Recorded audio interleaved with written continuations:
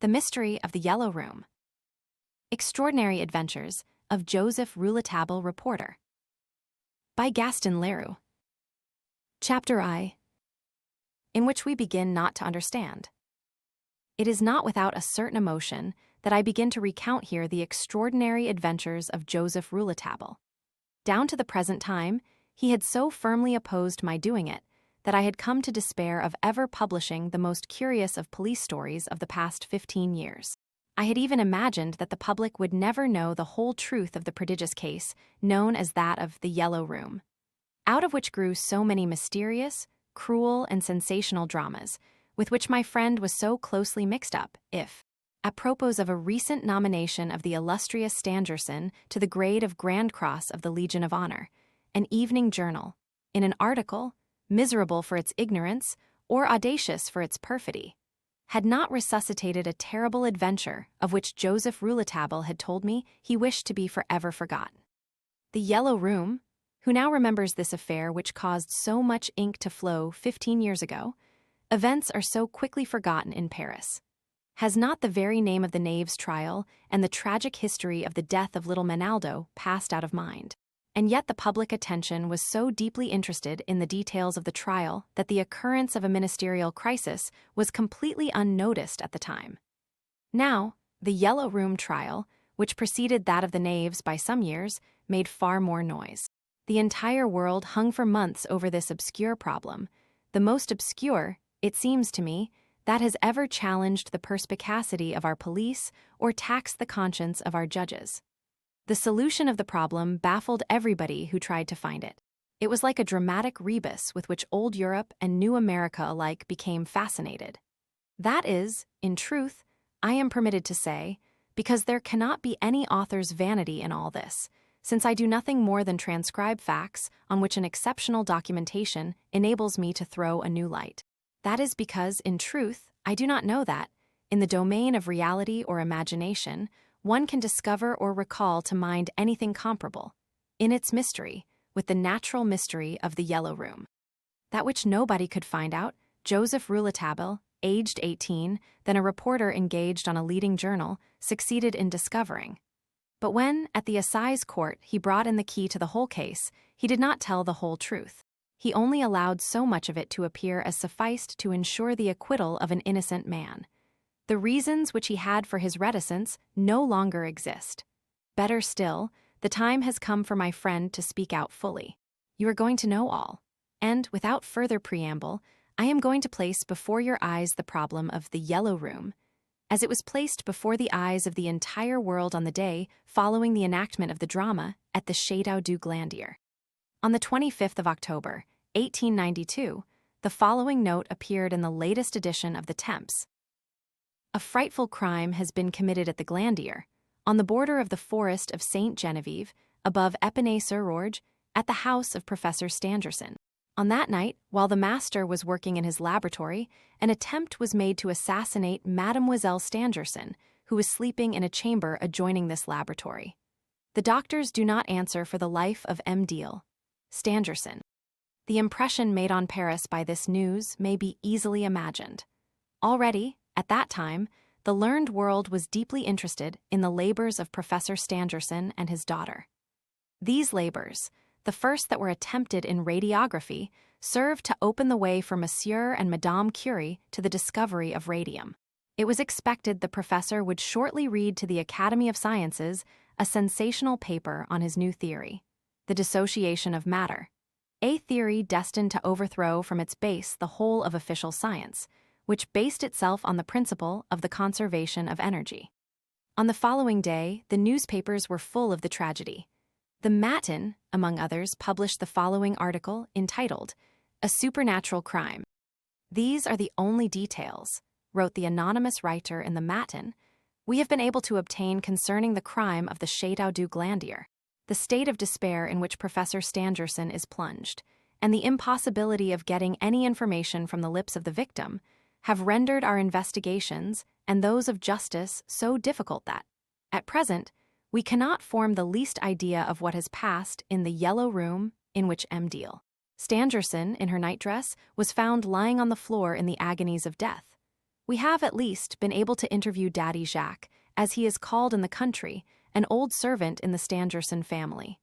Daddy Jacques entered the yellow room at the same time as the professor. This chamber adjoins the laboratory. Laboratory and yellow room are in a pavilion at the end of the park, about 300 meters, 1,000 feet from the shadow. It was 12:30 at night, this honest old man told us, and I was in the laboratory, where Monsieur Stangerson was still working, when the thing happened. I had been cleaning and putting instruments in order all the evening and was waiting for Monsieur Stangerson to go to bed. Mademoiselle Stangerson had worked with her father up to midnight. When the 12 strokes of midnight had sounded by the cuckoo clock in the laboratory, she rose, kissed Monsieur Stangerson, and bade him good night. To me, she said bonsoir, Daddy Jacques, as she passed into the yellow room. We heard her lock the door and shoot the bolt, so that I could not help laughing, and said to Monsieur, "There's Mademoiselle double-locking herself in. She must be afraid of the Bert du Bon Dia." Monsieur did not even hear me, he was so deeply absorbed in what he was doing. Just then we heard the distant meowing of a cat. "Is that going to keep us awake all night?" I said to myself, for I must tell you, Monsieur, that, to the end of October, I live in an attic of the pavilion over the yellow room, so that Mademoiselle should not be left alone through the night in the lonely park. It was the fancy of Mademoiselle to spend the fine weather in the pavilion. No doubt, she found it more cheerful than the chateau, and, for the 4 years it had been built, she had never failed to take up her lodging there in the spring. With the return of winter, Mademoiselle returns to the chateau, for there is no fireplace in the yellow room. We were staying in the pavilion, then Monsieur Stangerson and me, we made no noise. He was seated at his desk. As for me, I was sitting on a chair, having finished my work, and looking at him, I said to myself, what a man, what intelligence, what knowledge. I attach importance to the fact that we made no noise, for, because of that, the assassins certainly thought that we had left the place. And suddenly, while the cuckoo was sounding the half after midnight, a desperate clamor broke out in the yellow room. It was the voice of Mademoiselle, crying, "Murder! Murder! Help!" Immediately afterwards, revolver shots rang out, and there was a great noise of tables and furniture being thrown to the ground, as if in the course of a struggle, and again the voice of Mademoiselle calling, "Murder! Help! Papa! Papa!" You may be sure that we quickly sprang up and that Monsieur Stangerson and I threw ourselves upon the door. But alas! It was locked, fast locked, on the inside by the care of Mademoiselle, as I have told you, with key and bolt. We tried to force it open, but it remained firm. Monsieur Stangerson was like a madman, and truly it was enough to make him one, for we heard Mademoiselle still calling, "Help! Help!" Monsieur Stangerson showered terrible blows on the door, and wept with rage and sobbed with despair and helplessness. It was then that I had an inspiration. "The assassin must have entered by the window," I cried. "I will go to the window," and I rushed from the pavilion and ran like one out of his mind. The inspiration was that the window of the yellow room looks out in such a way that the park wall, which abuts on the pavilion, prevented my at once reaching the window. To get up to it, one has first to go out of the park. I ran towards the gate and, on my way, met Bernier and his wife, the gatekeepers, who had been attracted by the pistol reports and by our cries. In a few words, I told them what had happened, and directed the concierge to join Monsieur Stangerson with all speed, while his wife came with me to open the park gate. 5 minutes later, she and I were before the window of the yellow room. The moon was shining brightly, and I saw clearly that no one had touched the window. Not only were the bars that protect it intact, but the blinds inside of them were drawn, as I had myself drawn them early in the evening, as I did every day, though Mademoiselle, knowing that I was tired from the heavy work I had been doing, had begged me not to trouble myself, but leave her to do it. And they were just as I had left them, fastened with an iron catch on the inside. The assassin, therefore, could not have passed either in or out that way, but neither could I get in. It was unfortunate, enough to turn one's brain. The door of the room locked on the inside and the blinds on the only window also fastened on the inside, and Mademoiselle still calling for help. No, she had ceased to call. She was dead, perhaps, but I still heard her father in the pavilion trying to break down the door. With the concierge, I hurried back to the pavilion. The door, in spite of the furious attempts of Monsieur Stangerson and Bernier to burst it open, was still holding firm, But at length, it gave way before our united efforts. And then what a sight met our eyes. I should tell you that, behind us, the concierge held the laboratory lamp, a powerful lamp that lit the whole chamber. I must also tell you, monsieur, that the yellow room is a very small room. Mademoiselle had furnished it with a fairly large iron bedstead, a small table, a night commode, a dressing table, and 2 chairs. By the light of the big lamp we saw all at a glance. Mademoiselle, in her nightdress, was lying on the floor in the midst of the greatest disorder. Tables and chairs had been overthrown, showing that there had been a violent struggle. Mademoiselle had certainly been dragged from her bed. She was covered with blood and had terrible marks of fingernails on her throat, the flesh of her neck having been almost torn by the nails. From a wound on the right temple, a stream of blood had run down and made a little pool on the floor. When Monsieur Stangerson saw his daughter in that state, he threw himself on his knees beside her, uttering a cry of despair. He ascertained that she still breathed. As to us, we searched for the wretch who had tried to kill our mistress, and I swear to you, monsieur, that, if we had found him, it would have gone hard with him. But how to explain that he was not there, that he had already escaped? It passes all imagination. Nobody under the bed, nobody behind the furniture. All that we discovered were traces, blood-stained marks of a man's large hand on the walls and on the door, a big handkerchief red with blood, without any initials, an old cap, and many fresh footmarks of a man on the floor. Footmarks of a man with large feet whose boot soles had left a sort of sooty impression. How had this man got away? How had he vanished? Don't forget, monsieur, that there is no chimney in the yellow room. He could not have escaped by the door, which is narrow, and on the threshold of which the concierge stood with the lamp, while her husband and I searched for him in every corner of the little room, where it is impossible for anyone to hide himself. The door, which had been forced open against the wall, could not conceal anything behind it, as we assured ourselves. By the window, still in every way secured, no flight had been possible. What then? I began to believe in the devil. But we discovered my revolver on the floor. Yes, my revolver. Oh, that brought me back to the reality. The devil would not have needed to steal my revolver to kill Mademoiselle. The man who had been there had first gone up to my attic and taken my revolver from the drawer where I kept it. We then ascertained, by counting the cartridges, that the assassin had fired 2 shots. Ah. It was fortunate for me that Monsieur Stangerson was in the laboratory when the affair took place, and had seen with his own eyes that I was there with him. For otherwise, with this business of my revolver, I don't know where we should have been. I should now be under lock and bar. Justice wants no more to send a man to the scaffold. The editor of the Matin added to this interview the following lines. We have, without interrupting him, allowed Daddy Jacques to recount to us roughly all he knows about the crime of the Yellow Room. We have reproduced it in his own words, only sparing the reader the continual lamentations with which he garnished his narrative. It is quite understood, Daddy Jacques, quite understood that you are very fond of your masters, and you want them to know it and never cease repeating it, especially since the discovery of your revolver. It is your right, and we see no harm in it. We should have liked to put some further questions to Daddy Jacques, Louis Moustier, but the inquiry of the examining magistrate, which is being carried on at the Shadow, makes it impossible for us to gain admission at the Glandier. And as to the Oak Wood, it is guarded by a wide circle of policemen, who are jealously watching all traces that can lead to the pavilion, and that may perhaps lead to the discovery of the assassin. We have also wished to question the concierges, but they are invisible. Finally, we have waited in a roadside inn, not far from the gate of the Shadow, for the departure of Monsieur de Marquet, the magistrate of Corbel.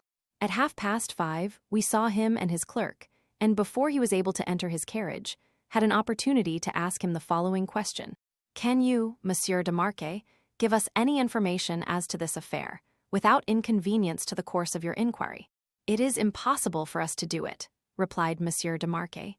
I can only say that it is the strangest affair I have ever known. The more we think we know something, the further we are from knowing anything. We asked Monsieur de Marquet to be good enough to explain his last words, and this is what he said, the importance of which no one will fail to recognize. If nothing is added to the material facts so far established, I fear that the mystery which surrounds the abominable crime of which Mademoiselle Stangerson has been the victim will never be brought to light. But it is to be hoped, for the sake of our human reason, that the examination of the walls and of the ceiling of the Yellow Room, an examination which I shall tomorrow entrust to the builder who constructed the pavilion 4 years ago, will afford us the proof that may not discourage us. For the problem is this: we know by what way the assassin gained admission. He entered by the door and hid himself under the bed, awaiting Mademoiselle Stangerson. But how did he leave? How did he escape? If no trap, no secret door, no hiding place, no opening of any sort is found, if the examination of the walls, even to the demolition of the pavilion, does not reveal any passage practicable, not only for a human being, but for any being whatsoever, if the ceiling shows no crack, if the floor hides no underground passage, one must really believe in the devil, as Daddy Jacques says. And the anonymous writer in the Matin added in this article, which I have selected as the most interesting of all those that were published on the subject of this affair, that the examining magistrate appeared to place a peculiar significance to the last sentence. One must really believe in the devil, as Jacques says. The article concluded with these lines. We wanted to know what Daddy Jacques meant by the cry of the Berthe du Bon Dieu. The landlord of the Donjon Inn explained to us that it is the particularly sinister cry which is uttered sometimes at night by the cat of an old woman, Mother Angenoux, as she is called in the country. Mother Angenoux is a sort of saint who lives in a hut in the heart of the forest, not far from the grotto of Saint Genevieve. The Yellow Room, the Berthe du Bon Dieu, Mother Angenoux, the devil, Saint Genevieve, Daddy Jacques. Here is a well-entangled crime which the stroke of a pickaxe in the wall may disentangle for us tomorrow. Let us at least hope that, for the sake of our human reason, as the examining magistrate says. Meanwhile, it is expected that Mademoiselle Stangerson, who has not ceased to be delirious and only pronounces one word distinctly, murderer, murderer, will not live through the night. In conclusion, and at a late hour, the same journal announced that the chief of the Sûreté had telegraphed to the famous detective, Frédéric Larsan, who had been sent to London for an affair of stolen securities, to return immediately to Paris. Chapter I, in which Joseph Rouletabille appears for the first time. I remember as well as if it had occurred yesterday, the entry of young Rouletabille into my bedroom that morning.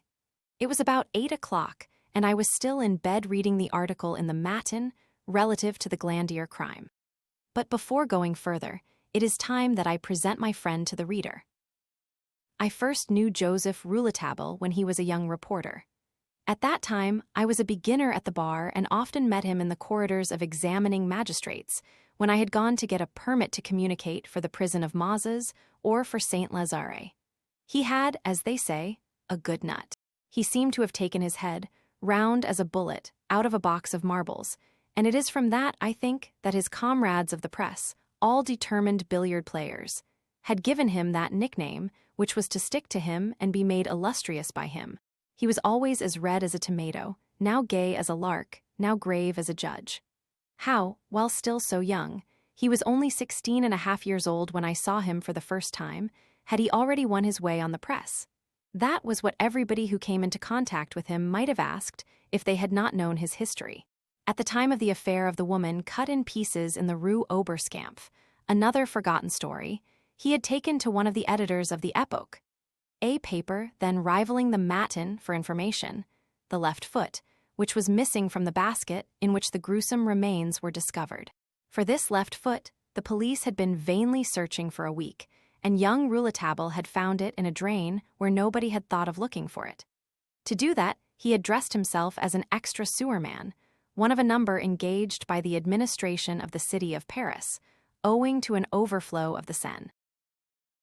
When the editor-in-chief was in possession of the precious foot, and informed as to the train of intelligent deductions the boy had been led to make, he was divided between the admiration he felt for such detective cunning in a brain of a lad of 16 years, and delight at being able to exhibit, in the morgue window of his paper, the left foot of the Rue Oberkampf. "This foot," he cried, "will make a great headline." Then, when he had confided the gruesome packet to the medical lawyer attached to the journal, he asked the lad, who was shortly to become famous as Rouletabille, what he would expect to earn as a general reporter on the Epoch. 200 francs a month, the youngster replied modestly, hardly able to breathe from surprise at the proposal. You shall have 250, said the editor-in-chief. Only you must tell everybody that you have been engaged on the paper for a month. Let it be quite understood that it was not you but the Epoch that discovered the left foot of the Rue Oberkampf. Here, my young friend, the man is nothing, the paper everything. Having said this, he begged the new reporter to retire, but before the youth had reached the door he called him back to ask his name. The other replied, Joseph Josephine. That's not a name, said the editor-in-chief, but since you will not be required to sign what you write it is of no consequence. The boy-faced reporter speedily made himself many friends, for he was serviceable and gifted with a good humor that enchanted the most severe-tempered and disarmed the most zealous of his companions. At the bar café, where the reporters assembled before going to any of the courts, or to the prefecture, in search of their news of crime, he began to win a reputation as an unraveler of intricate and obscure affairs, which found its way to the office of the chief of the Sûreté. When a case was worth the trouble and rouletabille, he had already been given his nickname, had been started on the scent by his editor-in-chief. He often got the better of the most famous detective. It was at the bar café that I became intimately acquainted with him. Criminal lawyers and journalists are not enemies, the former need advertisement, the latter information. We chatted together, and I soon warmed towards him. His intelligence was so keen and so original, and he had a quality of thought such as I have never found in any other person. Some time after this, I was put in charge of the law news of the Cri du Boulevard. My entry into journalism could not but strengthen the ties which united me to Rouletabille. After a while, my new friend being allowed to carry out an idea of a judicial correspondence column, which he was allowed to sign business. In the Epoch, I was often able to furnish him with the legal information of which he stood in need. Nearly 2 years passed in this way, and the better I knew him, the more I learned to love him. For, in spite of his careless extravagance, I had discovered in him what was, considering his age, an extraordinary seriousness of mind. Accustomed as I was to seeing him gay, and indeed, often too gay, I would many times find him plunged in the deepest melancholy. I tried then to question him as to the cause of this change of humor, but each time he laughed and made me no answer. One day, having questioned him about his parents, of whom he never spoke, he left me, pretending not to have heard what I said. While things were in this state between us, the famous case of the Yellow Room took place.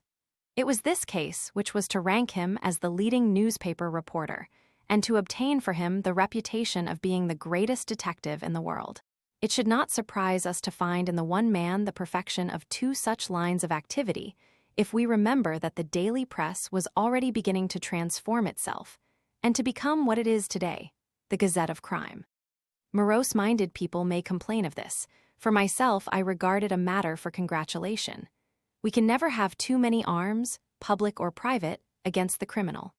To this, some people may answer that, by continually publishing the details of crimes, the press ends by encouraging their commission. But then, with some people we can never do right.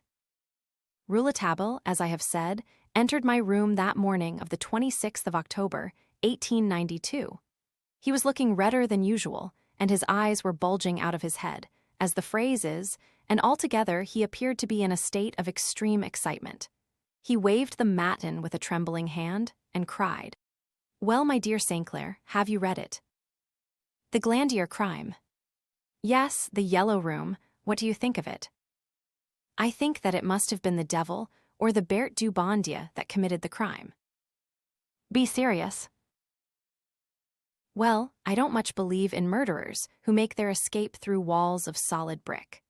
I think Daddy Jacques did wrong to leave behind him the weapon with which the crime was committed, and, as he occupied the attic immediately above Mademoiselle Stangerson's room, the builder's job ordered by the examining magistrate will give us the key of the enigma, and it will not be long before we learn by what natural trap, or by what secret door, the old fellow was able to slip in and out, and return immediately to the laboratory to Monsieur Stangerson, without his absence being noticed. That, of course, is only an hypothesis. Rouletabille sat down in an armchair, lit his pipe, which he was never without, smoked for a few minutes in silence, no doubt to calm the excitement which, visibly, dominated him, and then replied. "Young man," he said, in a tone the sad irony of which I will not attempt to render, "young man, you are a lawyer and I doubt not your ability to save the guilty from conviction. But if you were a magistrate on the bench, how easy it would be for you to condemn innocent persons. You are really gifted, young man." He continued to smoke energetically, and then went on. "No trap will be found, and the mystery of the Yellow Room will become more and more mysterious. That's why it interests me. The examining magistrate is right. Nothing stranger than this crime has ever been known." "Have you any idea of the way by which the murderer escaped?" I asked. "None," replied Rouletabille, "none for the present. But I have an idea as to the revolver. The murderer did not use it." "Good heavens, by whom then was it used?" "Why, by Mademoiselle Stangerson." "I do understand, or rather I have never understood," I said. Rouletabille shrugged his shoulders. "Is there nothing in this article in the Matin by which you were particularly struck?" "Nothing. I have found the whole of the story it tells equally strange." "Well, but the locked door, with the key on the inside." "That's the only perfectly natural thing in the whole article." "Really, and the bolt?" "The bolt?" "Yes, the bolt also inside the room, a still further protection against entry. Mademoiselle Stangerson took quite extraordinary precautions. It is clear to me that she feared someone. That was why she took such precautions, even Daddy Jacques' revolver, without telling him of it. No doubt she didn't wish to alarm anybody, and least of all her father. What she dreaded took place, and she defended herself.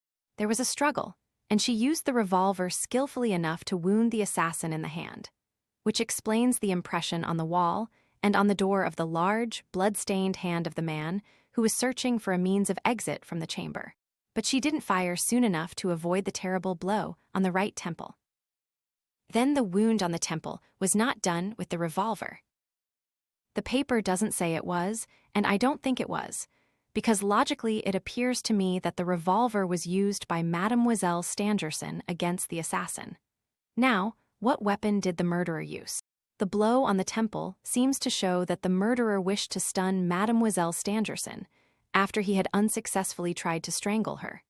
He must have known that the attic was inhabited by Daddy Jacques, and that was one of the reasons, I think, why he must have used a quiet weapon, a life preserver, or a hammer. "All that doesn't explain how the murderer got out of the Yellow Room," I observed.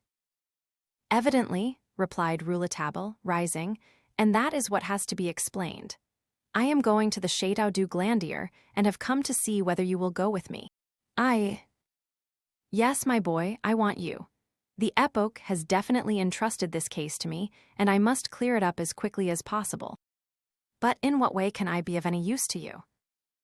"Monsieur Robert Darzac is at the Château du Glandier." "That's true, his despair must be boundless." "I must have a talk with him." Rouletabille said it in a tone that surprised me. "Is it because you think there is something to be got out of him?" I asked. "Yes." That was all he would say. He retired to my sitting room, begging me to dress quickly. I knew Monsieur Robert Darzac from having been of great service to him in a civil action, while I was acting as secretary to Maître Barbet de Latour. Monsieur Robert Darzac, who was at that time about 40 years of age, was a professor of physics at the Sorbonne. He was intimately acquainted with the Stangersons, and, after an assiduous 7 years' courtship of the daughter, had been on the point of marrying her. In spite of the fact that she has become, as the phrase goes, a person of a certain age, she was still remarkably good-looking. While I was dressing, I called out to Rouletabille, who was impatiently moving about my sitting room. "Have you any idea as to the murderer's station in life?" "Yes," he replied. "I think if he isn't a man in society, he is, at least, a man belonging to the upper class. But that, again, is only an impression." "What has led you to form it?" "Well, the greasy cap, the common handkerchief, and the marks of the rough boots on the floor," he replied. "I understand," I said. "Murderers don't leave traces behind them which tell the truth." "We shall make something out of you yet, my dear Saint Clair," concluded Rouletabille. Chapter EI. A man has passed like a shadow through the blinds. Half an hour later, Rouletabille and I were on the platform of the Orleans station, awaiting the departure of the train, which was to take us to Épinay-sur-Orge. On the platform, we found Monsieur de Marquet and his registrar, who represented the judicial court of Corbeil. Monsieur de Marquet had spent the night in Paris, assisting in the final rehearsal, at the Scala, of a little play of which he was the unknown author, signing himself simply Castigat Ridendo. Monsieur Marquet was beginning to be a noble old gentleman. Generally, he was extremely polite and full of gay humor, and in all his life had had but one passion, that of dramatic art. Throughout his magisterial career, he was interested solely in cases capable of furnishing him with something in the nature of a drama. Though he might very well have aspired to the highest judicial positions, he had never really worked for anything but to win a success at the romantic Porte Saint Martin or at the somber Odeon. Because of the mystery which shrouded it, the case of the Yellow Room was certain to fascinate so theatrical a mind. It interested him enormously, and he threw himself into it, less as a magistrate eager to know the truth than as an amateur of dramatic imbroglios, tending wholly to mystery and intrigue, who dreads nothing so much as the explanatory final act. So that, at the moment of meeting him, I heard Monsieur de Marquet say to the registrar with a sigh, "I hope, my dear Monsieur Malines, this builder with his pickaxe will not destroy so fine a mystery." "Have no fear," replied Monsieur Malines. "His pickaxe may demolish the pavilion, perhaps, but it will leave our case intact. I have sounded the walls and examined the ceiling and floor, and I know all about it. I am not to be deceived." Having thus reassured his chief, Monsieur Malines, with a discreet movement of the head, drew Monsieur de Marquet's attention to us. The face of that gentleman clouded, and, as he saw Rouletabille approaching, hat in hand, he sprang into one of the empty carriages, saying, half aloud to his registrar, as he did so, "Above all, no journalists." Monsieur Malines replied in the same tone, "I understand," and then tried to prevent Rouletabille from entering the same compartment with the examining magistrate. "Excuse me, gentlemen, this compartment is reserved." "I am a journalist, monsieur, engaged on the Epoque," said my young friend with a great show of gesture and politeness, "and I have a word or two to say to Monsieur de Marquet. Monsieur is very much engaged with the inquiry he has in hand." "Ah, his inquiry, pray believe me, is absolutely a matter of indifference to me. I am no scavenger of odds and ends," he went on, with infinite contempt in his lower lip. "I am a theatrical reporter, and this evening I shall have to give a little account of the play at the Scala." "Get in, sir, please," said the registrar. Rouletabille was already in the compartment. I went in after him and seated myself by his side. The registrar followed and closed the carriage door. Monsieur de Marquet looked at him. "Ah, sir," Rouletabille began, "you must not be angry with Monsieur de Malines. It is not with Monsieur de Marquet that I desire to have the honor of speaking, but with Monsieur Castigat Ridendo. Permit me to congratulate you, personally, as well as the writer for the Epoque." And Rouletabille, having first introduced me, introduced himself.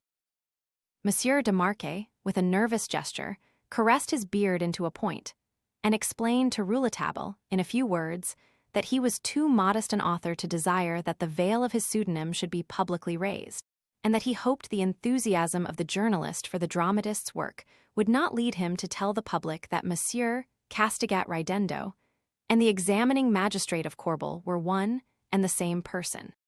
"The work of the dramatic author may interfere," he said, after a slight hesitation, "with that of the magistrate, especially in a province where one's labors are little more than routine."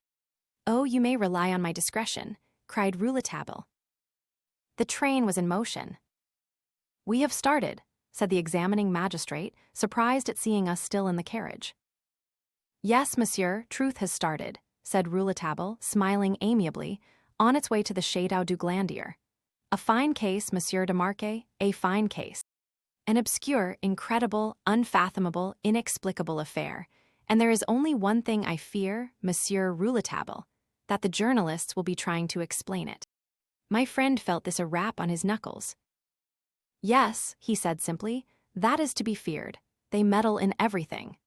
As for my interest, monsieur, I only referred to it by mere chance. The mere chance of finding myself in the same train with you, and in the same compartment of the same carriage. Where are you going, then? Asked Monsieur de Marquet. To the Chateau du Glandier, replied Rouletabille without turning. You'll not get in, Monsieur Rouletabille. Will you prevent me? Said my friend, already prepared to fight. Not I. I like the press and journalists too well to be in any way disagreeable to them. But Monsieur Stangerson has given orders for his door to be closed against everybody, and it is well guarded. Not a journalist was able to pass through the gate of the Glandier yesterday. Monsieur de Marquet compressed his lips and seemed ready to relapse into obstinate silence. He only relaxed a little when Rouletabille no longer left him, in ignorance of the fact that we were going to the Glandier for the purpose of shaking hands with an old and intimate friend, Monsieur Robert Darzac, a man whom Rouletabille had perhaps seen once in his life. Poor Robert, continued the young reporter, this dreadful affair may be his death. He is so deeply in love with Mademoiselle Stangerson. His sufferings are truly painful to witness, escaped like a regret from the lips of Monsieur de Marquet. But it is to be hoped that Mademoiselle Stangerson's life will be saved. Let us hope so. Her father told me yesterday that, if she does not recover, it will not be long before he joins her in the grave. What an incalculable loss to science his death would be. The wound on her temple is serious, is it not? Evidently, but by a wonderful chance it has not proved mortal. The blow was given with great force. Then it was not with the revolver she was wounded, said Rouletabille, glancing at me in triumph. Monsieur de Marquet appeared greatly embarrassed. I didn't say anything. I don't want to say anything. I will not say anything, he said, and he turned towards his registrar as if he no longer knew us. But Rouletabille was not to be so easily shaken off. He moved nearer to the examining magistrate, and drawing a copy of the Matin from his pocket, he showed it to him and said, There is one thing, monsieur, which I may inquire of you without committing an indiscretion. You have, of course, seen the account given in the Matin? It is absurd, is it not? Not in the slightest, monsieur. What? The Yellow Room has but one barred window, the bars of which have not been moved, and only one door which had to be broken open, and the assassin was not found. That's so, monsieur, that's so. That's how the matter stands. Rouletabille said no more but plunged into thought. A quarter of an hour thus passed. Coming back to himself again, he said, addressing the magistrate, How did Mademoiselle Stangerson wear her hair on that evening? I don't know, replied Monsieur de Marquet. That's a very important point, said Rouletabille.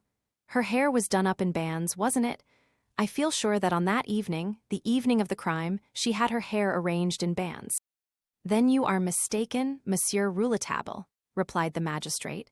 Mademoiselle Stangerson that evening had her hair drawn up in a knot on the top of her head, her usual way of arranging it, her forehead completely uncovered. I can assure you, for we have carefully examined the wound.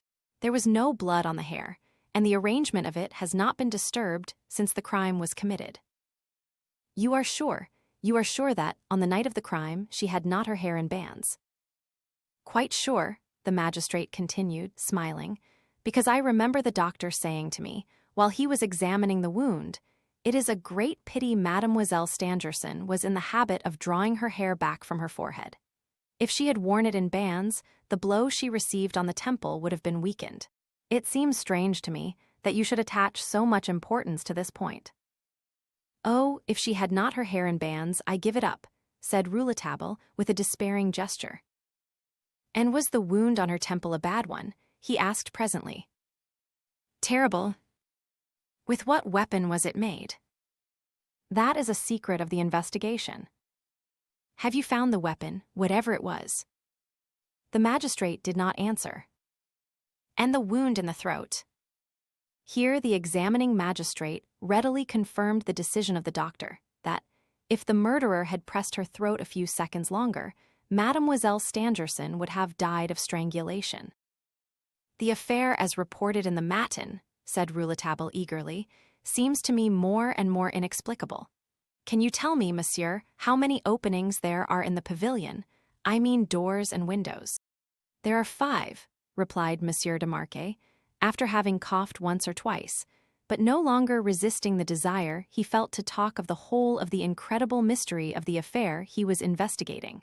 There are 5, of which the door of the vestibule is the only entrance to the pavilion. A door always automatically closed, which cannot be opened, either from the outer or inside, except with the 2 special keys which are never out of the possession of either Daddy Jacques or Monsieur Stangerson. Mademoiselle Stangerson had no need for one, since Daddy Jacques lodged in the pavilion, and because, during the daytime, she never left her father. When they, all 4, rushed into the yellow room, after breaking open the door of the laboratory, the door in the vestibule remained closed as usual, and of the 2 keys for opening it, Daddy Jacques had one in his pocket, and Monsieur Stangerson the other. As to the windows of the pavilion, there are 4. The one window of the yellow room, and those of the laboratory looking out onto the country, the window in the vestibule looking into the park. It is by that window that he escaped from the pavilion, cried Rouletabille. How do you know that? Demanded Monsieur de Marquet, fixing a strange look on my young friend. We'll see later how he got away from the yellow room, replied Rouletabille, but he must have left the pavilion by the vestibule window. Once more, how do you know that? How? Oh, the thing is simple enough. As soon as he found he could not escape by the door of the pavilion, his only way out was by the window in the vestibule, unless he could pass through a grated window. The window of the yellow room is secured by iron bars, because it looks out upon the open country. The 2 windows of the laboratory have to be protected in like manner for the same reason. As the murderer got away, I conceive that he found a window that was not barred, that of the vestibule, which opens on to the park, that is to say, into the interior of the estate. There's not much magic in all that. Yes, said Monsieur de Marquet, but what you have not guessed is that this single window in the vestibule, though it has no iron bars, has solid iron blinds. Now these iron blinds have remained fastened by their iron latch, and yet we have proof that the murderer made his escape from the pavilion by that window. Traces of blood on the inside wall and on the blinds as well as on the floor, and footmarks, of which I have taken the measurements, attest the fact that the murderer made his escape that way. But then, how did he do it, seeing that the blinds remained fastened on the inside? He passed through them like a shadow. But what is more bewildering than all is that it is impossible to form any idea as to how the murderer got out of the yellow room, or how he got across the laboratory to reach the vestibule. Ah, yes, Monsieur Rouletabille, it is altogether, as you said, a fine case, the key to which will not be discovered for a long time, I hope. You hope, monsieur. Monsieur de Marquet corrected himself. I do not hope so, I think so. Could that window have been closed and refastened after the flight of the assassin? Asked Rouletabille. That is what occurred to me for a moment, but it would imply an accomplice or accomplices, and I don't see. After a short silence, he added, Ah, if Mademoiselle Stangerson were only well enough today to allow of her being questioned. Rouletabille, following up his thought, asked, And the attic, there must be some opening to that. Yes, there is a window, or rather skylight in it, which, as it looks out towards the country, Monsieur Stangerson has had barred, like the rest of the windows. These bars, as in the other windows, have remained intact, and the blinds, which naturally open inwards, have not been unfastened. For the rest, we have not discovered anything to lead us to suspect that the murderer had passed through the attic. It seems clear to you, then, monsieur, that the murderer escaped, nobody knows how, by the window in the vestibule. Everything goes to prove it. I think so, too, confessed Rouletabille gravely. After a brief silence, he continued. If you have not found any traces of the murderer in the attic, such as the dirty footmarks similar to those on the floor of the yellow room, you must come to the conclusion that it was not he who stole Daddy Jacques' revolver. There are no footmarks in the attic other than those of Daddy Jacques himself, said the magistrate with a significant turn of his head. Then, after an apparent decision, he added, Daddy Jacques was with Monsieur Stangerson in the laboratory, and it was lucky for him he was. Then, what part did his revolver play in the tragedy? It seems very clear that this weapon did less harm to Mademoiselle Stangerson than it did to the murderer. The magistrate made no reply to this question, which doubtless embarrassed him. Monsieur Stangerson, he said, tells us that the 2 bullets have been found in the yellow room, one embedded in the wall stained with the impression of a red hand, a man's large hand, and the other in the ceiling. Oh, in the ceiling, muttered Rouletabille. In the ceiling, that's very curious. In the ceiling. He puffed a while in silence at his pipe, enveloping himself in the smoke. When we reached Savigny-sur-Orge, I had to tap him on the shoulder to arouse him from his dream and come out on to the platform of the station. There the magistrate and his registrar bowed to us, and, by rapidly getting into a cab that was awaiting them, made us understand that they had seen enough of us. "How long will it take to walk to the Château du Glandier?" Rouletabille asked one of the railway porters. "An hour and a half or an hour and 3/4, easy walking," the man replied. Rouletabille looked up at the sky and, no doubt, finding its appearance satisfactory, took my arm and said, "Come on, I need a walk." "Are things getting less entangled?" I asked. "Not a bit of it," he said, "more entangled than ever. It's true, I have an idea." "What's that?" I asked. "I can't tell you what it is just at present. It's an idea involving the life or death of 2 persons at least." "Do you think there were accomplices?" "I don't think it." We fell into silence. Presently he went on. "It was a bit of luck, our falling in with that examining magistrate and his registrar, eh? What did I tell you about that revolver?" His head was bent down, he had his hands in his pockets, and he was whistling. After a while I heard him murmur, "Poor woman! Is it Mademoiselle Stangerson you are pitying?" "Yes, she's a noble woman and worthy of being pitied. A woman of a very great character, I imagine. You know her, then?" "Not at all. I have never seen her but once." "Why, then, do you say that she is a woman of great character?" "Because she bravely faced the murderer, because she courageously defended herself, and, above all, because of the bullet in the ceiling." I looked at Rouletabille and inwardly wondered whether he was not mocking me, or whether he had not suddenly gone out of his senses. But I saw that he had never been less inclined to laugh, and the brightness of his keenly intelligent eyes assured me that he retained all his reason. Then, too, I was used to his broken way of talking, which only left me puzzled as to his meaning, till, with a very few clear, rapidly uttered words, he would make the drift of his ideas clear to me, and I saw that what he had previously said, and which had appeared to me void of meaning, was so thoroughly logical that I could not understand how it was I had not understood him sooner. Chapter IV. In the bosom of wild nature.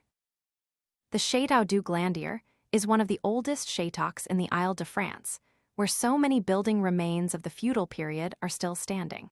Built originally in the heart of the forest, in the reign of Philip le Bel, it now could be seen a few hundred yards from the road leading from the village of Sainte Geneviève to Monthery. A mass of inharmonious structures, it is dominated by a donjon. When the visitor has mounted the crumbling steps of this ancient donjon, he reaches a little plateau where, in the 17th century, Georges Philibert de Séquigny, lord of the Glandier, Mason's Neuves, and other places, built the existing town in an abominably rococo style of architecture. It was in this place, seemingly belonging entirely to the past, that Professor Stangerson and his daughter installed themselves to lay the foundations for the science of the future.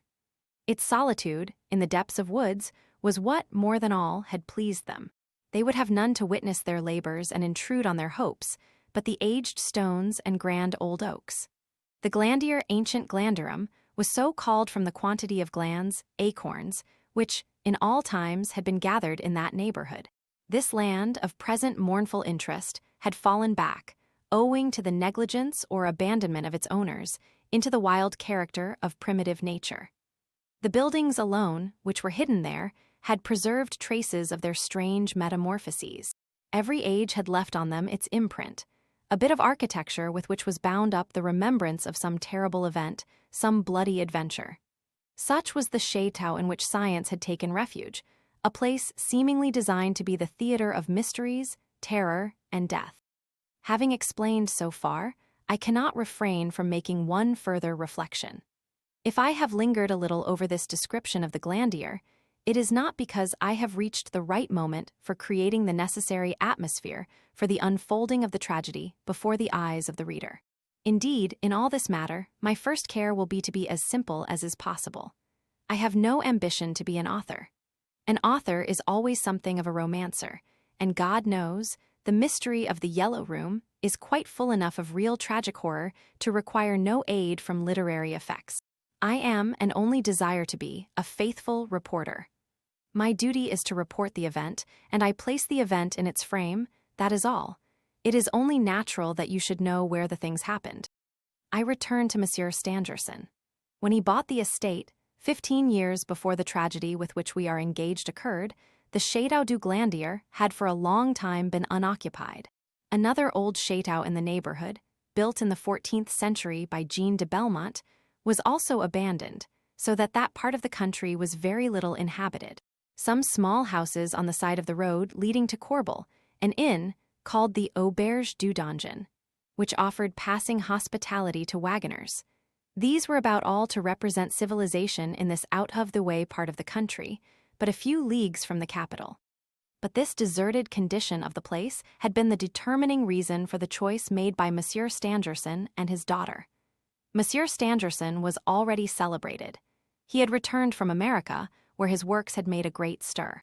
The book which he had published at Philadelphia, on the dissociation of matter by electric action, had aroused opposition throughout the whole scientific world.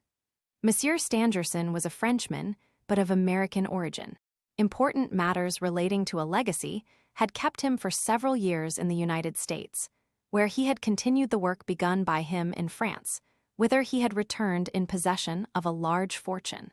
This fortune was a great boon to him, for though he might have made millions of dollars by exploiting 2 or 3 of his chemical discoveries relative to new processes of dyeing, it was always repugnant to him to use for his own private gain the wonderful gift of invention he had received from nature.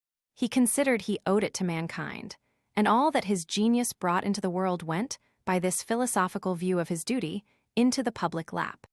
If he did not try to conceal his satisfaction at coming into possession of this fortune, which enabled him to give himself up to his passion for pure science, he had equally to rejoice, it seemed to him, for another cause.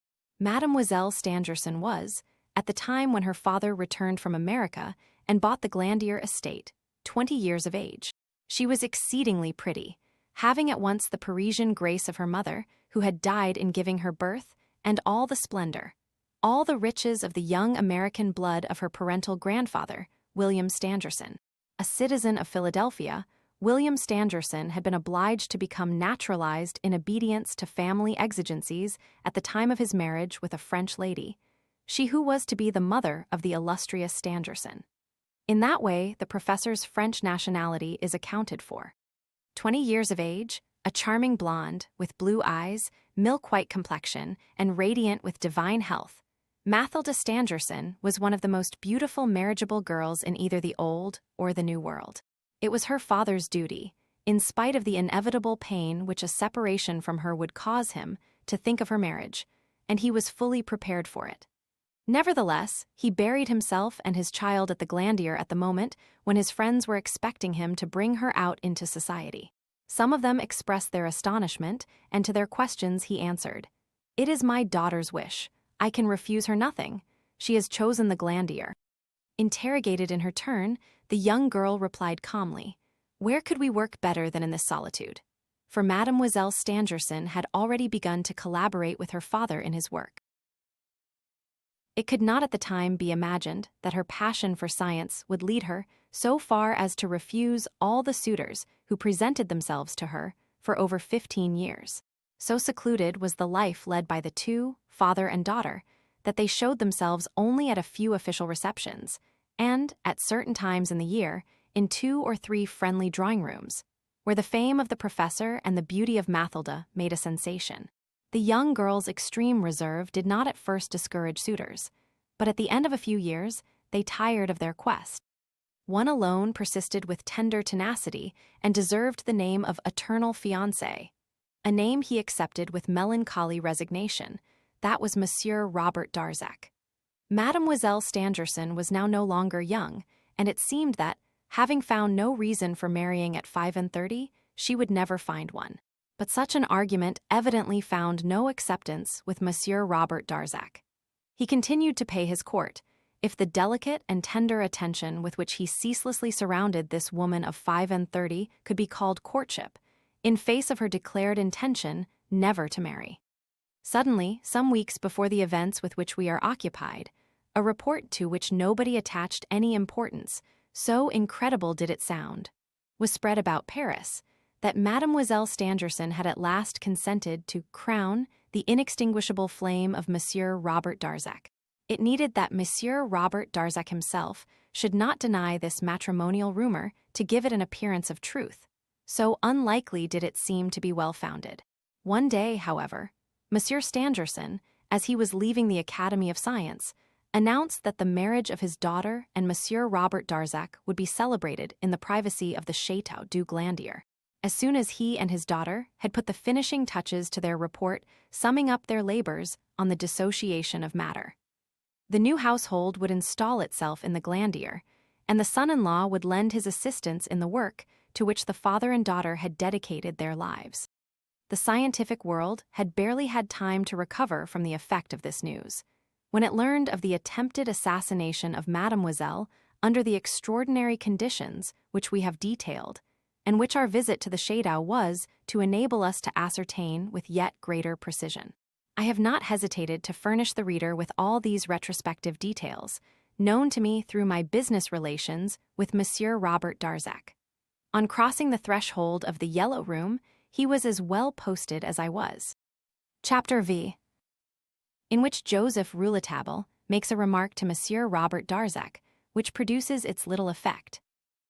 Rouletabille and I had been walking for several minutes, by the side of a long wall bounding the vast property of Monsieur Stangerson, and had already come within sight of the entrance gate, when our attention was drawn to an individual who, half bent to the ground, seemed to be so completely absorbed in what he was doing as not to have seen us coming towards him. At one time, he stooped so low as almost to touch the ground. At another, he drew himself up and attentively examined the wall. Then he looked into the palm of one of his hands and walked away with rapid strides. Finally, he set off running, still looking into the palm of his hand. Rouletabille had brought me to a standstill by a gesture.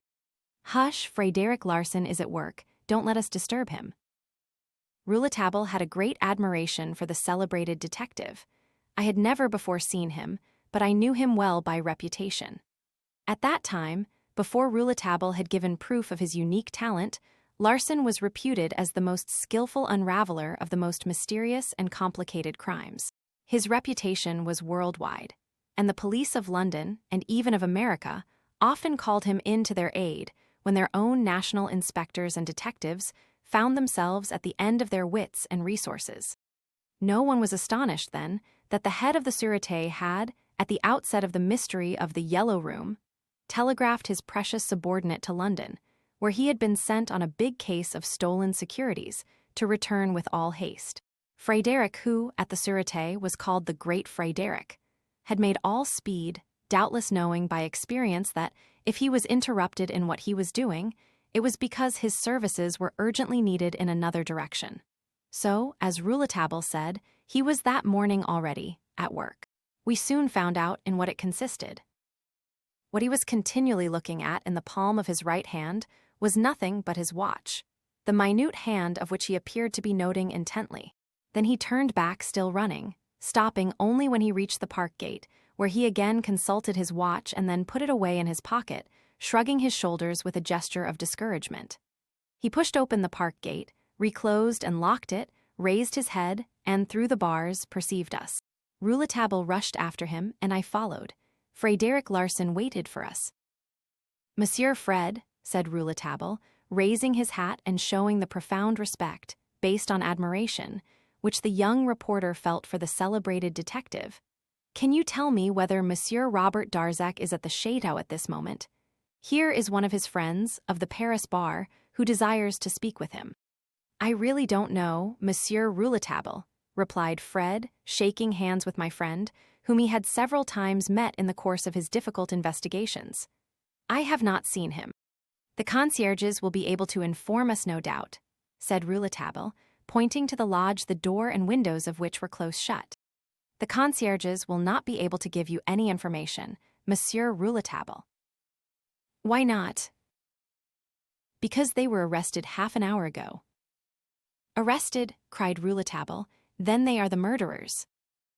Frédéric Larsan shrugged his shoulders. "When you can't arrest the real murderer," he said with an air of supreme irony, "you can always indulge in the luxury of discovering accomplices. Did you have them arrested, Monsieur Fred?" "Not I. I haven't had them arrested. In the first place, I am pretty sure that they have not had anything to do with the affair, and then because."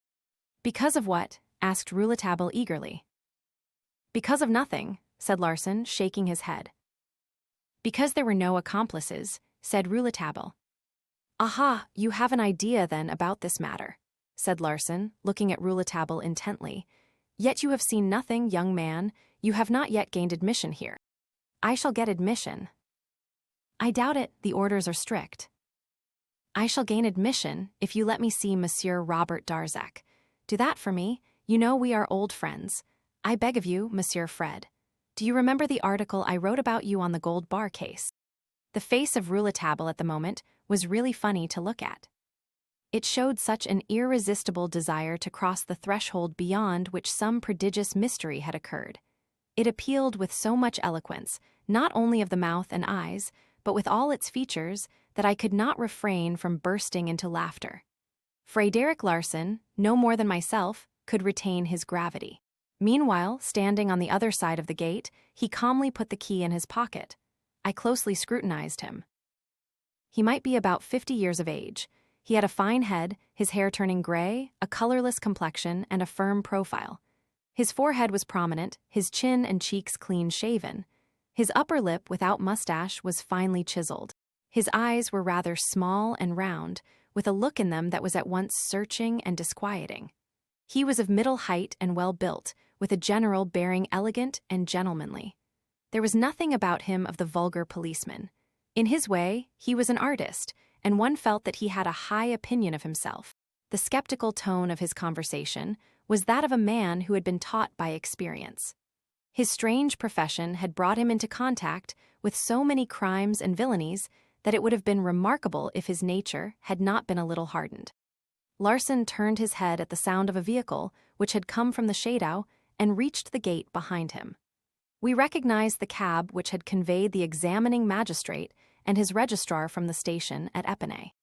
"Ah," said Frédéric Larsan, "if you want to speak with Monsieur Robert Darzac, he is here." The cab was already at the park gate, and Robert Darzac was begging Frédéric Larsan to open it for him, explaining that he was pressed for time to catch the next train leaving Épinay for Paris. Then he recognized me. While Larsan was unlocking the gate, Monsieur Darzac inquired what had brought me to the Glandier at such a tragic moment. I noticed that he was frightfully pale, and that his face was lined as if from the effects of some terrible suffering. "Is Mademoiselle getting better?" I immediately asked. "Yes," he said. "She will be saved, perhaps. She must be saved."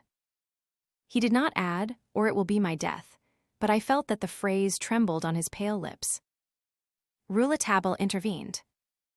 "You are in a hurry, monsieur, but I must speak with you. I have something of the greatest importance to tell you." Frédéric Larsan interrupted. "May I leave you?" he asked of Robert Darzac. "Have you a key, or do you wish me to give you this one?" "Thank you, I have a key and will lock the gate." Larsan hurried off in the direction of the Shadow, the imposing pile of which could be perceived a few hundred yards away. Robert Darzac, with knit brow, was beginning to show impatience. I presented Rouletabille as a good friend of mine, but as soon as he learnt that the young man was a journalist, he looked at me very reproachfully, excused himself, under the necessity of having to reach Épinay in 20 minutes, bowed, and whipped up his horse. But Rouletabille had seized the bridle and, to my utter astonishment, stopped the carriage with a vigorous hand. Then he gave utterance to a sentence which was utterly meaningless to me. "The presbytery has lost nothing of its charm, nor the garden its brightness." The words had hardly left the lips of Rouletabille than I saw Robert Darzac quail. Pale as he was, he became paler. His eyes were fixed on the young man in terror, and he immediately descended from the vehicle in an inexpressible state of agitation. Come in, he stammered. Then, suddenly, and with a sort of fury, he repeated, "Let us go, monsieur." He turned up by the road he had come from the Chateau, Rouletabille still retaining his hold on the horse's bridle. I addressed a few words to Monsieur Darzac, but he made no answer. My looks questioned Rouletabille, but his gaze was elsewhere. Chapter VI. In the heart of the oak grove. We reached the Chateau, and, as we approached it, saw 4 gendarmes pacing in front of a little door in the ground floor of the donjon. We soon learned that in this ground floor, which had formerly served as a prison, Monsieur and Madame Bernier, the concierges, were confined. Monsieur Robert Darzac led us into the modern part of the Chateau by a large door, protected by a projecting awning, a marquise, as it is called. Rouletabille, who had resigned the horse and the cab to the care of a servant, never took his eyes off Monsieur Darzac. I followed his look, and perceived that it was directed solely towards the gloved hands of the Sorbonne professor. When we were in a tiny sitting room fitted with old furniture, Monsieur Darzac turned to Rouletabille and said sharply, "What do you want?" The reporter answered in an equally sharp tone, "To shake you by the hand." Darzac shrank back. What does that mean? Evidently, he understood, what I also understood, that my friend suspected him of the abominable attempt on the life of Mademoiselle Stangerson. The impression of the blood-stained hand on the walls of the Yellow Room was in his mind. I looked at the man closely. His haughty face, with its expression ordinarily so straightforward, was at this moment strangely troubled. He held out his right hand, and referring to me said, "As you are a friend of Monsieur St. Clair, who has rendered me invaluable services in a just cause, monsieur, I see no reason for refusing you my hand." Rouletabille did not take the extended hand. Lying with the utmost audacity, he said, "Monsieur, I have lived several years in Russia, where I have acquired the habit of never taking any but an ungloved hand." I thought that the Sorbonne professor would express his anger openly, but on the contrary, by a visibly violent effort, he calmed himself, took off his gloves, and showed his hands. They were unmarked by any cicatrice. "Are you satisfied?" "No," replied Rouletabille. "My dear friend," he said, turning to me, "I am obliged to ask you to leave us alone for a moment." I bowed and retired, stupefied by what I had seen and heard. I could not understand why Monsieur Robert Darzac had not already shown the door to my impertinent, insulting, and stupid friend. I was angry myself with Rouletabille at that moment, for his suspicions, which had led to this scene of the gloves. For some 20 minutes I walked about in front of the Chateau, trying vainly to link together the different events of the day. What was in Rouletabille's mind? Was it possible that he thought Monsieur Robert Darzac to be the murderer? How could it be thought that this man, who was to have married Mademoiselle Stangerson in the course of a few days, had introduced himself into the Yellow Room to assassinate his fiancée? I could find no explanation as to how the murderer had been able to leave the Yellow Room. And so long as that mystery, which appeared to me so inexplicable, remained unexplained, I thought it was the duty of all of us to refrain from suspecting anybody. But then that seemingly senseless phrase, "The presbytery has lost nothing of its charm, nor the garden its brightness," still rung in my ears. What did it mean? I was eager to rejoin Rouletabille and question him. At that moment, the young man came out of the Chateau in the company of Monsieur Robert Darzac, and, extraordinary to relate, I saw, at a glance, that they were the best of friends. "We are going to the Yellow Room. Come with us," Rouletabille said to me. "You know, my dear boy, I am going to keep you with me all day. We'll breakfast together somewhere about here." "You'll breakfast with me, here, gentlemen." "No, thanks," replied the young man. "We shall breakfast at the Donjon Inn." "You'll fare very badly there. You'll not find anything." "Do you think so? Well, I hope to find something there," replied Rouletabille. "After breakfast, we'll set to work again. I'll write my article, and if you'll be so good as to take it to the office for me. Won't you come back with me to Paris?" "No, I shall remain here." I turned towards Rouletabille. He spoke quite seriously, and Monsieur Robert Darzac did not appear to be in the least degree surprised. We were passing by the donjon and heard wailing voices. Rouletabille asked, "Why have these people been arrested?" "It is a little my fault," said Monsieur Darzac. "I happened to remark to the examining magistrate yesterday that it was inexplicable that the concierges had had time to hear the revolver shots, to dress themselves, and to cover so great a distance as that which lies between their lodge and the pavilion in the space of 2 minutes. For not more than that interval of time had elapsed after the firing of the shots when they were met by Daddy Jacques." "That was suspicious, evidently," acquiesced Rouletabille. "And were they dressed?" "That is what is so incredible. They were dressed, completely, not one part of their costume wanting. The woman wore sabots, but the man had on laced boots. Now they assert that they went to bed at 9:30. On arriving this morning, the examining magistrate brought with him from Paris a revolver of the same caliber as that found in the room, for he couldn't use the one held for evidence, and made his registrar fire 2 shots in the Yellow Room while the doors and windows were closed. We were with him in the lodge of the concierges, and yet we heard nothing, not a sound. The concierges have lied, of that there can be no doubt.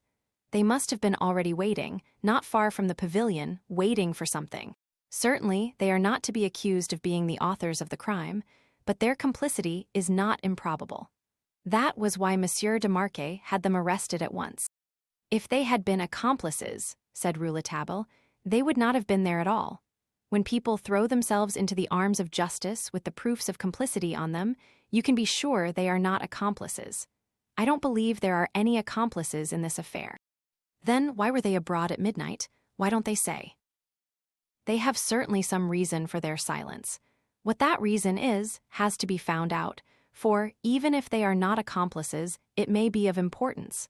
Everything that took place on such a night is important."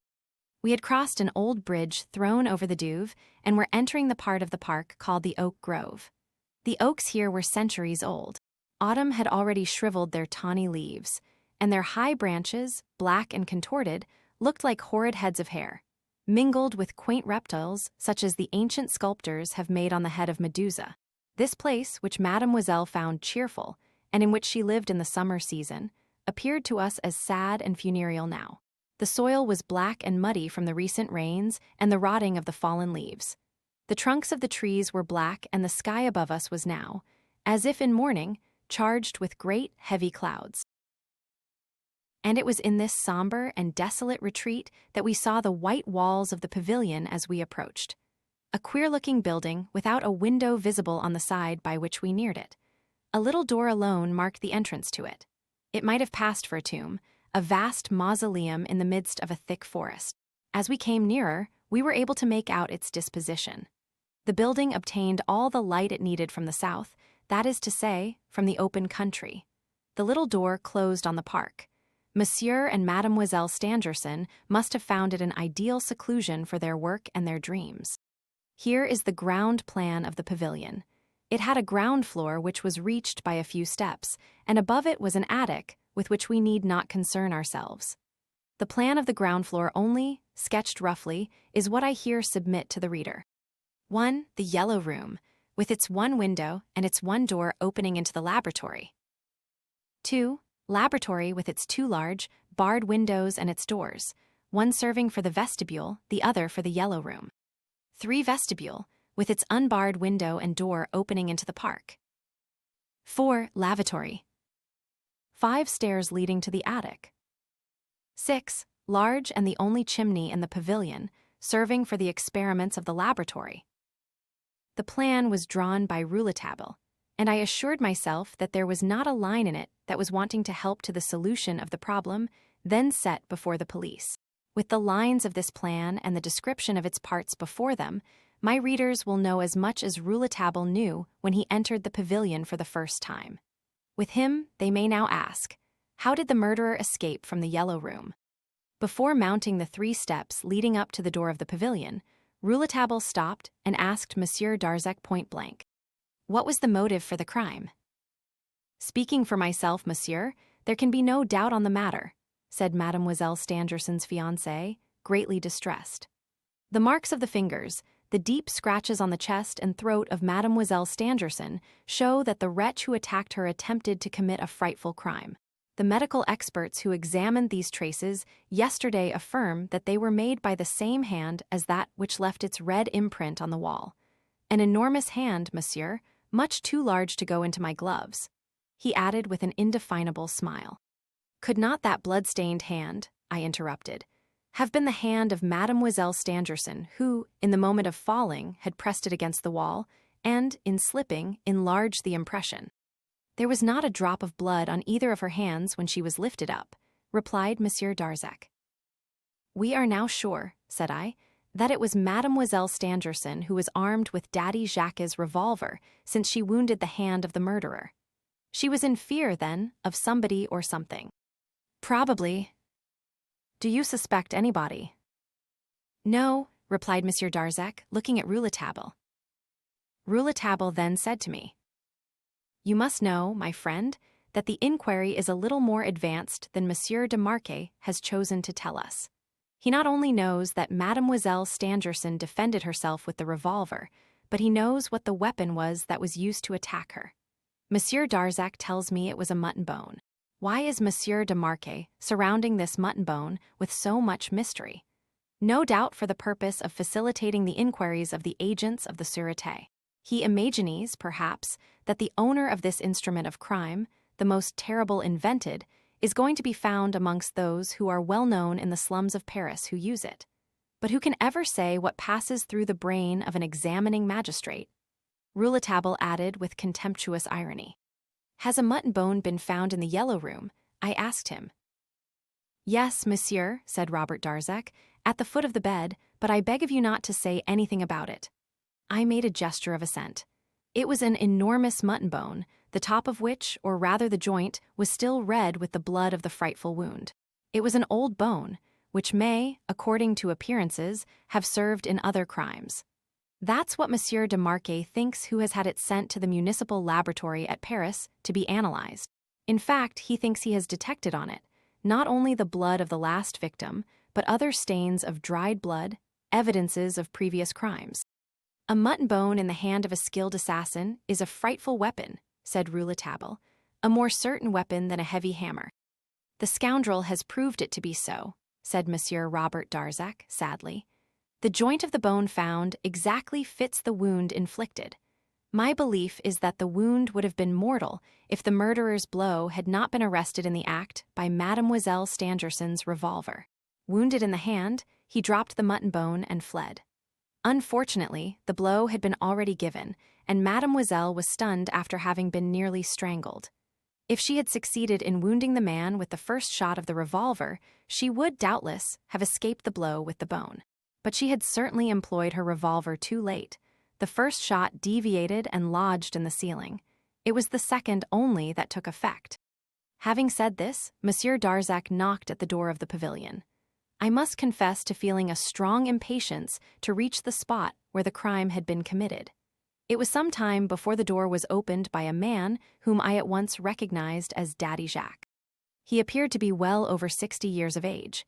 He had a long white beard and white hair, on which he wore a flat Basque cap. He was dressed in a complete suit of chestnut-colored velveteen, worn at the sides. Sabots were on his feet. He had rather a waspish-looking face, the expression of which lightened, however, as soon as he saw Monsieur Darzac. "Friends," said our guide, "nobody in the pavilion, Daddy Jacques." "I ought not to allow anybody to enter, Monsieur Robert, but of course the order does not apply to you. These gentlemen of justice have seen everything there is to be seen, and made enough drawings and drawn up enough reports." "Excuse me, Monsieur Jacques, one question before anything else," said Rouletabille. "What is it, young man, if I can answer it?" "Did your mistress wear her hair in bands that evening? You know what I mean, over her forehead." "No, young man. My mistress never wore her hair in the way you suggest, neither on that day nor on any other. She had her hair drawn up as usual so that her beautiful forehead could be seen, pure as that of an unborn child." Rouletabille grunted and set to work examining the door, finding that it fastened itself automatically. He satisfied himself that it could never remain open and needed a key to open it. Then we entered the vestibule, a small, well-lit room paved with square red tiles. "Ah, this is the window by which the murderer escaped," said Rouletabille.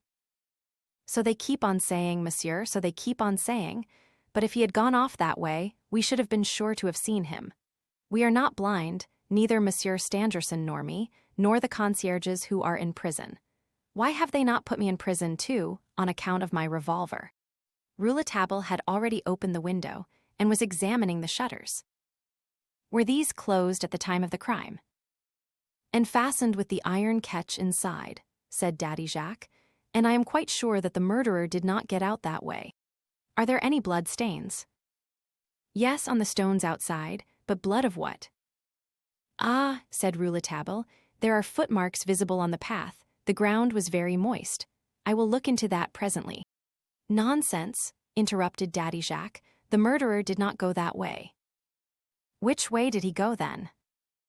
How do I know? Rouletabille looked at everything, smelled everything. He went down on his knees and rapidly examined every one of the paving tiles. Daddy Jacques went on. Ah, you can't find anything, monsieur. Nothing has been found. And now it is all dirty. Too many persons have tramped over it.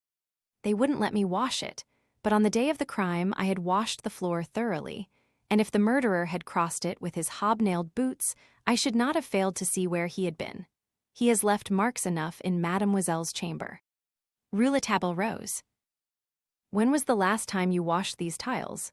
He asked, and he fixed on Daddy Jacques a most searching look. Why, as I told you on the day of the crime, towards 5:30, while Mademoiselle and her father were taking a little walk before dinner, here in this room, they had dined in the laboratory. The next day, the examining magistrate came and saw all the marks there were on the floor as plainly as if they had been made with ink on white paper. Well, neither in the laboratory nor in the vestibule, which were both as clean as a new pin, were there any traces of a man's footmarks. Since they have been found near this window outside, he must have made his way through the ceiling of the yellow room into the attic, then cut his way through the roof and dropped to the ground outside the vestibule window. But there's no hole, neither in the ceiling of the yellow room nor in the roof of my attic. That's absolutely cert. So you see we know nothing, and nothing will ever be known. It's a mystery of the devil's own making. Rouletabille went down upon his knees again, almost in front of a small lavatory at the back of the vestibule. In that position, he remained for about a minute. Well, I asked him when he got up. Oh, nothing very important, a drop of blood, he replied, turning towards Daddy Jacques as he spoke. While you were washing the laboratory and this vestibule, was the vestibule window open? He asked. No, monsieur, it was closed. But after I had done washing the floor, I lit some charcoal for monsieur in the laboratory furnace, and, as I lit it with old newspapers, it smoked, so I opened both the windows in the laboratory and this one to make a current of air. Then I shut those in the laboratory and left this one open when I went out. When I returned to the pavilion, this window had been closed and monsieur and mademoiselle were already at work in the laboratory. Monsieur or Mademoiselle Stangerson had, no doubt, shut it. No doubt. You did not ask them? No. After a close scrutiny of the little lavatory and of the staircase leading up to the attic, Rouletabille, to whom we seemed no longer to exist, entered the laboratory. I followed him. It was, I confess, in a state of great excitement. Robert Darzac lost none of my friend's movements. As for me, my eyes were drawn at once to the door of the yellow room. It was closed and, as I immediately saw, partially shattered and out of commission. My friend, who went about his work methodically, silently studied the room in which we were. It was large and well lighted. 2 big windows, almost bays, were protected by strong iron bars and looked out upon a wide extent of country. Through an opening in the forest, they commanded a wonderful view through the length of the valley and across the plain to the large town which could be clearly seen in fair weather. Today, however, a mist hung over the ground, and blood in that room. The whole of one side of the laboratory was taken up with a large chimney, crucibles, ovens, and such implements as are needed for chemical experiments. Tables, loaded with files, papers, reports, an electrical machine. An apparatus, as Monsieur Darzac informed me, employed by Professor Stangerson to demonstrate the dissociation of matter under the action of solar light, and other scientific implements. Along the walls were cabinets, plain or glass-fronted, through which were visible microscopes, special photographic apparatus, and a large quantity of crystals. Rouletabille, who was ferreting in the chimney, put his fingers into one of the crucibles. Suddenly, he drew himself up and held up a piece of half-consumed paper in his hand. He stepped up to where we were talking by one of the windows. "Keep that for us, Monsieur Darzac," he said. I bent over the piece of scorched paper, which Monsieur Darzac took from the hand of Rouletabille, and read distinctly the only words that remained legible.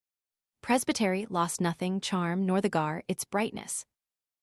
Twice since the morning these same meaningless words had struck me, and, for the second time, I saw that they produced on the Sorbonne professor the same paralyzing effect.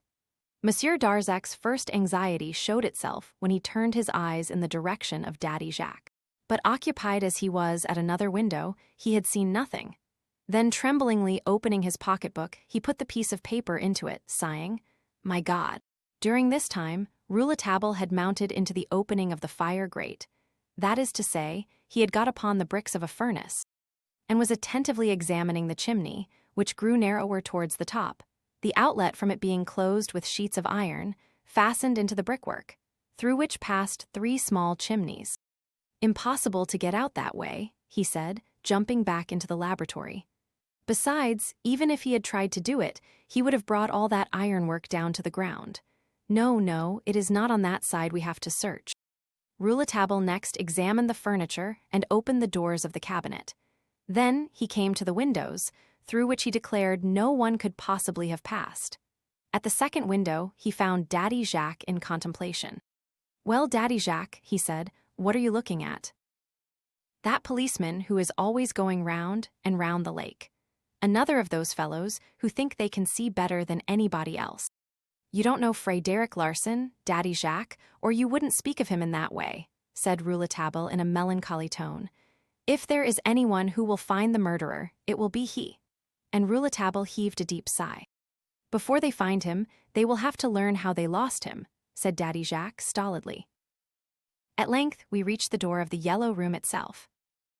"There is the door behind which some terrible scene took place," said Rouletabille, with a solemnity which, under any other circumstances, would have been comical. Chapter V, in which Rouletabille sets out on an expedition under the bed. Rouletabille, having pushed open the door of the yellow room, paused on the threshold, saying, with an emotion which I only later understood, "Ah, the perfume of the lady in black." The chamber was dark. Daddy Jacques was about to open the blinds when Rouletabille stopped him. "Did not the tragedy take place in complete darkness?" he asked. "No, young man, I don't think so. Mademoiselle always had a night light on her table, and I lit it every evening before she went to bed. I was a sort of chambermaid, you must understand, when the evening came. The real chambermaid did not come here much before the morning. Mademoiselle worked late, far into the night." "Where did the table with the nightlight stand, far from the bed?" "Some way from the bed." "Can you light the burner now?" "The lamp is broken, and the oil that was in it was spilled when the table was upset. All the rest of the things in the room remain just as they were. I have only to open the blinds for you to see." "Wait." Rouletabille went back into the laboratory, closed the shutters of the 2 windows and the door of the vestibule. When we were in complete darkness, he lit a wax vesta, and asked Daddy Jacques to move to the middle of the chamber with it to the place where the night light was burning that night. Daddy Jacques, who was in his stockings, he usually left his sabots in the vestibule, entered the yellow room with his bit of a vesta. We vaguely distinguished objects overthrown on the floor, a bed in one corner, and in front of us, to the left, the gleam of a looking-glass hanging on the wall, near to the bed. "That will do, you may now open the blinds," said Rouletabille.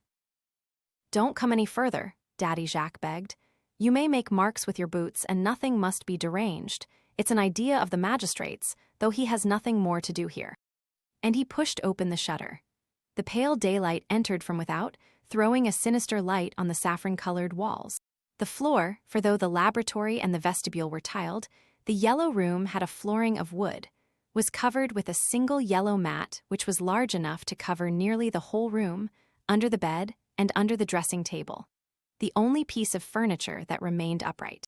The center round table, the night table and 2 chairs had been overturned. These did not prevent a large stain of blood being visible on the mat, made, as Daddy Jacques informed us, by the blood which had flowed from the wound on Mademoiselle Stangerson's forehead. Besides these stains, drops of blood had fallen in all directions, in line with the visible traces of the footsteps, large and black, of the murderer. Everything led to the presumption that these drops of blood had fallen from the wound of the man who had, for a moment, placed his red hand on the wall. There were other traces of the same hand on the wall, but much less distinct. See this blood on the wall?" I could not help exclaiming. The man who pressed his hand so heavily upon it in the darkness must certainly have thought that he was pushing at a door. That's why he pressed on it so hard, leaving on the yellow paper the terrible evidence. I don't think there are many hands in the world of that sort. It is big and strong, and the fingers are nearly all one as long as the other. The thumb is wanting, and we have only the mark of the palm. But if we follow the trace of the hand, I continued, we see that, after leaving its imprint on the wall, the touch sought the door, found it, and then felt for the lock. "No doubt," interrupted Rouletabille, chuckling. "Only there is no blood, either on the lock or on the bolt." "What does that prove?" I rejoined with a good sense of which I was proud. He might have opened the lock with his left hand, which would have been quite natural, his right hand being wounded. "He didn't open it at all," Daddy Jacques again exclaimed. "We are not fools, and there were 4 of us when we burst open the door." "What a queer hand, look what a queer hand it is," I said. "It is a very natural hand," said Rouletabille, "of which the shape has been deformed by its having slipped on the wall." The man dried his hand on the wall. He must be a man about 5 feet 8 in height. "How do you come at that?" "By the height of the marks on the wall." My friend next occupied himself with the mark of the bullet in the wall. It was a round hole. This ball was fired straight, not from above, and consequently not from below.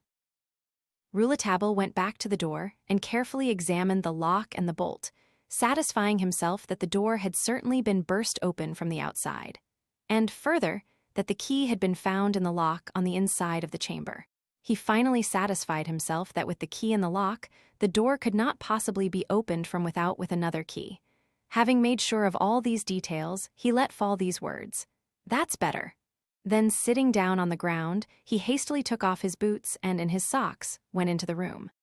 The first thing he did was to examine minutely the overturned furniture. We watched him in silence. "Young fellow, you are giving yourself a great deal of trouble," said Daddy Jacques ironically.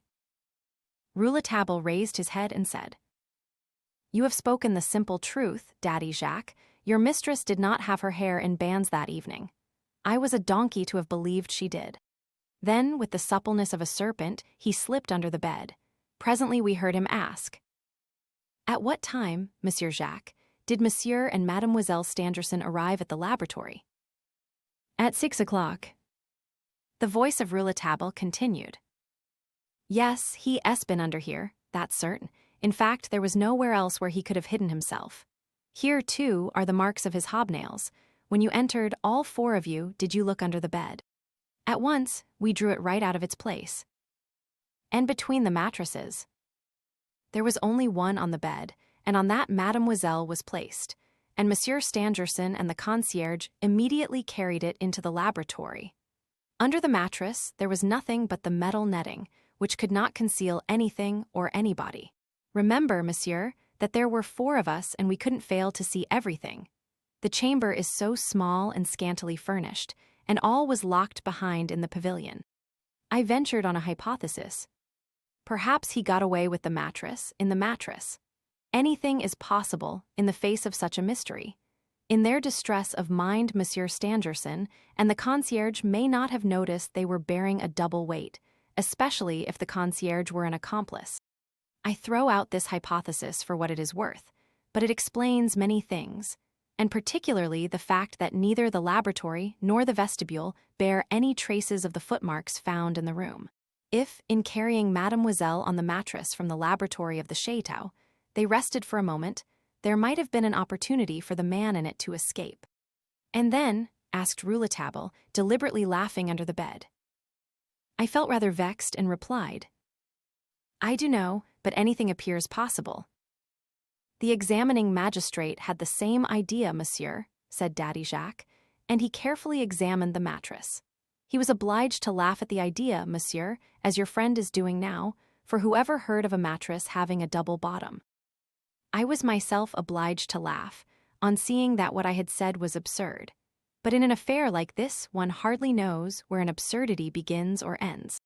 My friend alone seemed able to talk intelligently. He called out from under the bed. "The mat here has been moved out of place. Who did it?" "We did, monsieur," explained Daddy Jacques. "When we could not find the assassin, we asked ourselves whether there was not some hole in the floor." "There is not," replied Rouletabille.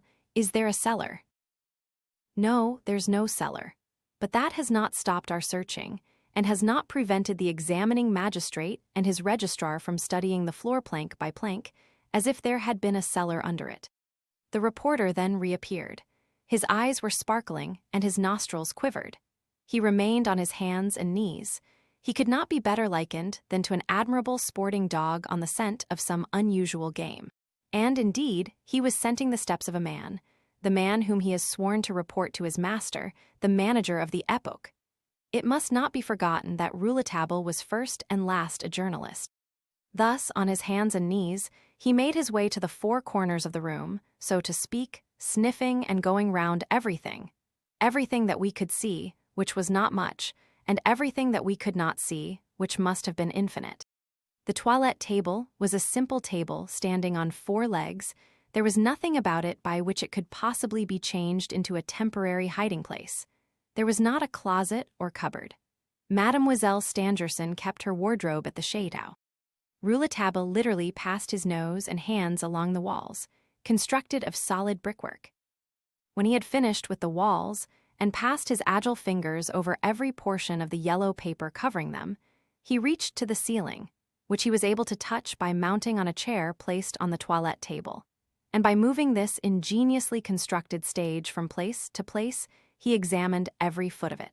When he had finished his scrutiny of the ceiling, where he carefully examined the hole made by the second bullet, he approached the window, and once more examined the iron bars and blinds, all of which were solid and intact.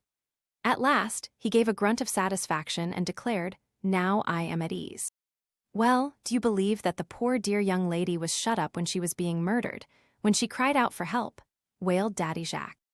"Yes," said the young reporter, drying his forehead. "The yellow room was as tightly shut as an iron safe." "That," I said, "is why this mystery is the most surprising I know.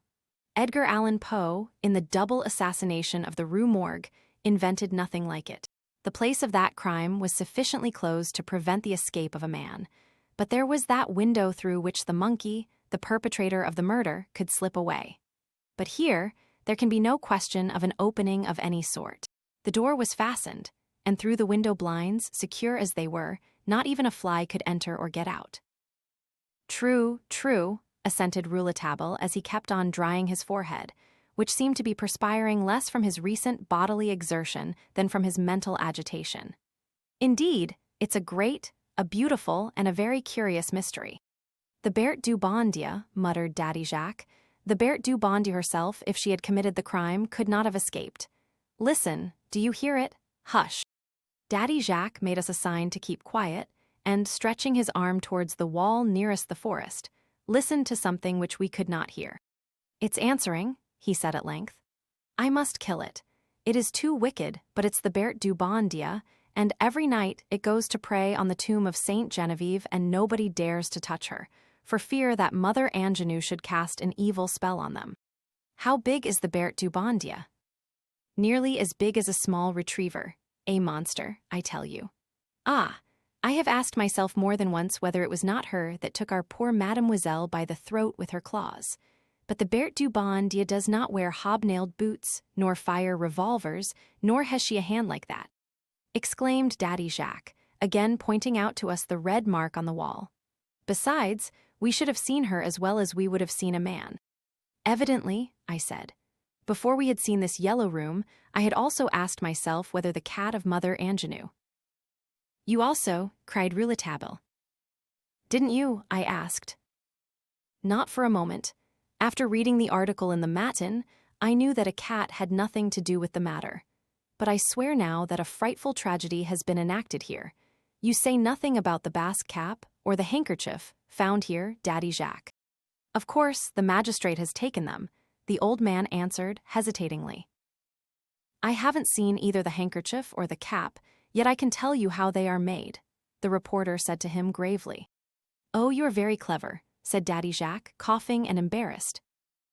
The handkerchief is a large one, blue with red stripes, and the cap is an old Basque cap, like the one you are wearing now.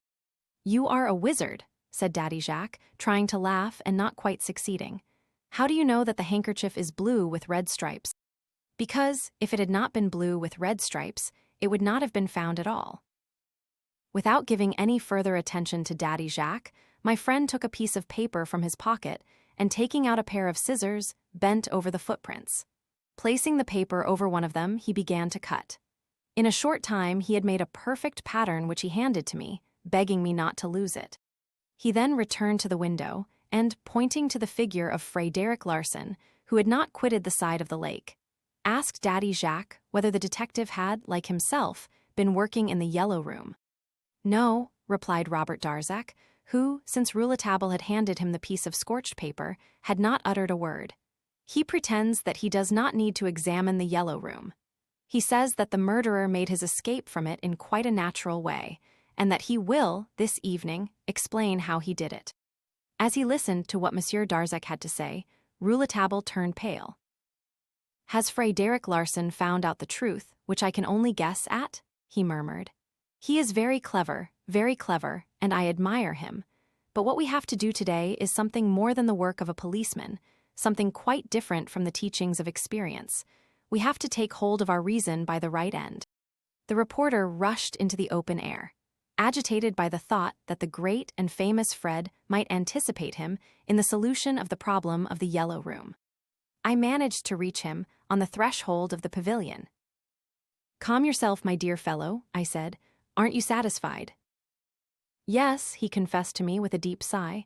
I am quite satisfied. I have discovered many things. Moral or material? Several moral, one material. This, for example. And rapidly, he drew from his waistcoat pocket a piece of paper in which he had placed a light-colored hair from a woman's head. Chapter VI. The examining magistrate questions Mademoiselle Stangerson.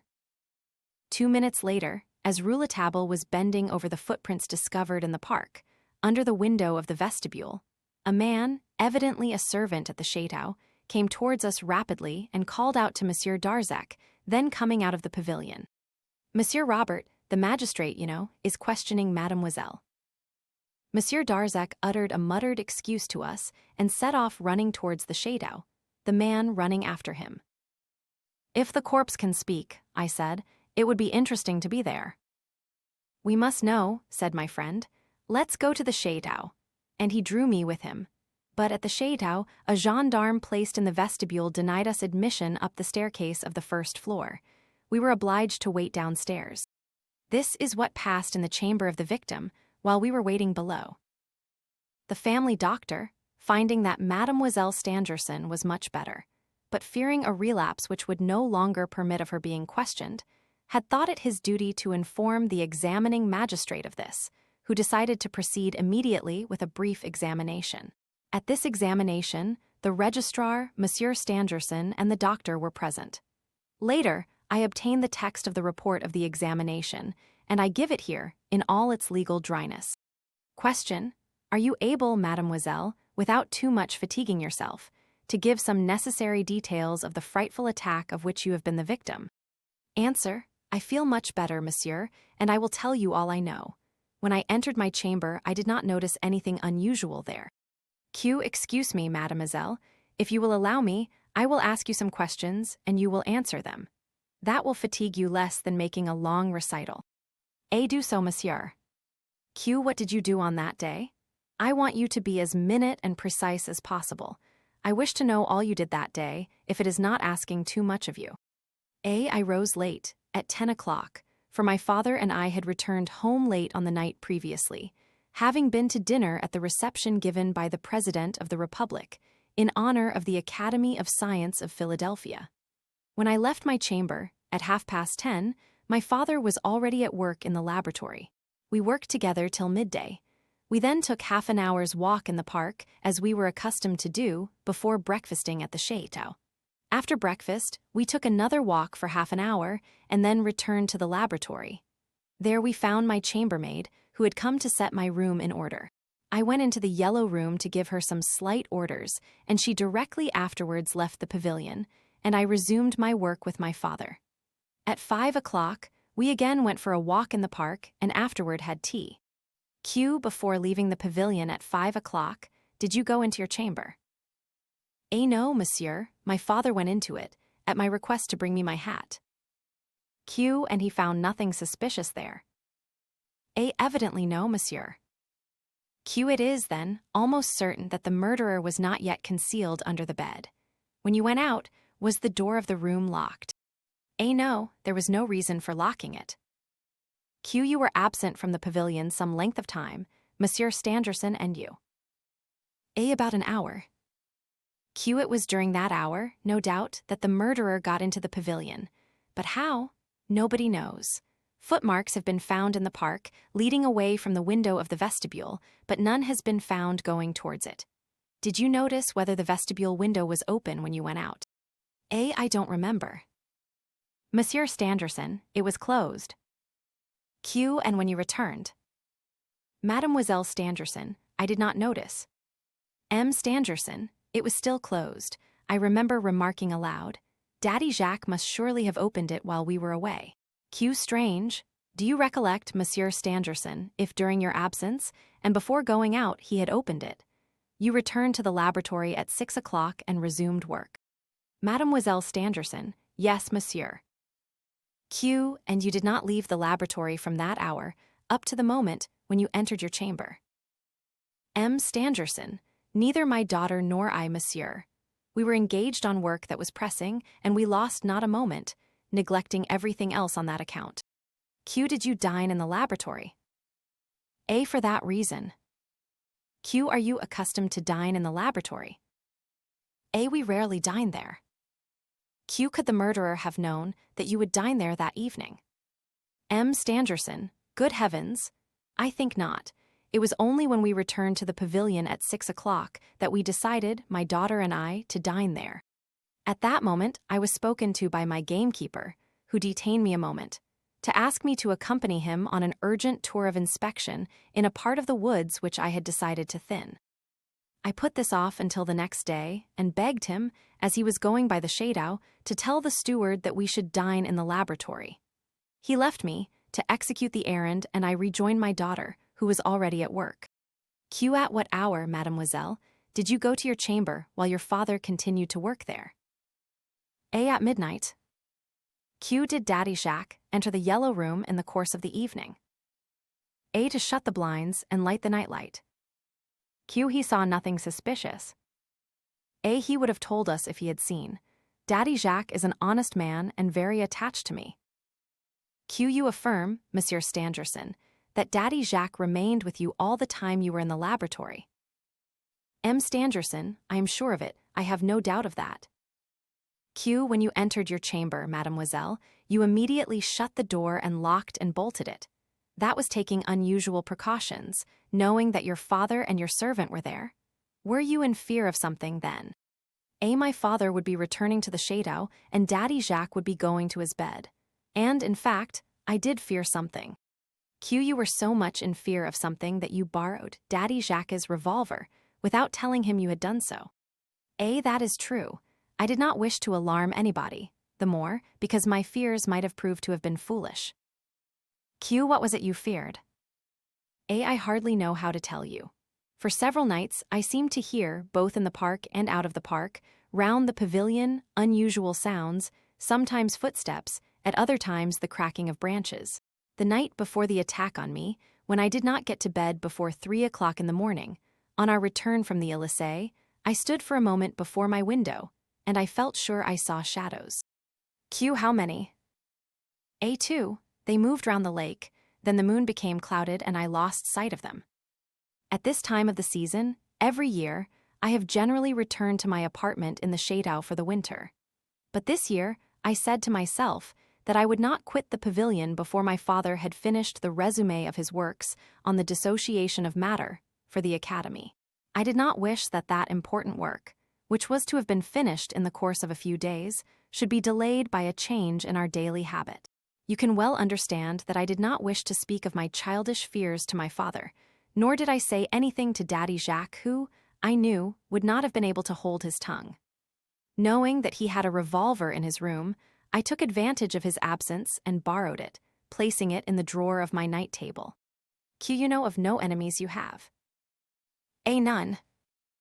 You understand, mademoiselle, that these precautions are calculated to cause surprise. Stangerson, evidently my child, such precautions are very surprising. No, because I have told you that I had been uneasy for 2 nights. Stangerson, you ought to have told me of that. This misfortune would have been avoided. The door of the yellow room locked. Did you go to bed? Yes, and being very tired, I at once went to sleep. The nightlight was still burning. Yes, but it gave a very feeble light. Then, mademoiselle, tell us what happened. I do not know whether I had been long asleep, but suddenly I awoke and uttered a loud cry. Stangerson, yes, a horrible cry, murder. It still rings in my ears. You uttered a loud cry. A man was in my chamber. He sprang at me and tried to strangle me. I was nearly stifled when suddenly I was able to reach the drawer of my night table and grasp the revolver which I had placed in it. At that moment, the man had forced me to the foot of my bed and brandished over my head a sort of mace. But I had fired. He immediately struck a terrible blow at my head. All that, monsieur, passed more rapidly than I can tell it, and I know nothing more. Nothing? Have you no idea as to how the assassin could escape from your chamber? None whatever. I know nothing more. One does not know what is passing around one when one is unconscious. Was the man you saw tall or short, little or big? I only saw a shadow, which appeared to me formidable. You cannot give us any indication. I know nothing more, monsieur, than that a man threw himself upon me and that I fired at him. I know nothing more. Here the interrogation of Mademoiselle Stangerson concluded. Rouletabille waited patiently for Monsieur Robert Darzac, who soon appeared. From a room near the chamber of Mademoiselle Stangerson, he had heard the interrogatory and now came to recount it to my friend with great exactitude, aided by an excellent memory. His docility still surprised me. Thanks to hasty pencil notes, he was able to reproduce, almost textually, the questions and the answers given. It looked as if Monsieur Darzac were being employed as the secretary of my young friend, and acted as if he could refuse him nothing. Nay, more, as if under a compulsion to do so.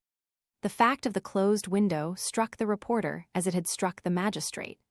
Rouletabille asked Darzac to repeat once more Mademoiselle Stangerson's account of how she and her father had spent their time on the day of the tragedy, as she had stated it to the magistrate.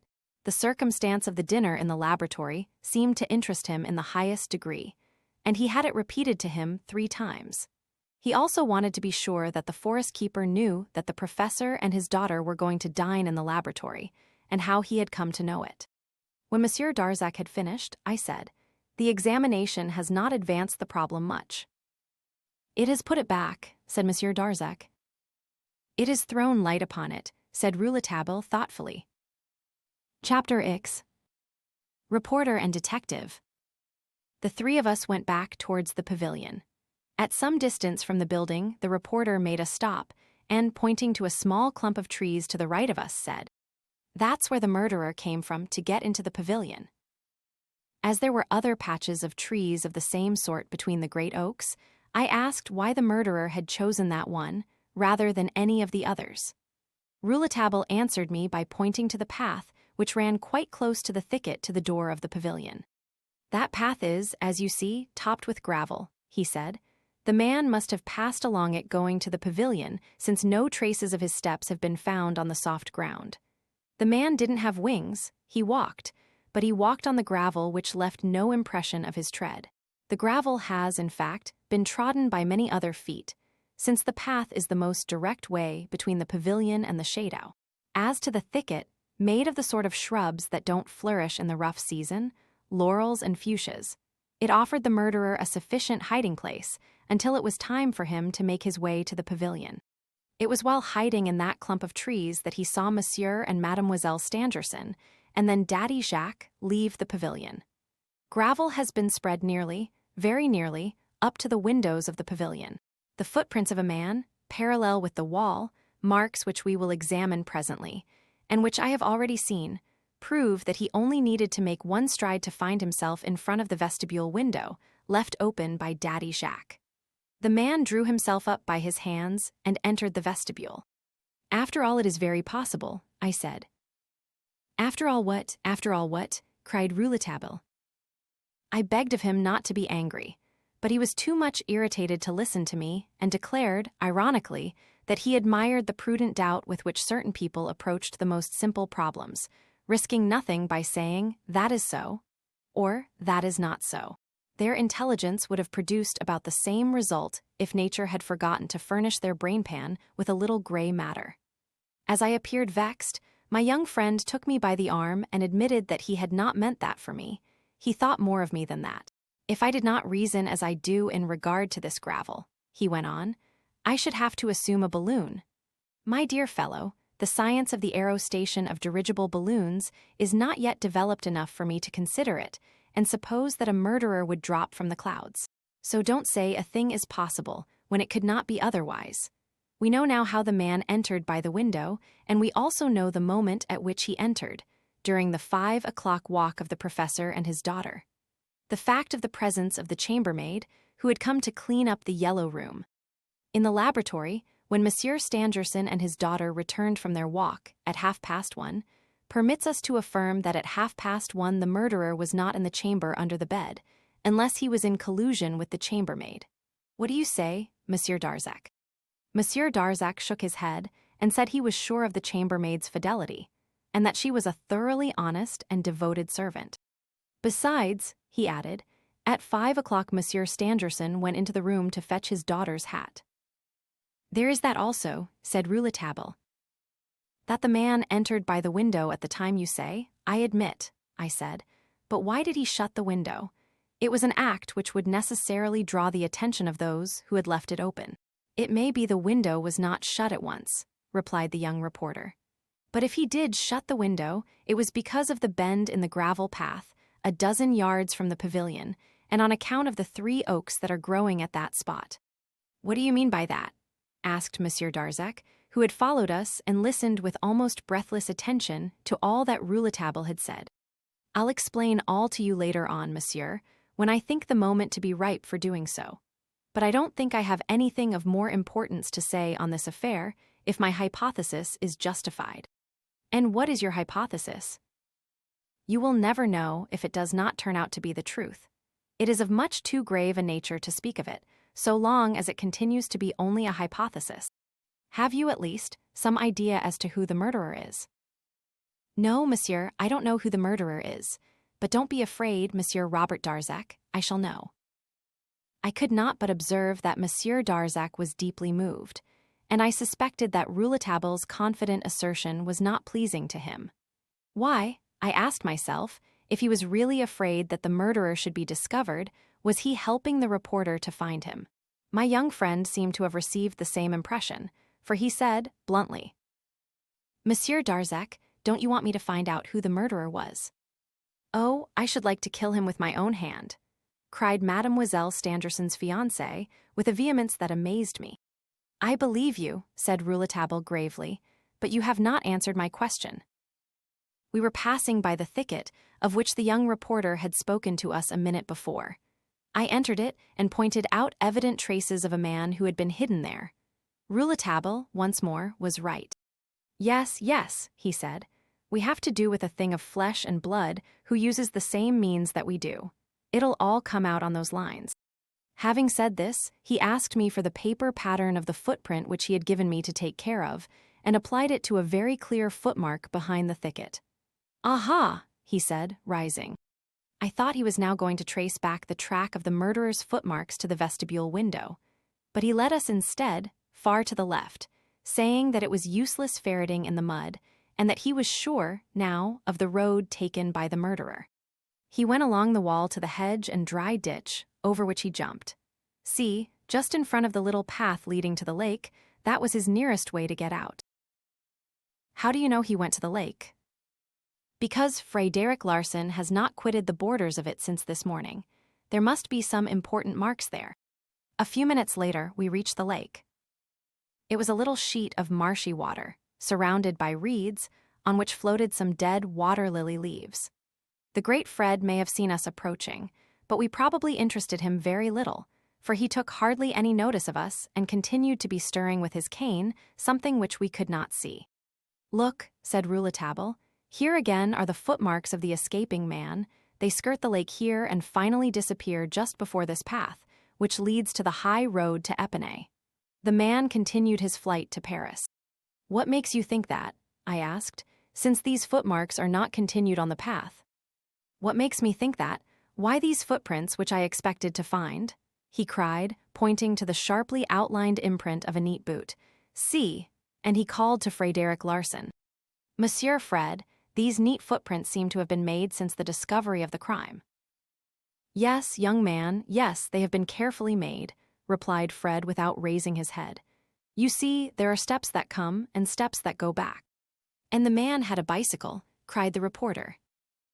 Here, after looking at the marks of the bicycle, which followed, going and coming, the neat footprints, I thought I might intervene. The bicycle explains the disappearance of the murderer's big footprints, I said. The murderer, with his rough boots, mounted a bicycle. His accomplice, the wearer of the neat boots, had come to wait for him on the edge of the lake with the bicycle. It might be supposed that the murderer was working for the other. No, no, replied Rouletabille with a strange smile. I have expected to find these footmarks from the very beginning.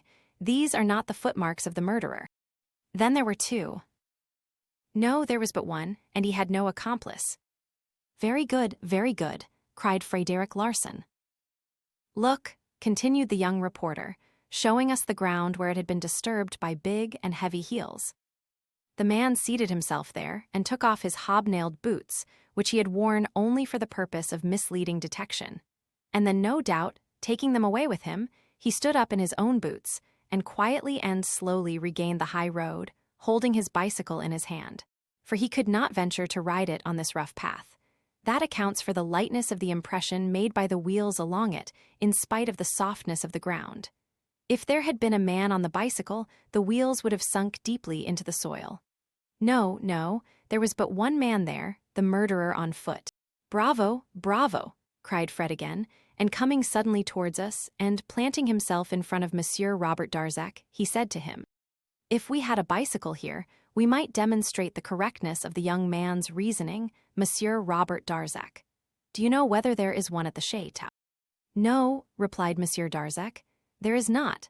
I took mine 4 days ago to Paris, the last time I came to the Château before the crime. That's a pity, replied Fred, very coldly. Then, turning to Rouletabille, he said, If we go on at this rate, we'll both come to the same conclusion. Have you any idea as to how the murderer got away from the Yellow Room? Yes, said my young friend, I have an idea. So have I, said Fred, and it must be the same as yours. There are no two ways of reasoning in this affair. I am waiting for the arrival of my chief before offering any explanation to the examining magistrate. Ah, is the chief of the Sûreté coming? Yes, this afternoon. He is going to summon, before the magistrate, in the laboratory, all those who have played any part in this tragedy. It will be very interesting. It is a pity you won't be able to be present. I shall be present, said Rouletabille confidently. Really, you are an extraordinary fellow for your age, replied the detective in a tone not wholly free from irony. You'd make a wonderful detective if you had a little more method, if you didn't follow your instincts and that bump on your forehead. As I have already several times observed, Monsieur Rouletabille, you reason too much. You do not allow yourself to be guided by what you have seen. What do you say to the handkerchief full of blood and the red mark of the hand on the wall? You have seen the stain on the wall, but I have only seen the handkerchief. Bah, cried Rouletabille, the murderer was wounded in the hand by Mademoiselle Stangerson's revolver. Ah, a simply instinctive observation. Take care. You are becoming too strictly logical, Monsieur Rouletabille. Logic will upset you if you use it indiscriminatively. You are right when you say that Mademoiselle Stangerson fired her revolver, but you are wrong when you say that she wounded the murderer in the hand. I am sure of it, cried Rouletabille. Fred, imperturbable, interrupted him. Defective observation, defective observation. The examination of the handkerchief, the numberless little round scarlet stains, the impression of drops which I found in the tracks of the footprints, at the moment when they were made on the floor, proved to me that the murderer was not wounded at all. Monsieur Rouletabille, the murderer bled at the nose. The great Fred spoke quite seriously. However, I could not refrain from uttering an exclamation. The reporter looked gravely at Fred, who looked gravely at him, and Fred immediately concluded. The man allowed the blood to flow into his hand and handkerchief, and dried his hand on the wall. The fact is highly important, he added, because there is no need of his being wounded in the hand for him to be the murderer. Rouletabille seemed to be thinking deeply. After a moment he said, There is something, Monsieur Frédéric Larsan, much graver than the misuse of logic, the disposition of mind in some detectives which makes them, in perfect good faith, twist logic to the necessities of their preconceived ideas. You already have your idea about the murderer, Monsieur Fred. Don't deny it, and your theory demands that the murderer should not have been wounded in the hand, otherwise it comes to nothing. And you have searched and have found something else. It's dangerous, very dangerous, Monsieur Fred, to go from a preconceived idea to find the proofs to fit it. That method may lead you far astray. Beware of judicial error, Monsieur Fred, it will trip you up. And laughing a little, in a slightly bantering tone, his hands in his pockets, Rouletabille fixed his cunning eyes on the great Fred. Frédéric Larsan silently contemplated the young reporter who pretended to be as wise as himself. Shrugging his shoulders, he bowed to us and moved quickly away, hitting the stones on his path with his stout cane. Rouletabille watched his retreat and then turned toward us, his face joyous and triumphant. I shall beat him, he cried. I shall beat the great Fred, clever as he is, I shall beat them all. And he danced a double shuffle. Suddenly he stopped. My eyes followed his gaze. They were fixed on Monsieur Robert Darzac, who was looking anxiously at the impression left by his feet side by side with the elegant footmarks. There was not a particle of difference between them. We thought he was about to faint. His eyes, bulging with terror, avoided us, while his right hand, with a spasmodic movement, twitched at the beard that covered his honest, gentle, and now despairing face. At length regaining his self-possession, he bowed to us, and remarking in a changed voice that he was obliged to return to the Chateau, left us. The deuce! Exclaimed Rouletabille. He, also, appeared to be deeply concerned. From his pocketbook, he took a piece of white paper as I had seen him do before, and with his scissors, cut out the shape of the neat boot marks that were on the ground. Then he fitted the new paper pattern with the one he had previously made. The two were exactly alike. Rising, Rouletabille exclaimed again, The deuce! Presently he added, Yet I believe Monsieur Robert Darzac to be an honest man. He then led me on the road to the Donjon Inn, which we could see on the highway, by the side of a small clump of trees. Chapter X. We shall have to eat red meat now. The Donjon Inn was of no imposing appearance, but I like these buildings with their rafters blackened with age and the smoke of their hearths, these inns of the coaching days, crumbling erections that will soon exist in the memory only. They belong to the bygone days, they are linked with history. They make us think of the road, of those days when highwaymen rode. I saw at once that the Donjon Inn was at least 2 centuries old, perhaps older. Under its signboard, over the threshold, a man with a crab-looking face was standing, seemingly plunged in unpleasant thought, if the wrinkles on his forehead and the knitting of his brows were any indication. When we were close to him, he deigned to see us and asked us, in a tone anything but engaging, whether we wanted anything. He was, no doubt, the not very amiable landlord of this charming dwelling-place. As we expressed a hope that he would be good enough to furnish us with a breakfast, he assured us that he had no provisions, regarding us, as he said this, with a look that was unmistakably suspicious. You may take us in, Rouletabille said to him. We are not policemen. I'm not afraid of the police, I'm not afraid of anyone, replied the man.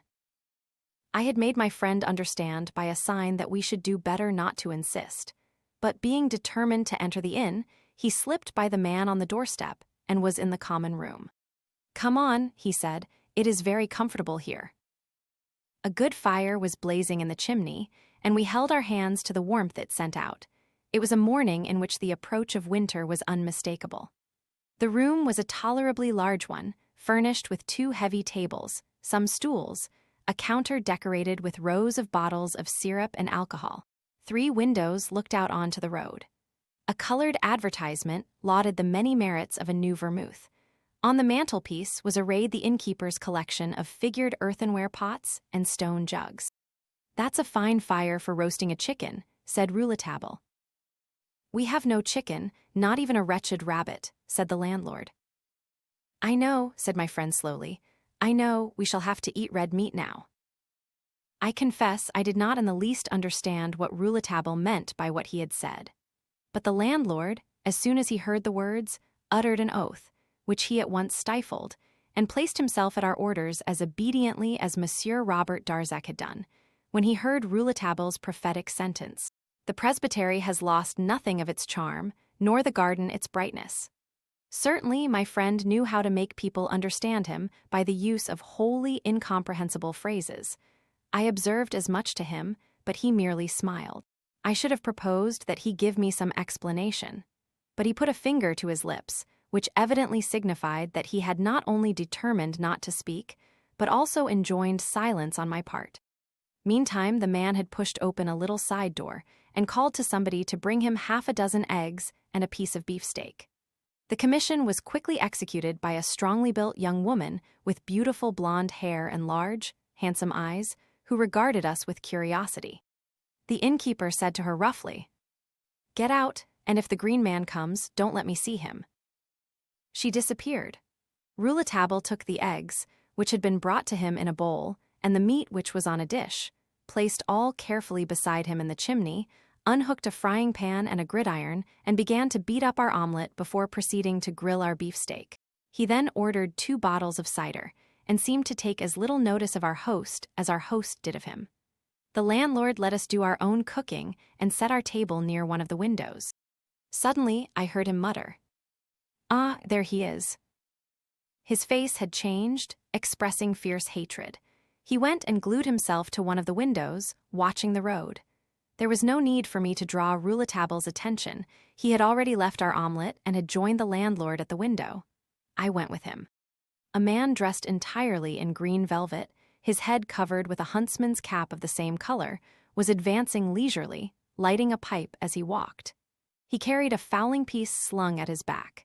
His movements displayed an almost aristocratic ease. He wore eyeglasses and appeared to be about 45 years of age. His hair as well as his mustache were salt gray. He was remarkably handsome.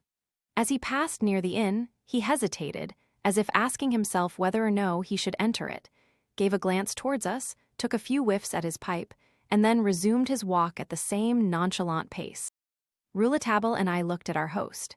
His flashing eyes, his clenched hands, his trembling lips told us of the tumultuous feelings by which he was being agitated. "He has done well not to come in here today," he hissed. "Who is that man?" asked Rouletabille, returning to his omelette. "The green man," growled the innkeeper. "Don't you know him? Then all the better for you. He is not an acquaintance to make. Well, he is Monsieur Stangerson's forest keeper." "You don't appear to like him very much," asked the reporter, pouring his omelette into the frying pan. "Nobody likes him, monsieur. He's an upstart who must once have had a fortune of his own, and he forgives nobody because, in order to live, he has been compelled to become a servant. A keeper is as much a servant as any other, isn't he? Upon my word, one would say that he is the master of the Glandier, and that all the land and woods belong to him. He'll not let a poor creature eat a morsel of bread on the grass, his grass. Does he often come here?" "Too often, but I've made him understand that his face doesn't please me, and for a month past he hasn't been here. The Donjon Inn has never existed for him.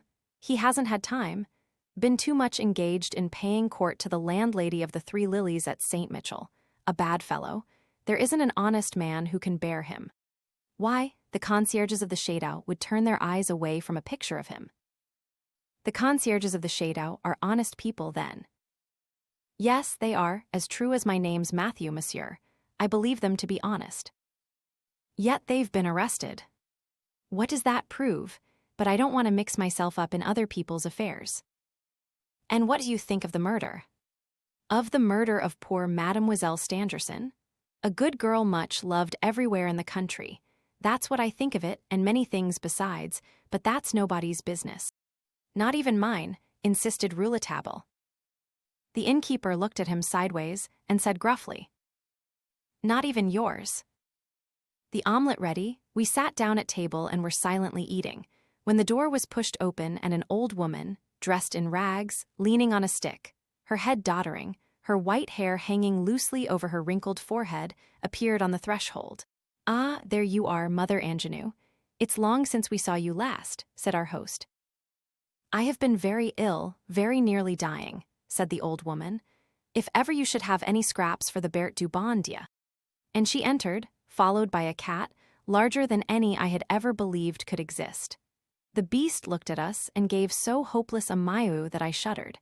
I had never heard so lugubrious a cry. As if drawn by the cat's cry, a man followed the old woman in. It was the Green Man. He saluted by raising his hand to his cap and seated himself at a table near to ours. "A glass of cider, Daddy Matthew," he said. As the Green Man entered, Daddy Matthew had started violently, but visibly mastering himself, he said, "I've no more cider. I served the last bottles to these gentlemen." "Then give me a glass of white wine," said the Green Man, without showing the least surprise. "I've no more white wine, no more anything," said Daddy Matthew surlily. "How is Madame Matthew?" "Quite well, thank you." So the young woman with the large, tender eyes, whom we had just seen, was the wife of this repugnant and brutal rustic, whose jealousy seemed to emphasize his physical ugliness. Slamming the door behind him, the innkeeper left the room. Mother Angenou was still standing, leaning on her stick, the cat at her feet.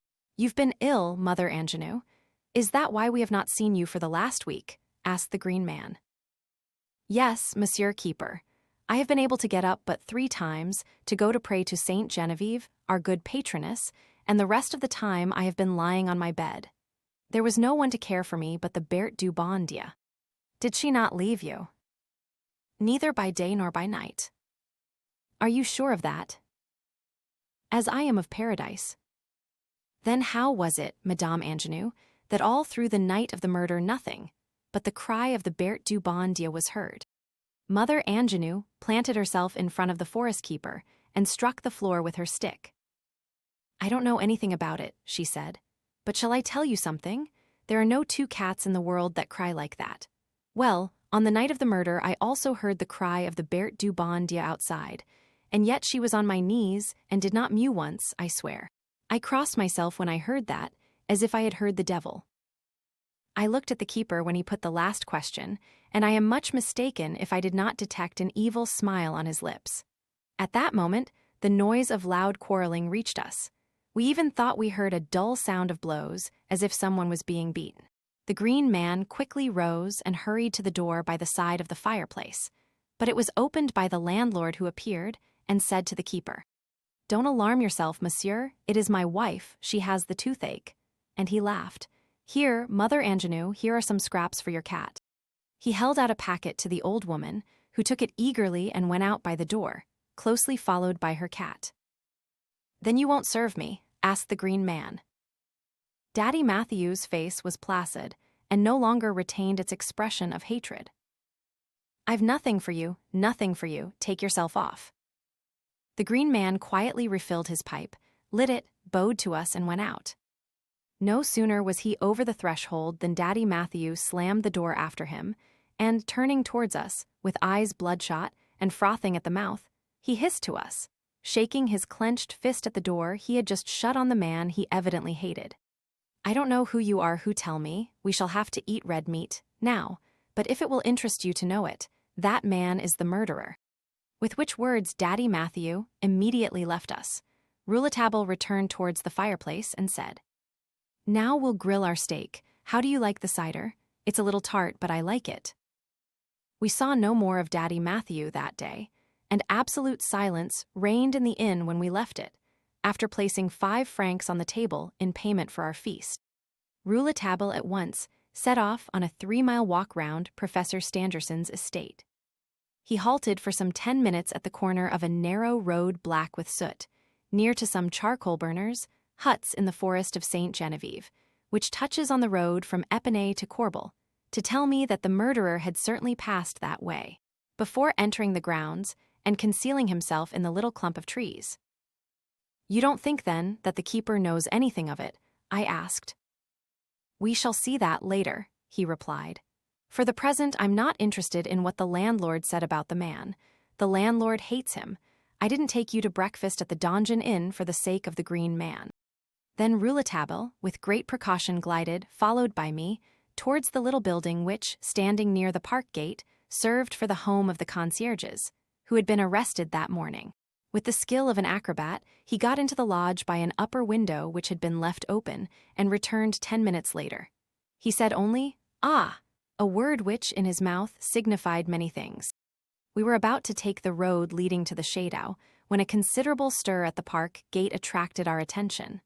A carriage had arrived, and some people had come from the Chateau to meet it. Rouletabille pointed out to me a gentleman who descended from it. "That's the chief of the Sûreté," he said. "Now we shall see what Frédéric Larsan has up his sleeve, and whether he is so much cleverer than anybody else." The carriage of the chief of the Sûreté was followed by 3 other vehicles containing reporters, who were also desirous of entering the park. But 2 gendarmes stationed at the gate had evidently received orders to refuse admission to anybody. The chief of the Sûreté calmed their impatience by undertaking to furnish to the press, that evening, all the information he could give that would not interfere with the judicial inquiry. Chapter I, in which Frédéric Larsan explains how the murderer was able to get out of the Yellow Room. Among the mass of papers, legal documents, memoirs, and extracts from newspapers, which I have collected relating to the mystery of the Yellow Room, there is one very interesting piece. It is a detail of the famous examination which took place that afternoon in the laboratory of Professor Stangerson before the chief of the Sûreté. This narrative is from the pen of Monsieur Malines, the registrar, who, like the examining magistrate, had spent some of his leisure time in the pursuit of literature. The piece was to have made part of a book which, however, has never been published, and which was to have been entitled, "My Examinations." It was given to me by the registrar himself, some time after the astonishing dénouement to this case, and is unique in judicial chronicles. Here it is. It is not a mere dry transcription of questions and answers, because the registrar often intersperses his story with his own personal comments. The registrar's narrative. "The examining magistrate and I," the writer relates, "found ourselves in the Yellow Room in the company of the builder who had constructed the pavilion after Professor Stangerson's designs. He had a workman with him. Monsieur de Marquet had had the walls laid entirely bare. That is to say, he had had them stripped of the paper which had decorated them. Blows with a pick, here and there, satisfied us of the non-existence of any sort of opening. The floor and the ceiling were thoroughly sounded. We found nothing. There was nothing to be found. Monsieur de Marquet appeared to be delighted and never ceased repeating, 'What a case, what a case. We shall never know, you'll see, how the murderer was able to get out of this room.' Then suddenly, with a radiant face, he called to the officer in charge of the gendarmes. 'Go to the Chateau,' he said, 'and request Monsieur Stangerson and Monsieur Robert Darzac to come to me in the laboratory, also Daddy Jacques, and let your men bring here the 2 concierges.' 5 minutes later all were assembled in the laboratory. The chief of the Sûreté, who had arrived at the Glandier, joined us at that moment. I was seated at Monsieur Stangerson's desk ready for work, when Monsieur de Marquet made us the following little speech, as original as it was unexpected. 'With your permission, gentlemen, as examinations lead to nothing, we will, for once, abandon the old system of interrogation. I will not have you brought before me one by one, but we will all remain here as we are, Monsieur Stangerson, Monsieur Robert Darzac, Daddy Jacques, and the 2 concierges, the chief of the Sûreté, the registrar, and myself. We shall all be on the same footing. The concierges may, for the moment, forget that they have been arrested. We are going to confer together. We are on the spot where the crime was committed. We have nothing else to discuss but the crime. So let us discuss it freely, intelligently or otherwise, so long as we speak just what is in our minds. There need be no formality or method, since this won't help us in any way." Then, passing before me, he said in a low voice, "What do you think of that, eh? What a scene! Could you have thought of that? I'll make a little piece out of it for the vaudeville." And he rubbed his hands with glee. I turned my eyes on Monsieur Stangerson. The hope he had received from the doctor's latest reports, who had stated that Mademoiselle Stangerson might recover from her wounds, had not been able to efface from his noble features the marks of the great sorrow that was upon him. He had believed his daughter to be dead, and he was still broken by that belief. His clear, soft, blue eyes expressed infinite sorrow. I had had occasion, many times, to see Monsieur Stangerson at public ceremonies, and from the first had been struck by his countenance, which seemed as pure as that of a child, the dreamy gaze with the sublime and mystical expression of the inventor and thinker. On those occasions his daughter was always to be seen either following him or by his side, for they never quitted each other, it was said, and had shared the same labors for many years. The young lady, who was then 35, though she looked no more than 30, had devoted herself entirely to science. She still won admiration for her imperial beauty, which had remained intact, without a wrinkle, withstanding time and love. Who would have dreamed that I should one day be seated by her pillow with my papers, and that I should see her, on the point of death, painfully recounting to us the most monstrous and most mysterious crime I have heard of in my career? Who would have thought that I should be, that afternoon, listening to the despairing father vainly trying to explain how his daughter's assailant had been able to escape from him? Why bury ourselves with our work in obscure retreats in the depths of woods, if it may not protect us against those dangerous chances to life and death which meet us in the busy cities? "Now, Monsieur Stangerson," said Monsieur de Marquet, with somewhat of an important air, "place yourself exactly where you were when Mademoiselle Stangerson left you to go to her chamber." Monsieur Stangerson rose, and, standing at a certain distance from the door of the yellow room, said, in an even voice and without the least trace of emphasis, a voice which I can only describe as a dead voice, "I was here, about 11 o'clock, after I had made a brief chemical experiment at the furnaces of the laboratory. Needing all the space behind me, I had my desk moved here by Daddy Jacques, who spent the evening in cleaning some of my apparatus. My daughter had been working at the same desk with me. When it was her time to leave, she rose, kissed me, and bade Daddy Jacques good night. She had to pass behind my desk and the door to enter her chamber, and she could do this only with some difficulty. That is to say, I was very near the place where the crime occurred later." "And the desk?" I asked, obeying, in thus mixing myself in the conversation, the express orders of my chief. "As soon as you heard the cry of murder followed by the revolver shots, what became of the desk?" Daddy Jacques answered, "We pushed it back against the wall, here, close to where it is at the present moment, so as to be able to get at the door at once."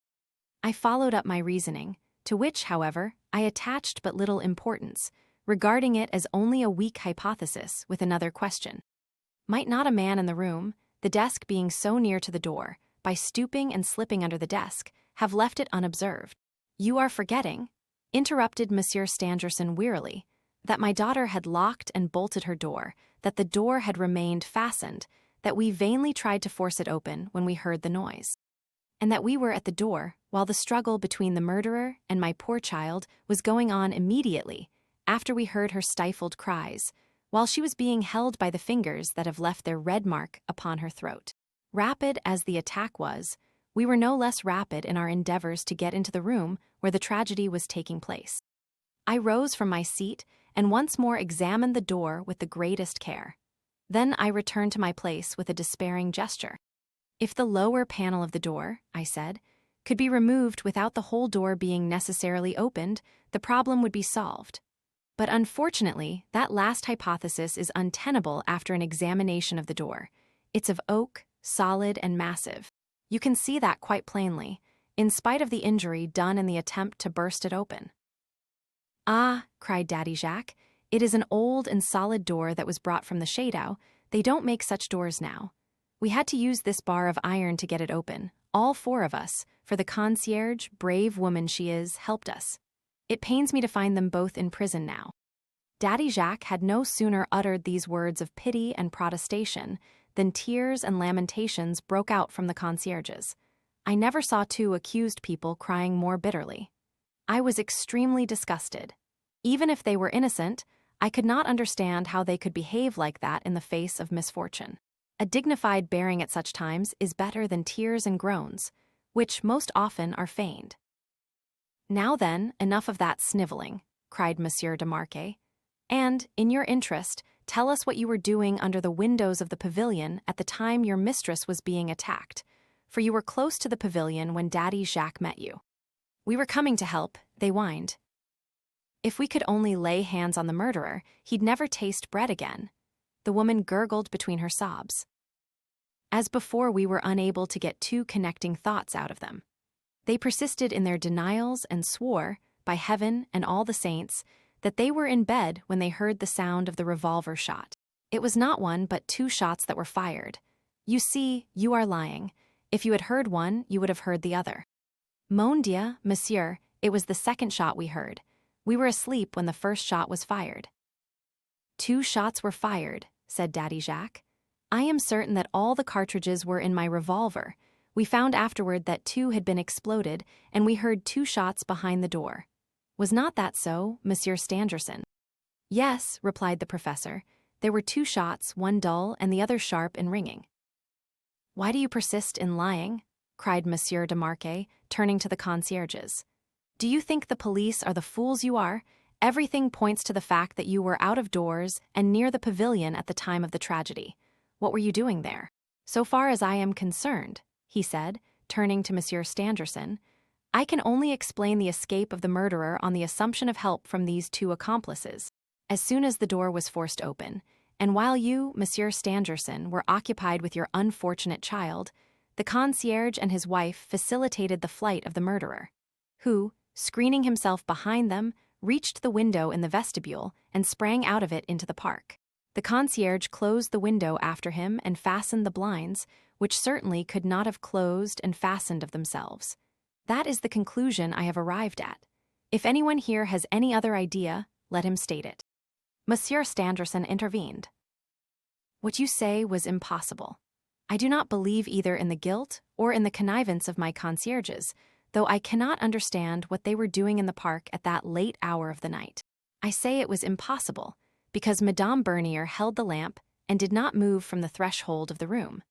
Because I, as soon as the door was forced open, threw myself on my knees beside my daughter, and no one could have left or entered the room by the door without passing over her body and forcing his way by me. Daddy Jacques and the concierge had but to cast a glance round the chamber and under the bed, as I had done on entering, to see that there was nobody in it but my daughter lying on the floor. What do you think, Monsieur Darzac? Asked the magistrate. Monsieur Darzac replied that he had no opinion to express. Monsieur Dax, the chief of the Sûreté, who, so far, had been listening and examining the room, at length deigned to open his lips. While search is being made for the criminal, we had better try to find out the motive for the crime. That will advance us a little, he said. Turning towards Monsieur Stangerson, he continued, in the even, intelligent tone indicative of a strong character, I understand that Mademoiselle was shortly to have been married. The professor looked sadly at Monsieur Robert Darzac. With my friend here, whom I should have been happy to call my son, with Monsieur Robert Darzac. Mademoiselle Stangerson is much better and is rapidly recovering from her wounds. The marriage is simply delayed, is it not, monsieur? Insisted the chief of the Sûreté. I hope so. What, is there any doubt about that? Monsieur Stangerson did not answer. Monsieur Robert Darzac seemed agitated. I saw that his hand trembled as it fingered his watch chain. Monsieur Dax coughed, as did Monsieur de Marquet. Both were evidently embarrassed. You understand, Monsieur Stangerson, he said, that in an affair so perplexing as this, we cannot neglect anything. We must know all, even the smallest and seemingly most futile thing concerning the victim, information apparently the most insignificant. Why do you doubt that this marriage will take place? You expressed a hope, but the hope implies a doubt. Why do you doubt? Monsieur Stangerson made a visible effort to recover himself. Yes, monsieur, he said at length. You are right. It will be best that you should know something which, if I concealed it, might appear to be of importance. Monsieur Darzac agrees with me in this. Monsieur Darzac, whose pallor at that moment seemed to me to be altogether abnormal, made a sign of assent. I gathered he was unable to speak.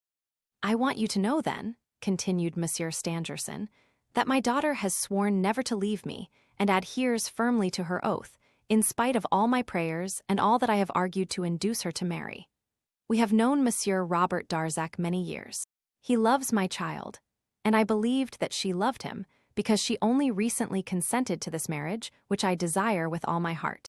I am an old man, monsieur, and it was a happy hour to me when I knew that, after I had gone, she would have at her side one who loved her and who would help her in continuing our common labors.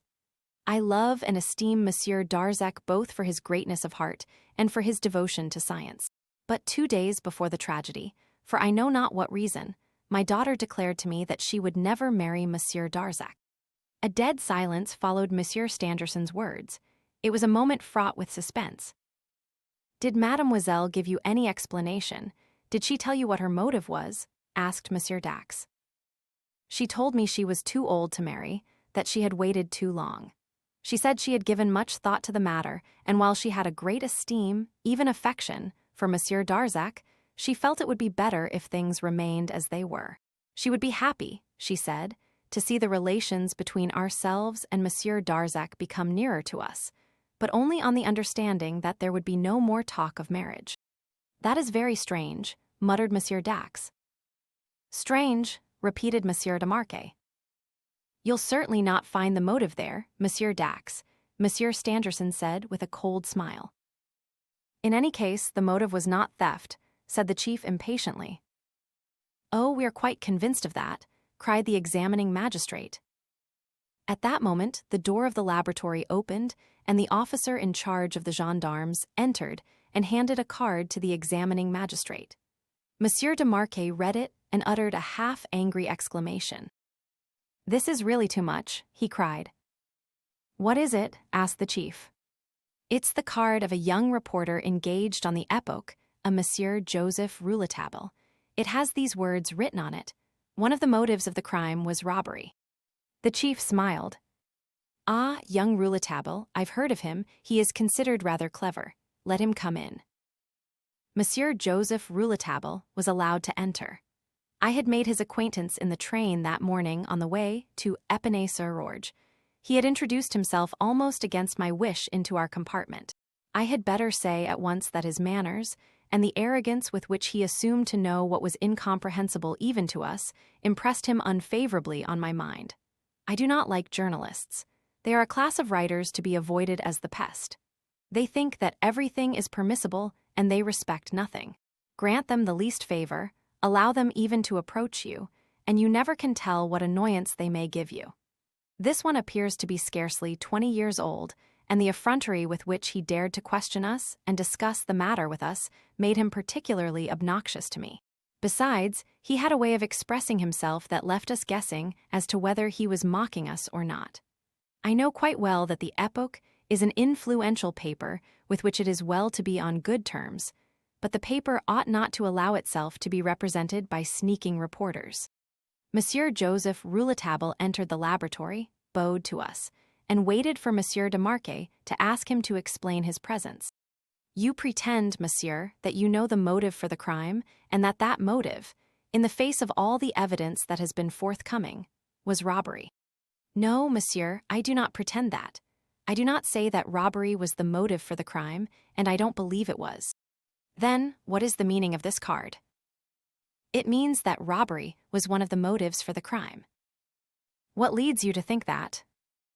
If you will be good enough to accompany me, I will show you. The young man asked us to follow him into the vestibule, and we did. He led us towards the lavatory and begged Monsieur de Marquet to kneel beside him. This lavatory is lit by the glass door, and when the door was open, the light which penetrated was sufficient to light it perfectly. Monsieur de Marquet and Monsieur Joseph Rouletabille knelt down on the threshold, and the young man pointed to a spot on the pavement. "The stones of the lavatory have not been washed by Daddy Jacques for some time," he said. "That can be seen by the layer of dust that covers them. Now, notice here the marks of 2 large footprints and the black ash they left where they have been. That ash is nothing else than the charcoal dust that covers the path along which you must pass through the forest in order to get directly from Epinay to the Glandier. You know there is a little village of charcoal burners at that place, who make large quantities of charcoal. What the murderer did was to come here at midday, when there was nobody at the pavilion, and attempt his robbery." "But what robbery? Where do you see any signs of robbery? What proves to you that a robbery has been committed?" we all cried at once. "What put me on the trace of it," continued the journalist, "was this," interrupted Monsieur de Marquet, still on his knees. "Evidently," said Rouletabille. And Monsieur de Marquet explained that there were on the dust of the pavement marks of 2 footsteps, as well as the impression, freshly made, of a heavy rectangular parcel, the marks of the cord with which it had been fastened being easily distinguished. "You have been here, then, Monsieur Rouletabille? I thought I had given orders to Daddy Jacques, who was left in charge of the pavilion, not to allow anybody to enter."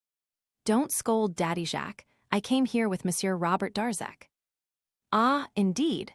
exclaimed Monsieur de Marquet disagreeably, casting a side glance at Monsieur Darzac, who remained perfectly silent. "When I saw the mark of the parcel by the side of the footprints, I had no doubt as to the robbery," replied Monsieur Rouletabille. "The thief had not brought a parcel with him. He had made one here, a parcel with the stolen objects, no doubt, and he put it in this corner intending to take it away when the moment came for him to make his escape. He had also placed his heavy boots beside the parcel. For, see, there are no marks of steps leading to the marks left by the boots, which were placed side by side. That accounts for the fact that the murderer left no trace of his steps when he fled from the Yellow Room, nor any in the laboratory, nor in the vestibule. After entering the Yellow Room in his boots, he took them off, finding them troublesome, or because he wished to make as little noise as possible. The marks made by him in going through the vestibule and the laboratory were subsequently washed out by Daddy Jacques.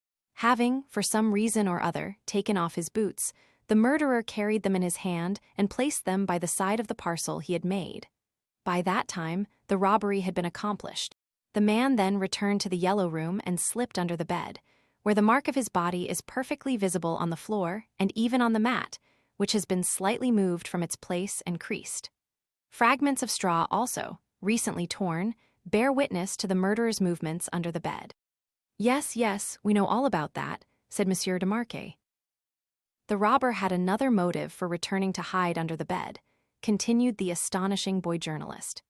"You might think that he was trying to hide himself quickly on seeing, through the vestibule window, Monsieur and Mademoiselle Stangerson about to enter the pavilion. It would have been much easier for him to have climbed up to the attic and hidden there, waiting for an opportunity to get away, if his purpose had been only flight. No, he had to be in the Yellow Room." Here the chief intervened. "That's not at all bad, young man. I compliment you. If we do not know yet how the murderer succeeded in getting away, we can at any rate see how he came in and committed the robbery. But what did he steal?" "Something very valuable," replied the young reporter. At that moment we heard a cry from the laboratory. We rushed in and found Monsieur Stangerson, his eyes haggard, his limbs trembling, pointing to a sort of bookcase which he had opened, and which, we saw, was empty. At the same instant he sank into the large armchair that was placed before the desk and groaned, the tears rolling down his cheeks. "I have been robbed again. For God's sake, do not say a word of this to my daughter. She would be more pained than I am." He heaved a deep sigh and added, in a tone I shall never forget, "After all, what does it matter, so long as she lives?" "She will live," said Monsieur Darzac, in a voice strangely touching. "And we will find the stolen articles," said Monsieur Dax. "But what was in the cabinet?" 20 years of my life," replied the illustrious professor sadly, "or rather of our lives, the lives of myself and my daughter. Yes, our most precious documents, the records of our secret experiments and our labors of 20 years were in that cabinet. It is an irreparable loss to us, and, I venture to say, to science. All the processes by which I had been able to arrive at the precious proof of the destructibility of matter were there, all. The man who came wished to take all from me, my daughter and my work, my heart and my soul. And the great scientist wept like a child. We stood around him in silence, deeply affected by his great distress. Monsieur Darzac pressed closely to his side and tried in vain to restrain his tears, a sight which, for the moment, almost made me like him, in spite of an instinctive repulsion which his strange demeanor and his inexplicable anxiety had inspired me. Monsieur Rouletabille alone, as if his precious time and mission on earth did not permit him to dwell in the contemplation on human suffering, had, very calmly, stepped up to the empty cabinet and, pointing at it, broke the almost solemn silence. He entered into explanations, for which there was no need, as to why he had been led to believe that a robbery had been committed, which included the simultaneous discovery he had made in the lavatory and the empty precious cabinet in the laboratory. The first thing that had struck him, he said, was the unusual form of that piece of furniture. It was very strongly built of fireproof iron, clearly showing that it was intended for the keeping of most valuable objects. Then he noticed that the key had been left in the lock. One does not ordinarily have a safe and leave it open, he had said to himself. This little key, with its brass head and complicated wards, had strongly attracted him. Its presence had suggested robbery. Monsieur de Marquet appeared to be greatly perplexed, as if he did not know whether he ought to be glad of the new direction given to the inquiry by the young reporter, or sorry that it had not been done by himself. In our profession, and for the general welfare, we have to put up with such mortifications and very selfish feelings.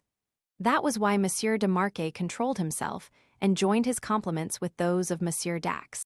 As for Monsieur Rouletabille, he simply shrugged his shoulders and said, "There's nothing at all in that." I should have liked to box his ears, especially when he added, "You will do well, monsieur, to ask Monsieur Stangerson who usually kept that key." "My daughter," replied Monsieur Stangerson, "she was never without it." "Ah, then that changes the aspect of things which no longer corresponds with Monsieur Rouletabille's ideas," cried Monsieur de Marquet. "If that key never left Mademoiselle Stangerson, the murderer must have waited for her in her room for the purpose of stealing it, and the robbery could not have been committed until after the attack had been made on her. But after the attack, 4 persons were in the laboratory. I can't make it out." "The robbery," said the reporter, "could only have been committed before the attack upon Mademoiselle Stangerson in her room. When the murderer entered the pavilion, he already possessed the brass-headed key." "That is impossible," said Monsieur Stangerson in a low voice. "It is quite possible, monsieur, as this proves." And the young rascal drew a copy of the Epoque from his pocket, dated the 21st of October. I recall the fact that the crime was committed on the night between the 24th and 25th, and showing us an advertisement, he read, "Yesterday a black satin reticule was lost in the Grands Magasins de la Louvre. It contained, amongst other things, a small key with a brass head. A handsome reward will be given to the person who has found it. This person must write, Poste Restant, Bureau 40, to this address, MATHSN. Do not these letters suggest Mademoiselle Stangerson?" continued the reporter. "The key with a brass head, is not this the key? I always read advertisements. In my business, as in yours, monsieur, one should always read the personals.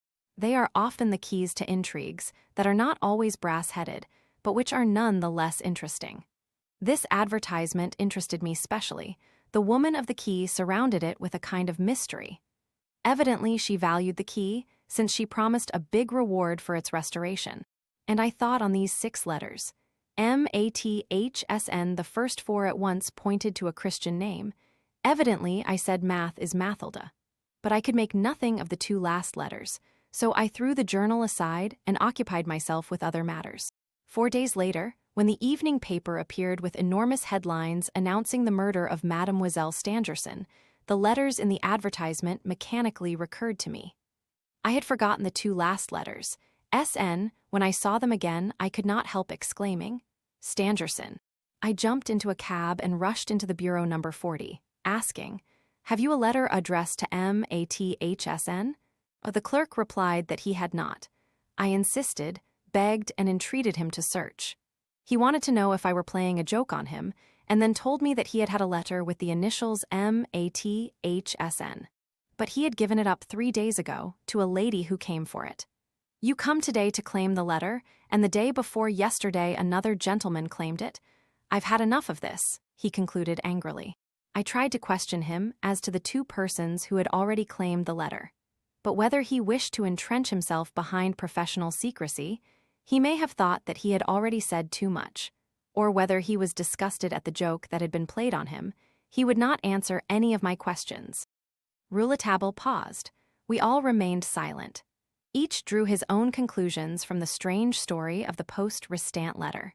It seemed, indeed, that we now had a thread by means of which we should be able to follow up this extraordinary mystery. Then it is almost certain, said Monsieur Stangerson, that my daughter did lose the key, and that she did not tell me of it, wishing to spare any anxiety, and that she begged whoever had found it to write to the post-restant. She evidently feared that, by giving our address, inquiries would have resulted that would have apprised me of the loss of the key. It was quite logical, quite natural for her to have taken that course, for I have been robbed once before.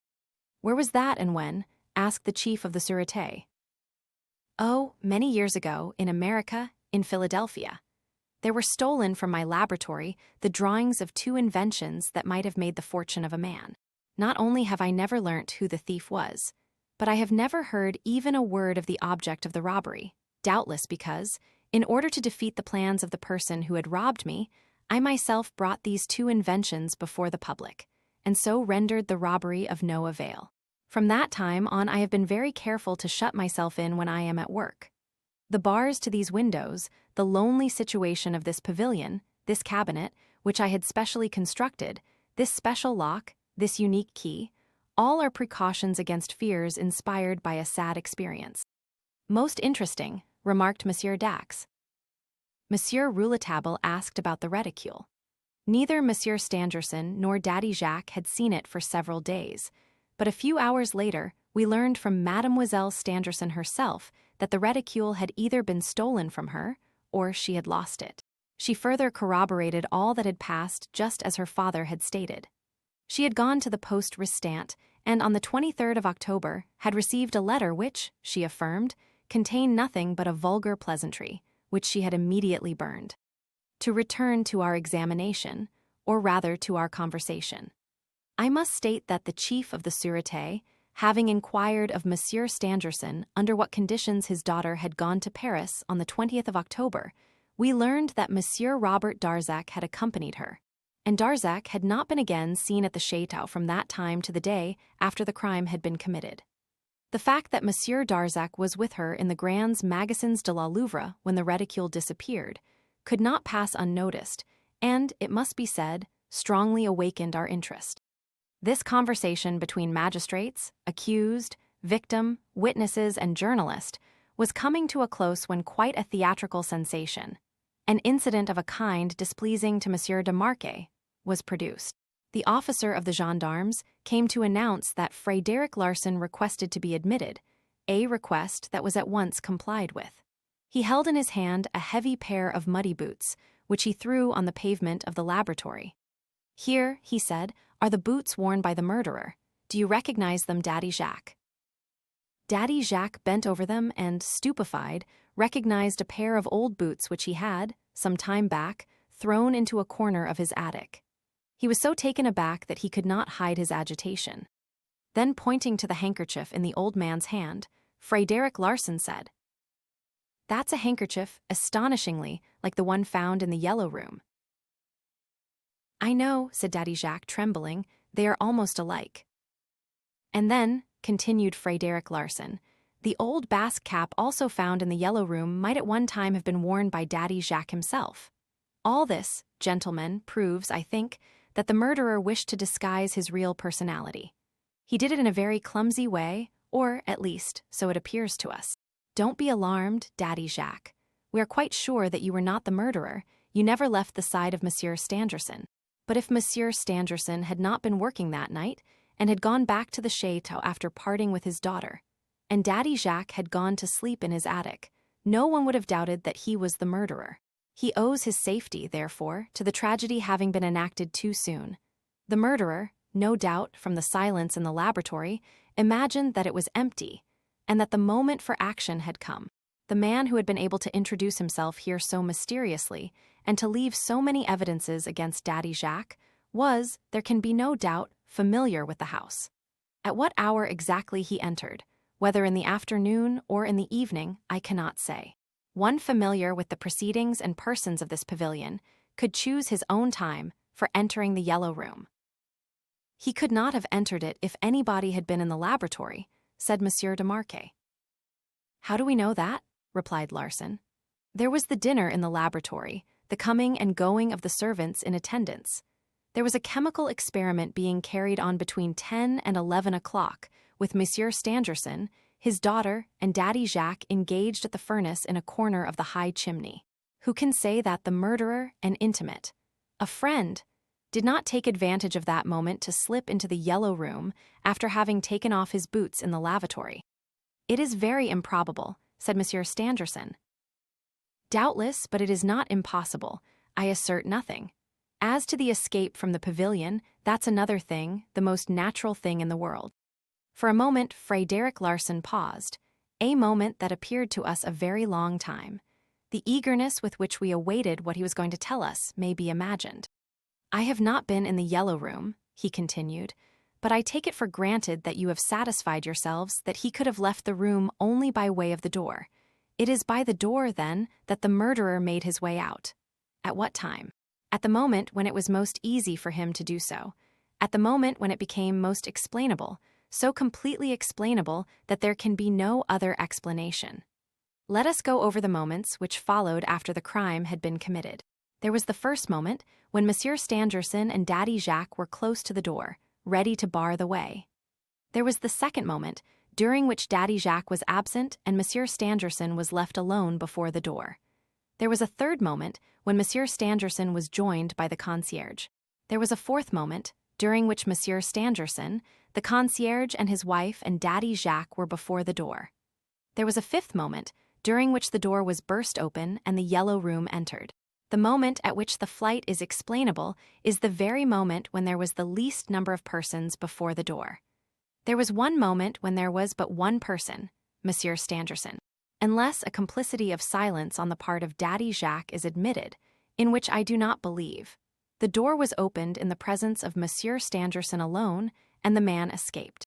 Here we must admit that Monsieur Stangerson had powerful reasons for not arresting, or not causing the arrest of the murderer, since he allowed him to reach the window in the vestibule and closed it after him. That done, Mademoiselle Stangerson, though horribly wounded, had still strength enough, and no doubt in obedience to the entreaties of her father, to refasten the door of her chamber, with both the bolt and the lock, before sinking on the floor. We do not know who committed the crime. We do not know of what wretch Monsieur and Mademoiselle Stangerson are the victims, but there is no doubt that they both know. The secret must be a terrible one, for the father had not hesitated to leave his daughter to die behind the door which she had shut upon herself.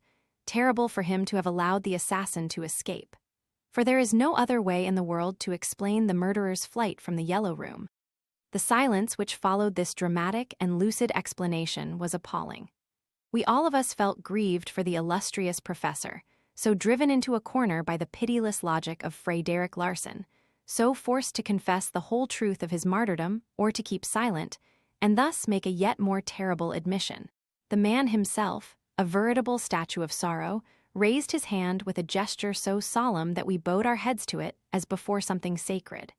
He then pronounced these words, in a voice so loud that it seemed to exhaust him. I swear by the head of my suffering child that I never for an instant left the door of her chamber after hearing her cries for help. That door was not opened while I was alone in the laboratory. And that, finally, when we entered the Yellow Room, my 3 domestics and I, the murderer was no longer there. I swear I do not know the murderer. Must I say it? In spite of the solemnity of Monsieur Stangerson's words, we did not believe in his denial. Frédéric Larsan had shown us the truth, and it was not so easily given up. Monsieur de Marquet announced that the conversation was at an end, and as we were about to leave the laboratory, Joseph Rouletabille approached Monsieur Stangerson, took him by the hand with the greatest respect, and I heard him say, I believe you, monsieur. I here close the citation, which I have thought it my duty to make from Monsieur Maline's narrative. I need not tell the reader that all that passed in the laboratory was immediately and faithfully reported to me by Rouletabille. Chapter Zia. Frédéric Larsan's cane. It was not till 6 o'clock that I left the chateau, taking with me the article hastily written by my friend in the little sitting room which Monsieur Robert Darzac had placed at our disposal. The reporter was to sleep at the chateau, taking advantage of the to me inexplicable hospitality offered him by Monsieur Robert Darzac, to whom Monsieur Stangerson, in that sad time, left the care of all his domestic affairs. Nevertheless, he insisted on accompanying me to the station at Épinay. In crossing the park, he said to me, "Frédéric is really very clever and has not belied his reputation. Do you know how he came to find Daddy Jacques' boots? Near the spot where we noticed the traces of the neat boots and the disappearance of the rough ones, there was a square hole, freshly made in the moist ground, where a stone had evidently been removed. Larsan searched for that stone without finding it, and at once imagined that it had been used by the murderer with which to sink the boots in the lake. Fred's calculation was an excellent one, as the success of his search proves.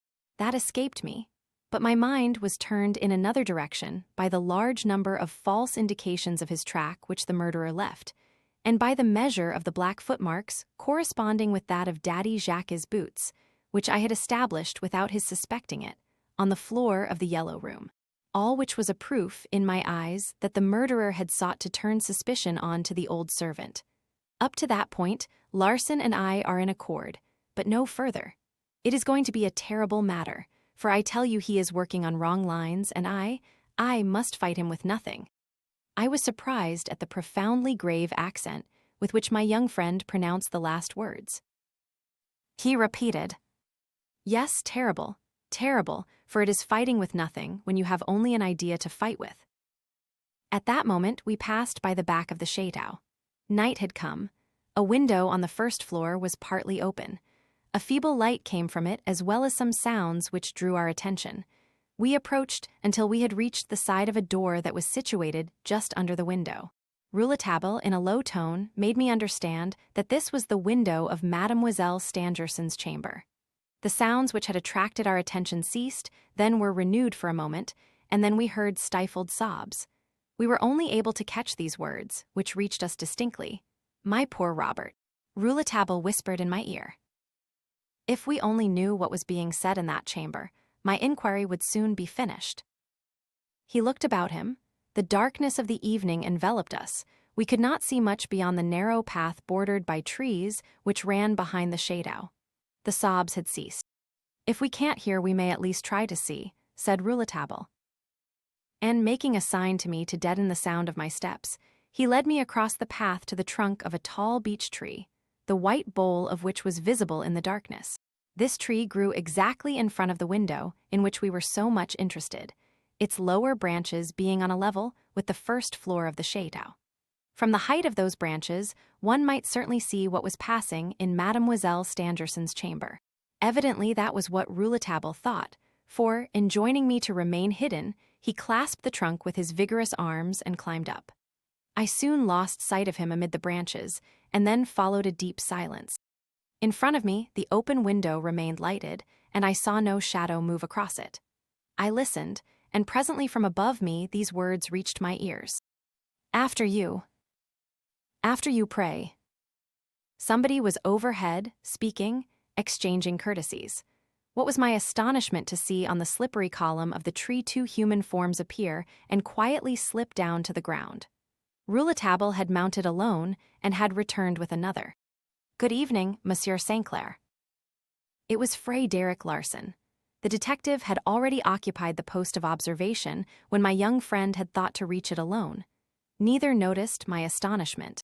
I explained that to myself by the fact that they must have been witnesses of some tender and despairing scene between Mademoiselle Stangerson, lying in her bed, and Monsieur Darzac on his knees by her pillow. I guessed that each had drawn different conclusions from what they had seen. It was easy to see that the scene had strongly impressed Rouletabille in favor of Monsieur Robert Darzac, while, to Larsan, it showed nothing but consummate hypocrisy, acted with finished art by Mademoiselle Stangerson's fiancé. As we reached the park gate, Larsen stopped us. "My cane," he cried. "I left it near the tree." He left us, saying he would rejoin us presently. "Have you noticed Frederick Larsen's cane?" asked the young reporter as soon as we were alone. "It is quite a new one, which I have never seen him use before. He seems to take great care of it, it never leaves him. One would think he was afraid it might fall into the hands of strangers. I never saw it before today. Where did he find it? It isn't natural that a man who had never before used a walking stick should, the day after the Glandier crime, never move a step without one. On the day of our arrival at the Shadow, as soon as he saw us, he put his watch in his pocket and picked up his cane from the ground, a proceeding to which I was perhaps wrong not to attach some importance. We were now out of the park. Rouletabille had dropped into silence. His thoughts were certainly still occupied with Frederick Larsen's new cane. I had proof of that when, as we came near to Epinay, he said, "Frederick Larsen arrived at the Glandier before me. He began his inquiry before me. He has had time to find out things about which I know nothing. Where did he find that cane?" Then he added, "It is probable that his suspicion, more than that, his reasoning, has led him to lay his hand on something tangible. Has this cane anything to do with it? Where the deuce could he have found it?" As I had to wait 20 minutes for the train at Epinay, we entered a cabaret. Almost immediately the door opened and Frederick Larsen made his appearance, brandishing his famous cane. "I found it," he said laughingly. The three of us seated ourselves at a table. Rouletabille never took his eyes off the cane. He was so absorbed that he did not notice a sign Larsen made to a railway employee, a young man with a chin decorated by a tiny blonde and ill-kept beard. On the sign he rose, paid for his drink, bowed, and went out. I should not myself have attached any importance to the circumstance, if it had not been recalled to my mind, some months later, by the reappearance of the man with the beard at one of the most tragic moments of this case. I then learned that the youth was one of Larsen's assistants and had been charged by him to watch the going and coming of travelers at the station of Epinay-sur-Orge. Larsen neglected nothing in any case on which he was engaged. I turned my eyes again on Rouletabille. "Ah, Monsieur Fred," he said, "when did you begin to use a walking stick? I have always seen you walking with your hands in your pockets." "It is a present," replied the detective. "Recent," insisted Rouletabille. "No, it was given to me in London." "Ah, yes, I remember. You have just come from London. May I look at it?" "Oh, certainly." Fred passed the cane to Rouletabille. It was a large yellow bamboo with a crutch handle and ornamented with a gold ring. Rouletabille, after examining it minutely, returned it to Larsen, with a bantering expression on his face, saying, "You were given a French cane in London." "Possibly," said Fred imperturbably. "Read the mark there in tiny letters, Cassette 6A Opera. Cannot English people buy canes in Paris?" When Rouletabille had seen me into the train, he said, "You'll remember the address." "Yes, Cassette 6A Opera. Rely on me, you shall have word tomorrow morning." That evening, on reaching Paris, I saw Monsieur Cassette, dealer in walking sticks and umbrellas, and wrote to my friend. A man unmistakably answering to the description of Monsieur Robert Darzac. Same height, slightly stooping, putty-colored overcoat, bowler hat. Purchased a cane similar to the one in which we are interested, on the evening of the crime, about 8 o'clock. Monsieur Cassette had not sold another such cane during the last 2 years. Fred's cane is new. It is quite clear that it's the same cane. Fred did not buy it since he was in London. Like you, I think that he found it somewhere near Monsieur Robert Darzac. But if, as you suppose, the murderer was in the Yellow Room for 5 or even 6 hours, and the crime was not committed until towards midnight, the purchase of this cane proves an incontestable alibi for Darzac. Chapter ZI. The presbytery has lost nothing of its charm, nor the garden its brightness. A week after the occurrence of the events I have just recounted, on the 2nd of November to be exact, I received at my home in Paris the following telegraphic message. "Come to the Glandier by the earliest train. Bring revolvers. Friendly greetings. Rouletabille." I have already said, I think, that at that period, being a young barrister with but few briefs, I frequented the Palais de Justice, rather for the purpose of familiarizing myself with my professional duties than for the defense of the widow and orphan. I could, therefore, feel no surprise at Rouletabille disposing of my time. Moreover, he knew how keenly interested I was in his journalistic adventures in general, and above all, in the murder at the Glandier. I had not heard from him for a week, nor of the progress made with that mysterious case, except by the innumerable paragraphs in the newspapers and by the very brief notes of Rouletabille in the Epoque. Those notes had divulged the fact that traces of human blood had been found on the mutton bone, as well as fresh traces of the blood of Mademoiselle Stangerson. The old stains belonged to other crimes, probably dating years back. It may be easily imagined that the crime engaged the attention of the press throughout the world. No crime known had more absorbed the minds of people. It appeared to me, however, that the judicial inquiry was making but very little progress, and I should have been very glad if, on the receipt of my friend's invitation to rejoin him at the Glandier, the dispatch had not contained the words, "Bring revolvers." That puzzled me greatly. Rouletabille telegraphing for revolvers meant that there might be occasion to use them. Now, I confess it without shame, I am not a hero. But here was a friend, evidently in danger, calling on me to go to his aid. I did not hesitate long, and after assuring myself that the only revolver I possessed was properly loaded, I hurried towards the Orleans station. On the way, I remembered that Rouletabille had asked for 2 revolvers. I therefore entered a gunsmith's shop and bought an excellent weapon for my friend. I had hoped to find him at the station at Epinay, but he was not there. However, a cab was waiting for me, and I was soon at the Glandier. Nobody was at the gate, and it was only on the threshold of the Chateau that I met the young man. He saluted me with a friendly gesture and threw his arms about me, inquiring warmly as to the state of my health. When we were in the little sitting room of which I have spoken, Rouletabille made me sit down. "It's going badly," he said. "What's going badly?" I asked. "Everything." He came nearer to me and whispered, "Frédéric Larsan is working with might and main against Darzac." This did not astonish me. I had seen the poor show Mademoiselle Stangerson's fiancé had made at the time of the examination of the footprints. However, I immediately asked, "What about that cane?" "It is still in the hands of Frédéric Larsan. He never lets go of it." "But doesn't it prove the alibi for Monsieur Darzac?" "Not at all. Gently questioned by me, Darzac denied having, on that evening, or on any other, purchased a cane at Cassette S. However," said Rouletabille, "I'll not swear to anything. Monsieur Darzac has such strange fits of silence that one does not know exactly what to think of what he says. To Frédéric Larsan, this cane must mean a piece of very damaging evidence. But in what way? The time when it was bought shows it could not have been in the murderer's possession. The time doesn't worry Larsan. He is not obliged to adopt my theory, which assumes that the murderer got into the Yellow Room between 5 and 6 o'clock. But there's nothing to prevent him assuming that the murderer got in between 10 and 11 o'clock at night.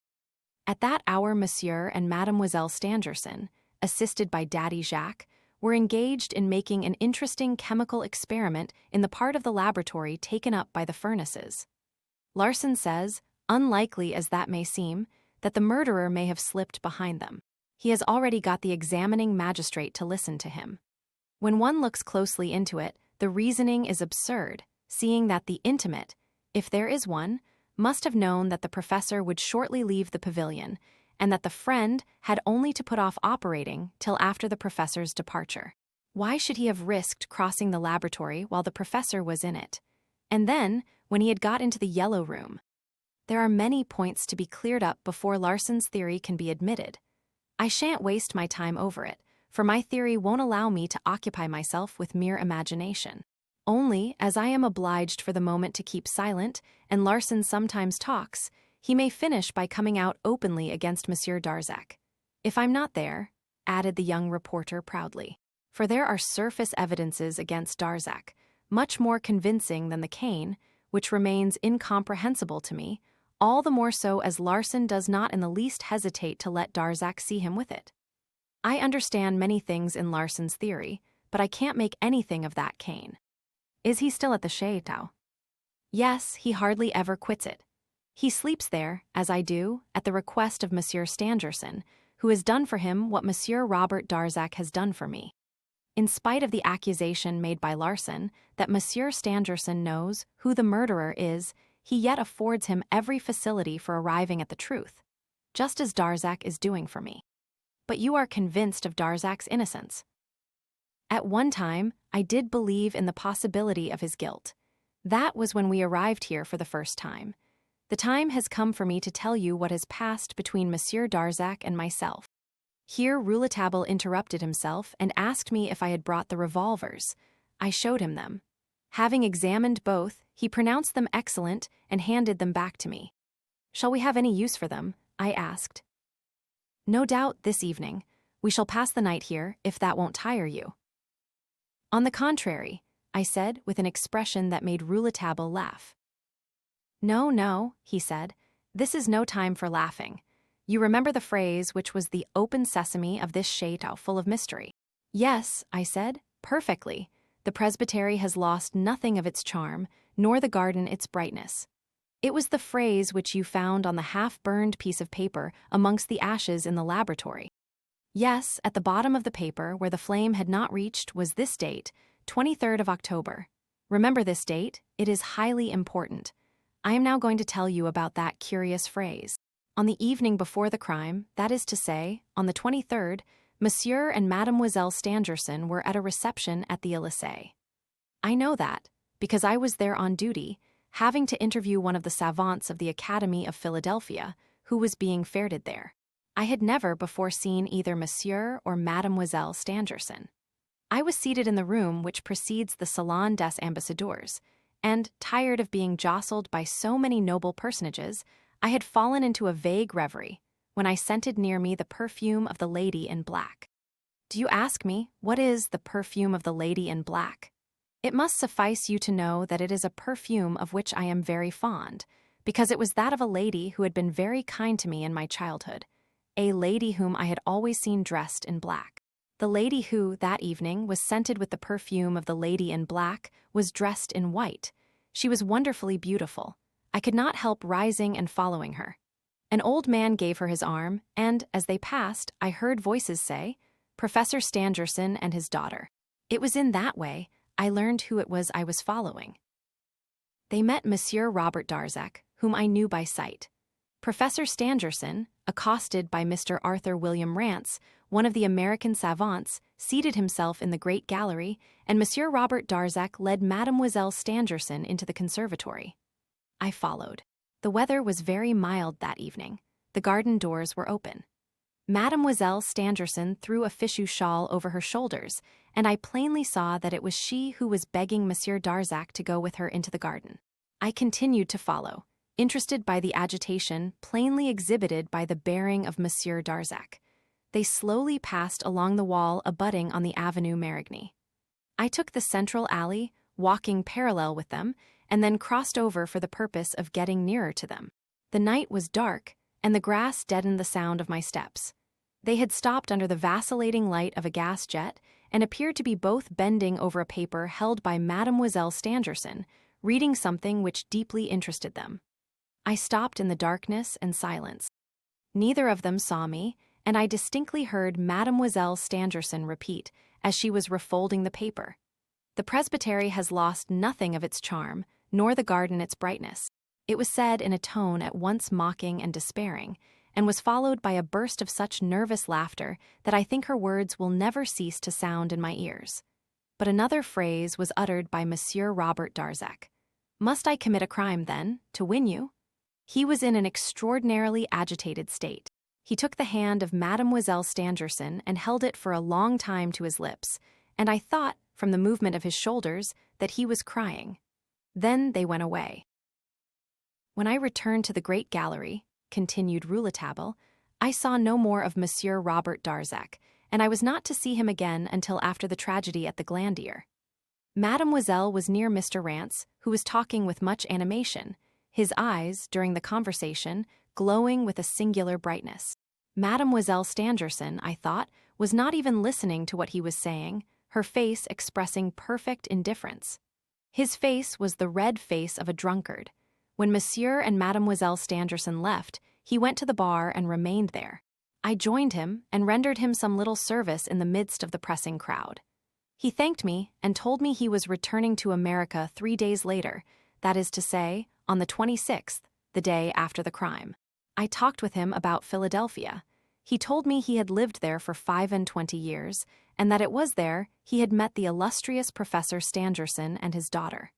He drank a great deal of champagne, and when I left him, he was very nearly drunk. Such were my experiences on that evening, and I leave you to imagine what effect the news of the attempted murder of Mademoiselle Stangerson produced on me. With what force those words pronounced by Monsieur Robert Darzac, "Must I commit a crime, then, to win you?" recurred to me. It was not this phrase, however, that I repeated to him when we met here at Glandier.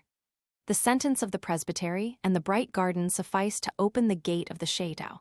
If you ask me if I believe now that Monsieur Darzac is the murderer, I must say I do not. I do not think I ever quite thought that. At the time, I could not really think seriously of anything. I had so little evidence to go on, but I needed to have at once the proof that he had not been wounded in the hand. When we were alone together, I told him how I had chanced to overhear a part of his conversation with Mademoiselle Stangerson in the garden of the Élysée. And when I repeated to him the words, "Must I commit a crime, then, to win you?" he was greatly troubled, though much less so than he had been by hearing me repeat the phrase about the presbytery. What threw him into a state of real consternation was to learn from me that the day on which he had gone to meet Mademoiselle Stangerson at the Élysée was the very day on which she had gone to the post office for the letter. It was that letter, perhaps, which ended with the words, "The presbytery has lost nothing of its charm, nor the garden its brightness." My surmise was confirmed by my finding, if you remember, in the ashes of the laboratory, the fragment of paper dated October the 23rd. The letter had been written and withdrawn from the post office on the same day. There can be no doubt that, on returning from the Élysée that night, Mademoiselle Stangerson had tried to destroy that compromising paper. It was in vain that Monsieur Darzac denied that that letter had anything whatever to do with the crime. I told him that in an affair so filled with mystery as this, he had no right to hide this letter, that I was persuaded it was of considerable importance, that the desperate tone in which Mademoiselle Stangerson had pronounced the prophetic phrase, that his own tears, and the threat of a crime which he had professed after the letter was read, all these facts tended to leave no room for me to doubt. Monsieur Darzac became more and more agitated, and I determined to take advantage of the effect I had produced on him. "You were on the point of being married, monsieur," I said negligently and without looking at him, "and suddenly your marriage becomes impossible because of the writer of that letter. Because as soon as his letter was read, you spoke of the necessity for a crime to win Mademoiselle Stangerson. Therefore there is someone between you and her, someone who is preventing your marriage with her, someone who has attempted to kill her so that she should not be able to marry." And I concluded with these words, "Now, monsieur, you have only to tell me in confidence the name of the murderer." The words I had uttered must have struck him ominously, for when I turned my eyes on him, I saw that his face was haggard, the perspiration standing on his forehead and terror showing in his eyes. "Monsieur," he said to me, "I am going to ask of you something which may appear insane, but in exchange for which I place my life in your hands. You must not tell the magistrates of what you saw and heard in the garden of the Élysée, neither to them nor to anybody. I swear to you that I am innocent, and I feel that you believe me, but I would rather be taken for the guilty man than see justice go astray on that phrase. The presbytery has lost nothing of its charm, nor the garden its brightness. The judges must know nothing about that phrase. All this matter is in your hands. Monsieur, I leave it there, but forget the evening at the Élysée. 100 other roads are open to you in your search for the criminal. I will open them for you myself. I will help you. Will you take up your quarters here? You may remain here to do as you please. Eat, sleep here, watch my actions, the actions of all here. You shall be master of the Glandier, monsieur, but forget the evening at the Élysée." Rouletabille here paused to take breath. I now understood what had appeared so unexplainable in the demeanor of Monsieur Robert Darzac towards my friend, and the facility with which the young reporter had been able to install himself on the scene of the crime. My curiosity could not fail to be excited by all I had heard. I asked Rouletabille to satisfy it still further. What had happened at the Glandier during the past week? Had he not told me that there were surface indications against Monsieur Darzac much more terrible than that of the cane found by Larsan? Everything seems to be pointing against him, replied my friend, and the situation is becoming exceedingly grave. Monsieur Darzac appears not to mind it much, but in that he is wrong. I was interested only in the health of Mademoiselle Stangerson, which was daily improving, when something occurred that is even more mysterious than the mystery of the Yellow Room. Impossible, I cried. What could be more mysterious than that? Let us first go back to Monsieur Robert Darzac, said Rouletabille, calming me. I have said that everything seems to be pointing against him. The marks of the neat boots found by Frédéric Larsan appear to be really the footprints of Mademoiselle Stangerson's fiancé. The marks made by the bicycle may have been made by his bicycle. He had usually left it at the Château. Why did he take it to Paris on that particular occasion? Was it because he was not going to return again to the Château? Was it because, owing to the breaking off of his marriage, his relations with the Stangersons were to cease? All who are interested in the matter affirm that those relations were to continue unchanged. Frédéric Larsan, however, believes that all intercourse was at an end. From the day when Monsieur Darzac accompanied Mademoiselle Stangerson to the Grands Magasins de la Louvre until the day after the crime, he had not been at the Glandier. Remember that Mademoiselle Stangerson lost her reticule containing the key with the brass head while she was in his company. From that day to the evening at the Élysée, the Sorbonne professor and Mademoiselle Stangerson did not see one another, but they may have written to each other. Mademoiselle Stangerson went to the post office to get a letter, which Larsan says was written by Robert Darzac. For knowing nothing of what had passed at the Élysée, Larsan believes that it was Monsieur Darzac himself who stole the reticule with the key, with the design of forcing her consent, by getting possession of the precious papers of her father, papers which he would have restored to him on condition that the marriage engagement was to be fulfilled. All that would have been a very doubtful and almost absurd hypothesis, as Larsan admitted to me, but for another and much graver circumstance. In the first place here is something which I have not been able to explain. Monsieur Darzac had himself, on the 24th, gone to the post office to ask for the letter which Mademoiselle had called for and received on the previous evening. The description of the man who made application tallies in every respect with the appearance of Monsieur Darzac, who, in answer to the questions put to him by the examining magistrate, denies that he went to the post office. Now even admitting that the letter was written by him, which I do not believe, he knew that Mademoiselle Stangerson had received it, since he had seen it in her hands in the garden at the Élysée. It could not have been he, then, who had gone to the post office, the day after the 24th, to ask for a letter which he knew was no longer there. To me it appears clear that somebody, strongly resembling him, stole Mademoiselle Stangerson's reticule, and in that letter, had demanded of her something which she had not sent him. He must have been surprised at the failure of his demand, hence his application at the post office, to learn whether his letter had been delivered to the person to whom it had been addressed. Finding that it had been claimed, he had become furious. What had he demanded? Nobody but Mademoiselle Stangerson knows. Then, on the day following, it is reported that she had been murdered during the night. And the next day, I discovered that the professor had, at the same time, been robbed by means of the key referred to in the poste restant letter. It would seem, then, that the man who went to the post office to inquire for the letter must have been the murderer. All these arguments Larsan applies as against Monsieur Darzac. You may be sure that the examining magistrate, Larsan, and myself have done our best to get from the post office precise details relative to the singular personage who applied there on the 24th of October. But nothing has been learned. We don't know where he came from or where he went. Beyond the description which makes him resemble Monsieur Darzac, we know nothing. I have announced in the leading journals that a handsome reward will be given to a driver of any public conveyance who drove a fare to number 40, post office, about 10 o'clock on the morning of the 24th of October. Information to be addressed to M.R. at the office of the Epoque, but no answer has resulted. The man may have walked, but as he was most likely in a hurry, there was a chance that he might have gone in a cab. Who, I keep asking myself night and day, is the man who so strongly resembles Monsieur Robert Darzac, and who is also known to have bought the cane which has fallen into Larson's hands? The most serious fact is that Monsieur Darzac was, at the very same time that his double presented himself at the post office, down for a lecture at the Sorbonne. He had not delivered that lecture, and one of his friends took his place. When I questioned him as to how he had employed the time, he told me that he had gone for a stroll in the Bois de Boulogne. What do you think of a professor who, instead of giving his lecture, obtains a substitute to go for a stroll in the Bois de Boulogne? When Frédéric Larsan asked him for information on this point, he quietly replied that it was no business of his how he spent his time in Paris. On which Fred swore aloud that he would find out without anybody's help.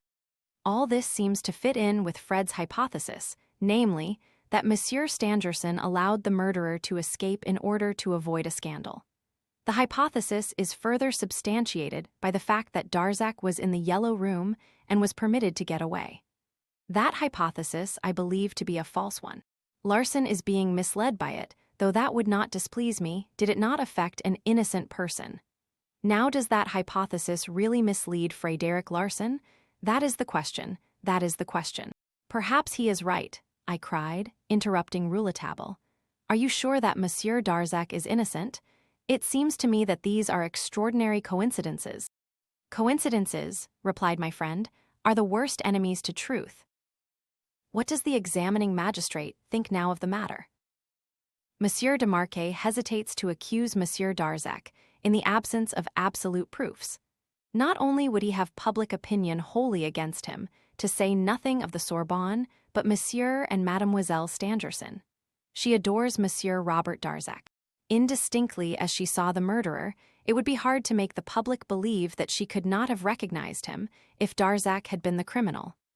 No doubt the Yellow Room was very dimly lit, but a nightlight, however small, gives some light. Here, my boy, is how things stood when, 3 days, or rather 3 nights ago, an extraordinarily strange incident occurred.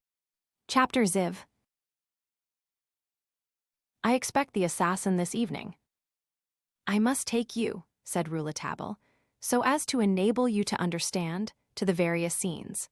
I myself believe that I have discovered what everybody else is searching for, namely, how the murderer escaped from the Yellow Room without any accomplice, and without Mademoiselle Stangerson having had anything to do with it.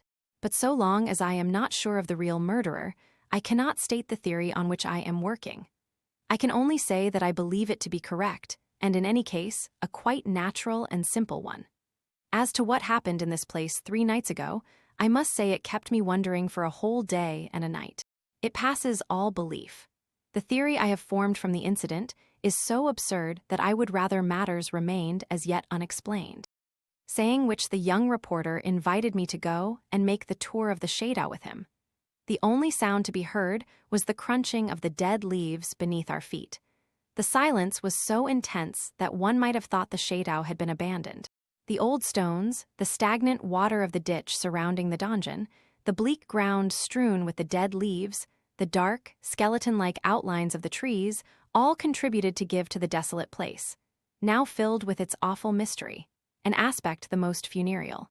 As we passed round the donjon, we met the green man, the forest keeper, who did not greet us, but walked by as if we had not existed.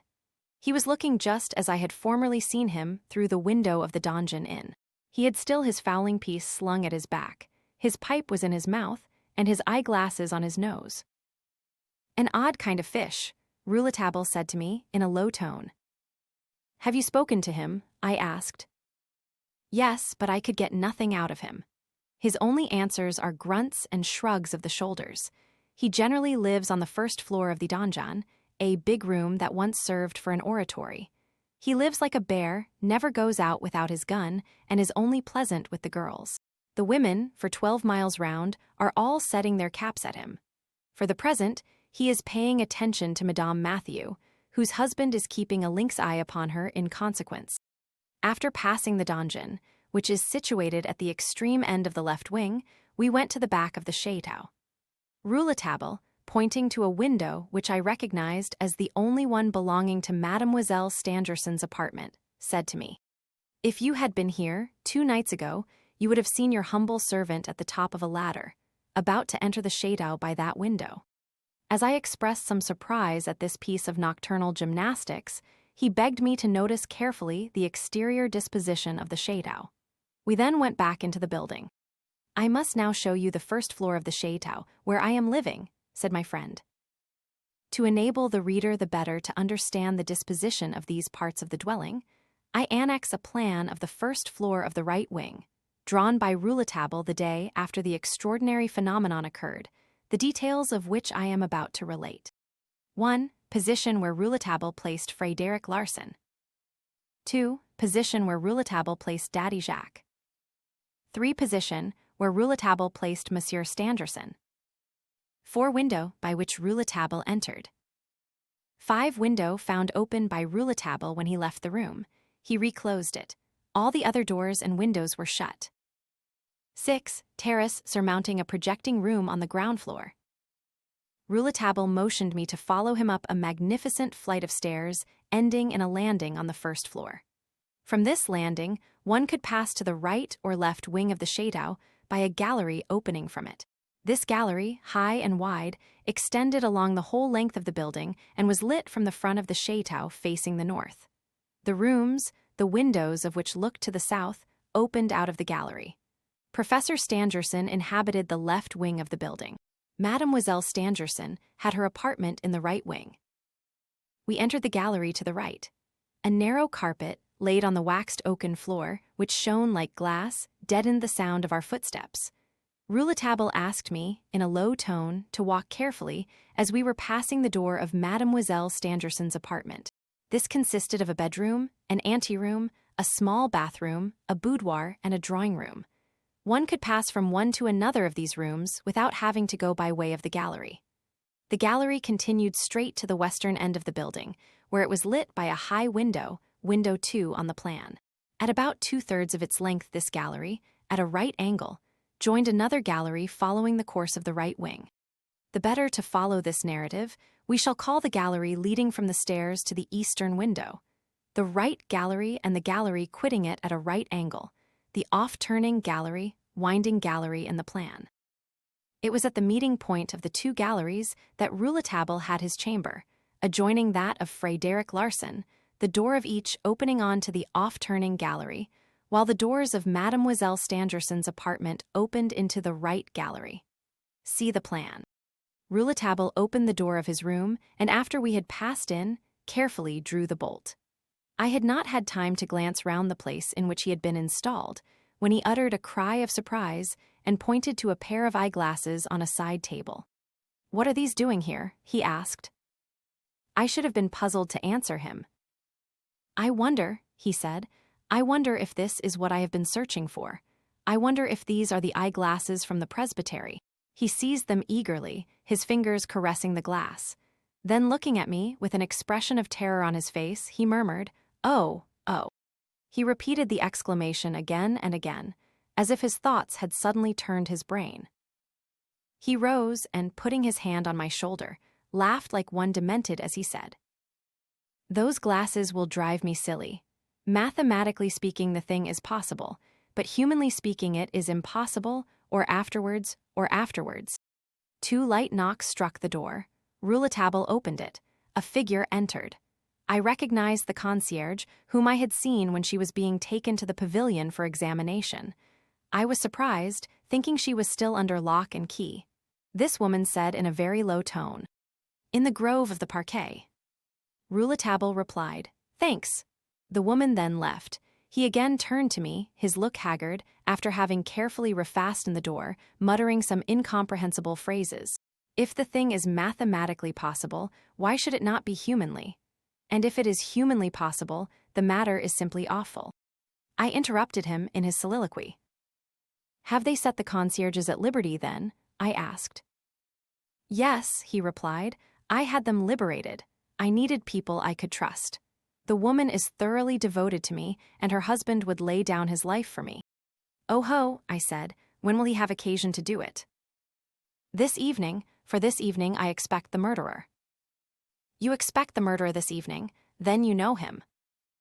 "I shall know him, but I should be mad to affirm, categorically, at this moment that I do know him.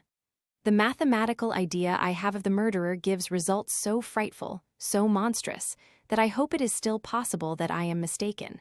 I hope so, with all my heart. 5 minutes ago, you did not know the murderer. How can you say that you expect him this evening? Because I know that he must come. Rouletabille very slowly filled his pipe and lit it. That meant an interesting story. At that moment, we heard someone walking in the gallery and passing before our door. Rouletabille listened. The sound of the footstep died away in the distance. "Is Frédéric Larsan in his room?" I asked, pointing to the partition.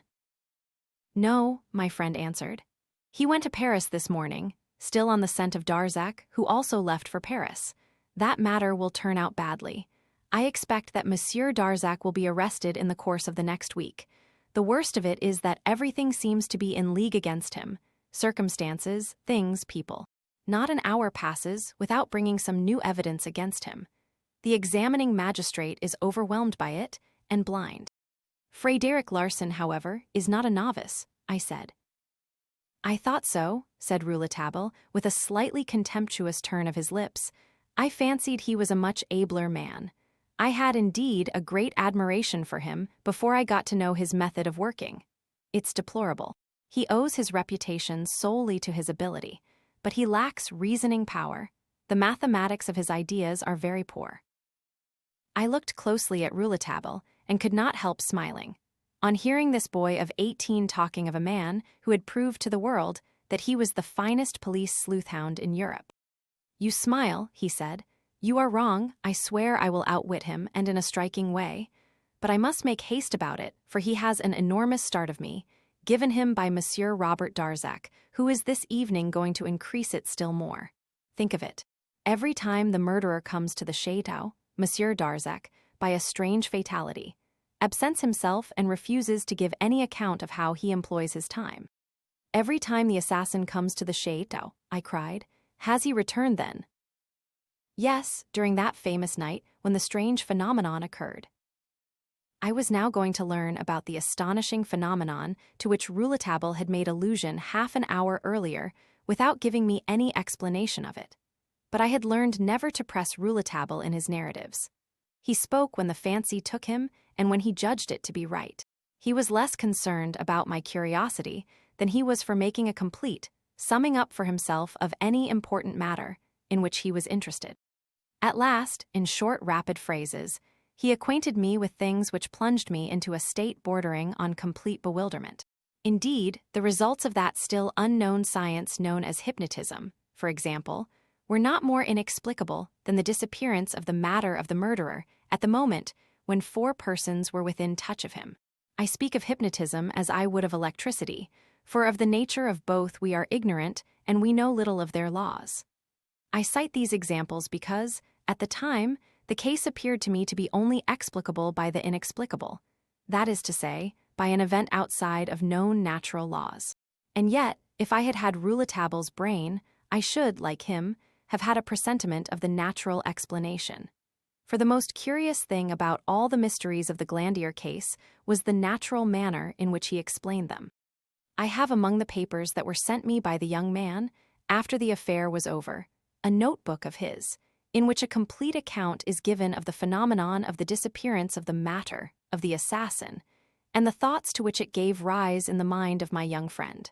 It is preferable, I think, to give the reader this account, rather than continue to reproduce my conversation with Rouletabille, for I should be afraid, in a history of this nature, to add a word that was not in accordance with the strictest truth.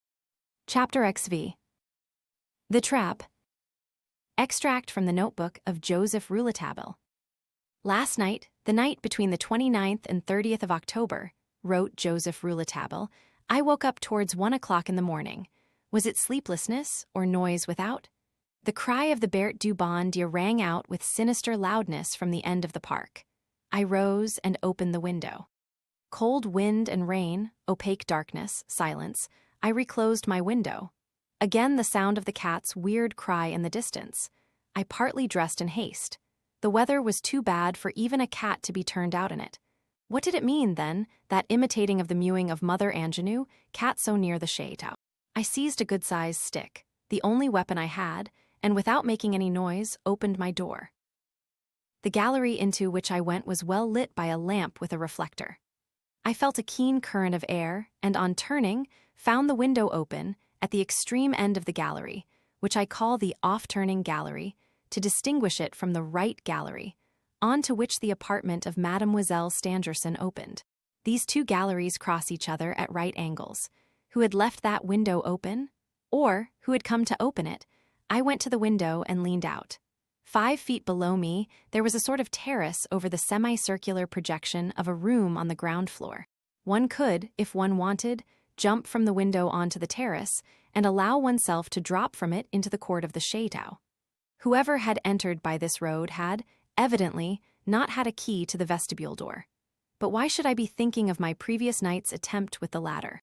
Because of the open window, left open, perhaps, by the negligence of a servant, I reclosed it, smiling at the ease with which I built a drama on the mere suggestion of an open window. Again the cry of the Berthe du Bon Dieu, and then silence. The rain ceased to beat on the window. All in the chateau slept. I walked with infinite precaution on the carpet of the gallery. On reaching the corner of the right gallery, I peered round it cautiously. There was another lamp there, with a reflector which quite lit up the several objects in it, 3 chairs and some pictures hanging on the wall. What was I doing there? Perfect silence reigned throughout. Everything was sunk in repose. What was the instinct that urged me towards Mademoiselle Stangerson's chamber? Why did a voice within me cry, "Go on to the chamber of Mademoiselle Stangerson"? I cast my eyes down upon the carpet on which I was treading and saw that my steps were being directed towards Mademoiselle Stangerson's chamber by the marks of steps that had already been made there. Yes, on the carpet were traces of footsteps stained with mud leading to the chamber of Mademoiselle Stangerson. Horror, horror! I recognized in those footprints the impression of the neat boots of the murderer. He had come, then, from without in this wretched night. If you could descend from the gallery by way of the window, by means of the terrace, then you could get into the chateau by the same means. The murderer was still in the chateau, for here were marks as of returning footsteps. He had entered by the open window at the extremity of the off-turning gallery. He had passed Frederic Larsan's door and mine, had turned to the right, and had entered Mademoiselle Stangerson's room. I am before the door of her anteroom. It is open. I push it without making the least noise. Under the door of the room itself I see a streak of light. I listen, no sound, not even of breathing. Ah, if I only knew what was passing in the silence that is behind that door. I find the door locked and the key turned on the inner side. And the murderer is there, perhaps. He must be there. Will he escape this time? All depends on me. I must be calm, and above all, I must make no false steps. I must see into that room. I can enter it by Mademoiselle Stangerson's drawing room, but to do that I should have to cross her boudoir. And while I am there, the murderer may escape by the gallery door, the door in front of which I am now standing. I am sure that no other crime is being committed on this night, for there is complete silence in the boudoir, where 2 nurses are taking care of Mademoiselle Stangerson until she is restored to health. As I am almost sure that the murderer is there, why do I not at once give the alarm? The murderer may, perhaps, escape, but perhaps I may be able to save Mademoiselle Stangerson's life. Suppose the murderer on this occasion is not here to murder. The door has been opened to allow him to enter. By whom? And it has been refastened. By whom? Mademoiselle Stangerson shuts herself up in her apartment with her nurses every night. Who turned the key of that chamber to allow the murderer to enter? The nurses, 2 faithful domestics. The old chambermaid, Sylvia. It is very improbable. Besides, they slept in the boudoir, and Mademoiselle Stangerson, very nervous and careful, Monsieur Robert Darzac told me, sees to her own safety since she has been well enough to move about in her room, which I have not yet seen her leave. This nervousness and sudden care on her part, which had struck Monsieur Darzac, had given me, also, food for thought. At the time of the crime in the Yellow Room, there can be no doubt that she expected the murderer. Was he expected this night? Was it she herself who had opened her door to him? Had she some reason for doing so? Was she obliged to do it? Was it a meeting for purposes of crime? Certainly it was not a lover's meeting, for I believe Mademoiselle Stangerson adores Monsieur Darzac. All these reflections ran through my brain like a flash of lightning. What would I not give to know? It is possible that there was some reason for the awful silence. My intervention might do more harm than good. How could I tell?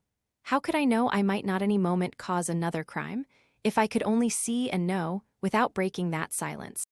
I left the anteroom and descended the central stairs to the vestibule, and, as silently as possible, made my way to the little room on the ground floor where Daddy Jacques had been sleeping since the attack made at the pavilion. I found him dressed, his eyes wide open, almost haggard. He did not seem surprised to see me. He told me that he had got up because he had heard the cry of the Berthe du Bon Dieu and because he had heard footsteps in the park, close to his window, out of which he had looked and just then had seen a black shadow pass by. I asked him whether he had a firearm of any kind. No, he no longer kept one, since the examining magistrate had taken his revolver from him. We went out together, by a little back door, into the park, and stole along the Chateau to the point which is just below Mademoiselle Stangerson's window.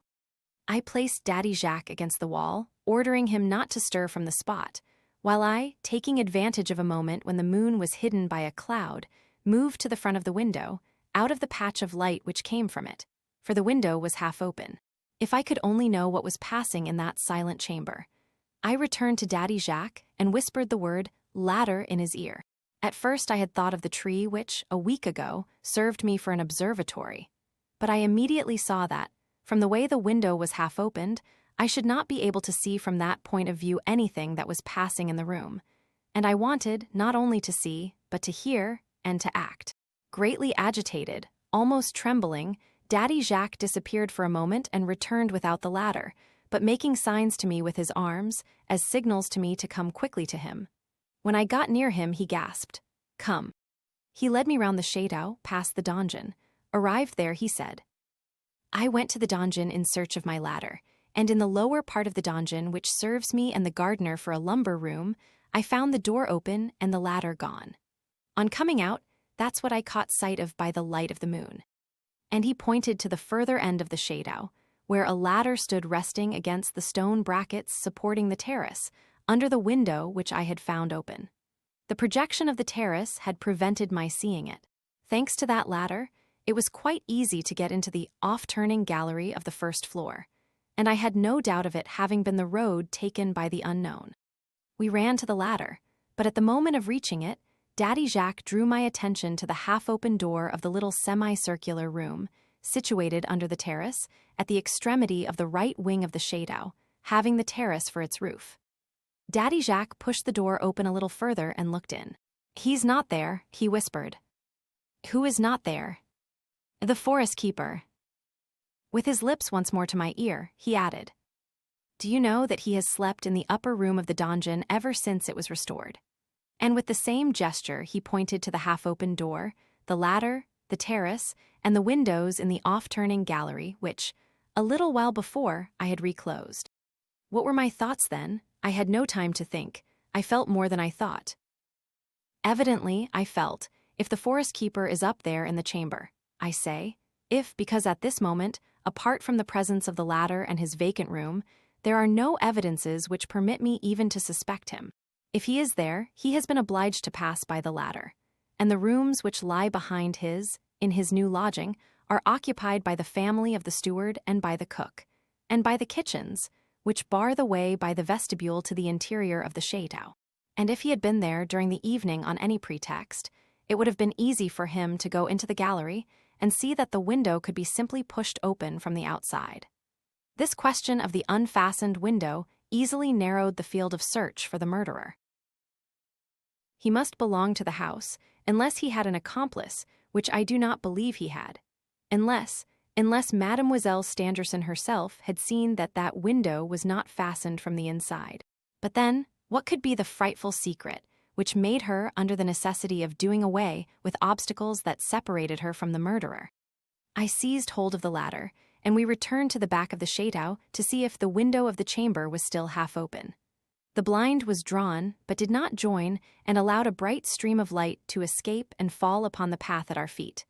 I planted the ladder under the window. I am almost sure that I made no noise, and while Daddy Jacques remained at the foot of the ladder, I mounted it, very quietly, my stout stick in my hand. I held my breath and lifted my feet with the greatest care. Suddenly, a heavy cloud discharged itself at that moment in a fresh downpour of rain. At the same instant, the sinister cry of the Bert du Bon Dieu arrested me in my ascent. It seemed to me to have come from close by me, only a few yards away. Was the cry a signal? Had some accomplice of the man seen me on the ladder? Would the cry bring the man to the window? Perhaps. Ah, there he was at the window. I felt his head above me. I heard the sound of his breath. I could not look up towards him, the least movement of my head, and I might be lost. Would he see me? Would he peer into the darkness? No, he went away. He had seen nothing. I felt, rather than heard, him moving on tiptoe in the room, and I mounted a few steps higher. My head reached to the level of the windowsill. My forehead rose above it. My eyes looked between the opening and the blinds, and I saw a man seated at Mademoiselle Stangerson's little desk, writing. His back was turned toward me.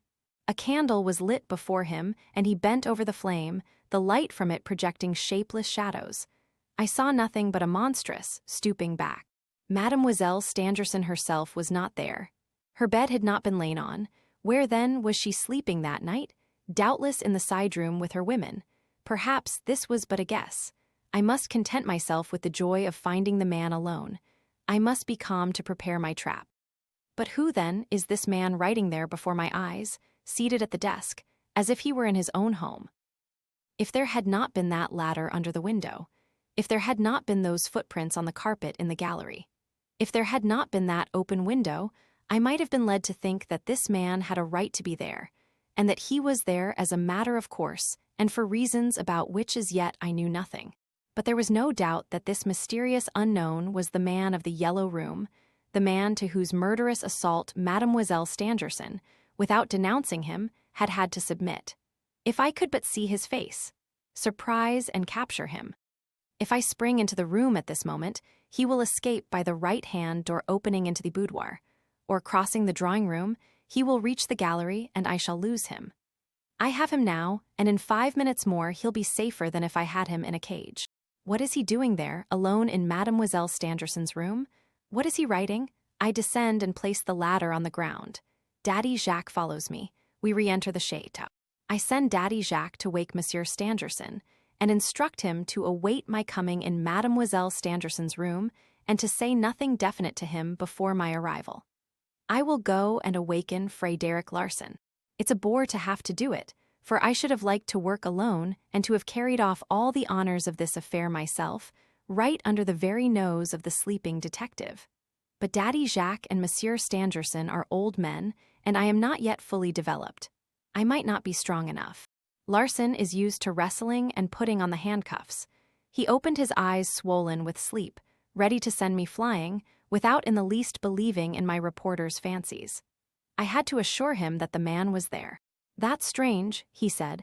I thought I left him this afternoon in Paris. He dressed himself in haste and armed himself with a revolver. We stole quietly into the gallery. Where is he? Larsan asked. In Mademoiselle Stangerson's room. And Mademoiselle Stangerson. She is not in there. Let's go in. Don't go there. On the least alarm, the man will escape. He has 4 ways by which to do it: the door, the window, the boudoir, or the room in which the women are sleeping. I'll draw him from below. And if you fail, if you only succeed in wounding him, he'll escape again, without reckoning that he is certainly armed. No, let me direct the expedition, and I'll answer for everything. As you like, he replied with fairly good grace. Then, after satisfying myself that all the windows of the 2 galleries were thoroughly secure, I placed Frédéric Larsan at the end of the off-turning gallery, before the window which I had found open and had reclosed. Under no consideration, I said to him, must you stir from this post till I call you. The chances are even that the man, when he is pursued, will return to this window and try to save himself that way, for it is by that way he came in and made a way ready for his flight. You have a dangerous post. What will be yours? Asked Fred. I shall spring into the room and knock him over for you. Take my revolver, said Fred, and I'll take your stick. Thanks, I said. You are a brave man. I accepted his offer. I was going to be alone with the man in the room writing, and was really thankful to have the weapon. I left Fred, having posted him at the window, number 5 on the plan, and, with the greatest precaution, went towards Monsieur Stangerson's apartment in the left wing of the chateau. I found him with Daddy Jacques, who had faithfully obeyed my directions, confining himself to asking his master to dress as quickly as possible. In a few words, I explained to Monsieur Stangerson what was passing. He armed himself with a revolver, followed me, and we were all three speedily in the gallery. Since I had seen the murderer seated at the desk, 10 minutes had elapsed. Monsieur Stangerson wished to spring upon the assassin at once and kill him. I made him understand that, above all, he must not, in his desire to kill him, miss him. When I had sworn to him that his daughter was not in the room, and in no danger, he conquered his impatience and left me to direct the operations. I told them that they must come to me the moment I called to them, or when I fired my revolver. I then sent Daddy Jacques to place himself before the window at the end of the right gallery, number 2 on my plan. I chose that position for Daddy Jacques because I believed that the murderer, tracked on leaving the room, would run through the gallery towards the window which he had left open, and, instantly seeing that it was guarded by Larsan, would pursue his course along the right gallery. There he would encounter Daddy Jacques, who would prevent his springing out of the window into the park. Under that window there was a sort of buttress, while all the other windows in the galleries were at such a height from the ground that it was almost impossible to jump from them without breaking one's neck. All the doors and windows, including those of the lumber room at the end of the right gallery, as I had rapidly assured myself, were strongly secured. Having indicated to Daddy Jacques the post he was to occupy, and having seen him take up his position, I placed Monsieur Stangerson on the landing at the head of the stairs, not far from the door of his daughter's anteroom. Everything led me to suppose that, when I surprised the murderer in the room, he would run by way of the anteroom rather than the boudoir, where the women were, and of which the door must have been locked by Mademoiselle Stangerson herself if, as I thought, she had taken refuge in the boudoir for the purpose of avoiding the murderer who was coming to see her. In any case, he must return to the gallery where my people were awaiting him at every possible issue. On coming there, he would see on his left Monsieur Stangerson. He would turn to the right, towards the off-turning gallery, the way he had prearranged for flight, where, at the intersection of the two galleries, he would see at once, as I have explained, on his left Frédéric Larsan at the end of the off-turning gallery, and in front Daddy Jacques at the end of the right gallery. Monsieur Stangerson and myself would arrive by way of the back of the chateau. He is ours. He can no longer escape us. I was sure of that. The plan I had formed seemed to me the best, the surest, and the most simple. It would, no doubt, have been simpler still, if we had been able to place someone directly behind the door of Mademoiselle's boudoir, which opened out of her bedchamber, and, in that way, had been in a position to besiege the two doors of the room in which the man was. But we could not penetrate the boudoir except by way of the drawing-room, the door of which had been locked on the inside by Mademoiselle Stangerson. But even if I had had the free disposition of the boudoir, I should have held to the plan I had formed, because any other plan of attack would have separated us at the moment of the struggle with the man, while my plan united us all for the attack, at a spot which I had selected with almost mathematical precision, the intersection of the two galleries. Having so placed my people, I again left the chateau, hurried to my ladder, and, replacing it, climbed up, revolver in hand. If there be any inclined to smile at my taking so many precautionary measures, I refer them to the mystery of the yellow room, and to all the proofs we have of the weird cunning of the murderer. Further, if there be some who think my observations needlessly minute at a moment, when they ought to be completely held by rapidity of movement and decision of action, I reply that I have wished to report here, at length and completely, all the details of a plan of attack conceived so rapidly that it is only the slowness of my pen that gives an appearance of slowness to the execution. I have wished, by this slowness and precision, to be certain that nothing should be omitted from the conditions under which the strange phenomenon was produced, which, until some natural explanation of it is forthcoming, seems to me to prove, even better than the theories of Professor Stangerson, the dissociation of matter, I will even say, the instantaneous dissociation of matter. Chapter XVI. Strange phenomenon of the dissociation of matter. Extract from the notebook of Joseph Rouletabille, continued. I am again at the windowsill, continues Rouletabille, and once more I raise my head above it. Through an opening in the curtains, the arrangement of which has not been changed, I am ready to look, anxious to note the position in which I am going to find the murderer, whether his back will still be turned towards me, whether he is still seated at the desk writing, but perhaps he is no longer there. Yet how could he have fled? Was I not in possession of his ladder? I force myself to be cool. I raise my head yet higher. I look, he is still there. I see his monstrous back, deformed by the shadow thrown by the candle. He is no longer writing now, and the candle is on the parquet, over which he is bending, a position which serves my purpose. I hold my breath. I mount the ladder. I am on the uppermost rung of it, and with my left hand seize hold of the windowsill. In this moment of approaching success, I feel my heart beating wildly. I put my revolver between my teeth. A quick spring, and I shall be on the window ledge. But the ladder. I had been obliged to press on it heavily, and my foot had scarcely left it, when I felt it swaying beneath me. It grated on the wall and fell. But already my knees were touching the windowsill, and, by a movement quick as lightning, I got onto it. But the murderer had been even quicker than I had been. He had heard the grating of the ladder on the wall, and I saw the monstrous back of the man raise itself. I saw his head. Did I really see it? The candle on the parquet lit up his legs only. Above the height of the table, the chamber was in darkness. I saw a man with long hair, a full beard, wild-looking eyes, a pale face, framed in large whiskers, as well as I could distinguish, and, as I think, red in color. I did not know the face. That was, in brief, the chief sensation I received from that face in the dim half-light in which I saw it. I did not know it, or, at least, I did not recognize it. Now for quick action. It was indeed time for that, for as I was about to place my legs through the window, the man had seen me, had bounded to his feet, had sprung, as I foresaw he would, to the door of the antechamber, had time to open it, and fled. But I was already behind him, revolver in hand, shouting help. Like an arrow, I crossed the room, but noticed a letter on the table as I rushed. I almost came up with the man in the anteroom, for he had lost time in opening the door to the gallery. I flew on wings, and in the gallery was but a few feet behind him. He had taken, as I supposed he would, the gallery on his right, that is to say, the road he had prepared for his flight. "Help, Jacques! Help, Larsan!" I cried. He could not escape us. I raised a shout of joy, of savage victory. The man reached the intersection of the two galleries hardly 2 seconds before me for the meeting which I had prepared. The fatal shock, which must inevitably take place at that spot. We all rushed to the crossing place.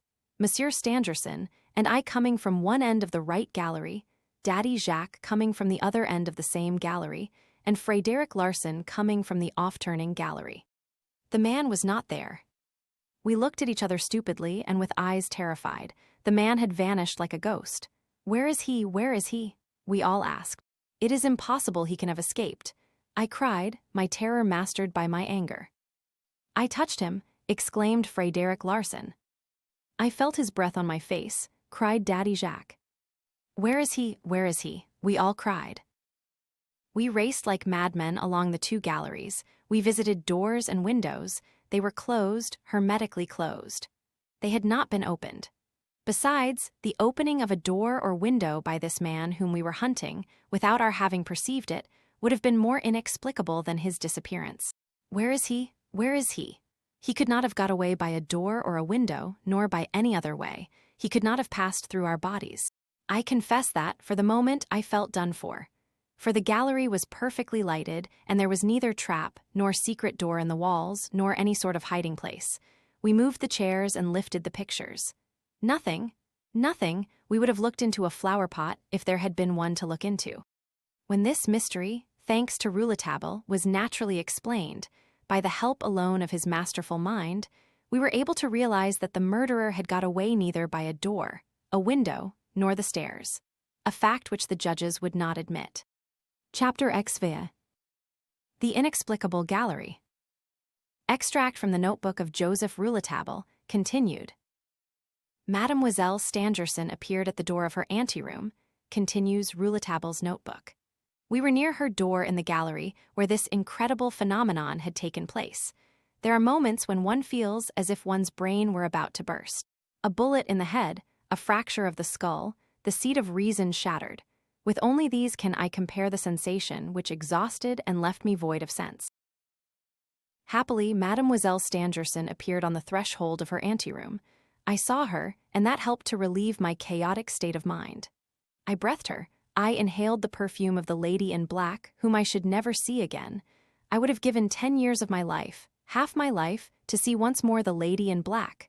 Alas, I no more meet her but from time to time, and yet, how the memory of that perfume, felt by me alone, carries me back to the days of my childhood. One, it was this sharp reminder from my beloved perfume, of the lady in black, which made me go to her, dressed wholly in white and so pale and so beautiful, on the threshold of the inexplicable gallery. Her beautiful golden hair, gathered into a knot on the back of her neck, left visible the red star on her temple, which had so nearly been the cause of her death. When I first got on the right track of the mystery of this case, I had imagined that, on the night of the tragedy in the Yellow Room, Mademoiselle Stangerson had worn her hair in bands. But then, how could I have imagined otherwise when I had not been in the Yellow Room? When I wrote these lines, Joseph Rouletabille was 18 years of age, and he spoke of his youth. I have kept the text of my friend, but I inform the reader here that the episode of the mystery of the Yellow Room has no connection with that of the perfume of the lady in black. It is not my fault if, in the document which I have cited, Rouletabille thought fit to refer to his childhood. But now, since the occurrence of the inexplicable gallery, I did not reason at all. I stood there, stupid, before the apparition, so pale and so beautiful, of Mademoiselle Stangerson. She was clad in a dressing gown of dreamy white. One might have taken her to be a ghost, a lovely phantom. Her father took her in his arms and kissed her passionately, as if he had recovered her after being long lost to him. I dared not question her. He drew her into the room and we followed them, for we had to know. The door of the boudoir was open. The terrified faces of the two nurses craned towards us. Mademoiselle Stangerson inquired the meaning of all the disturbance. That she was not in her own room was quite easily explained, quite easily. She had a fancy not to sleep that night in her chamber, but in the boudoir with her nurses, locking the door on them. Since the night of the crime, she had experienced feelings of terror, and fears came over her that are easily to be comprehended. But who could imagine that, on that particular night when he was to come, she would, by a mere chance, determine to shut herself in with her women? Who would think that she would act contrary to her father's wish to sleep in the drawing-room? Who could believe that the letter which had so recently been on the table in her room would no longer be there? He who could understand all this would have to assume that Mademoiselle Stangerson knew that the murderer was coming. She could not prevent his coming again, unknown to her father, unknown to all but to Monsieur Robert Darzac. For he must know it now. Perhaps he had known it before. Did he remember that phrase in the Élysée garden, "Must I commit a crime, then, to win you?" Against whom the crime, if not against the obstacle, against the murderer? Ah, I would kill him with my own hand. And I replied, "You have not answered my question." That was the very truth. In truth, Monsieur Darzac knew the murderer so well that, while wishing to kill him himself, he was afraid I should find him. There could be but two reasons why he had assisted me in my investigation.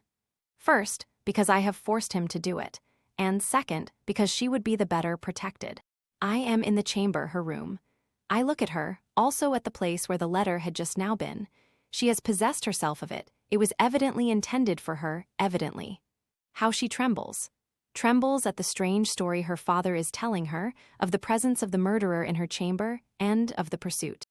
But it is plainly to be seen that she is not wholly satisfied by the assurance given her, until she had been told that the murderer, by some incomprehensible means, had been able to elude us. Then follows a silence.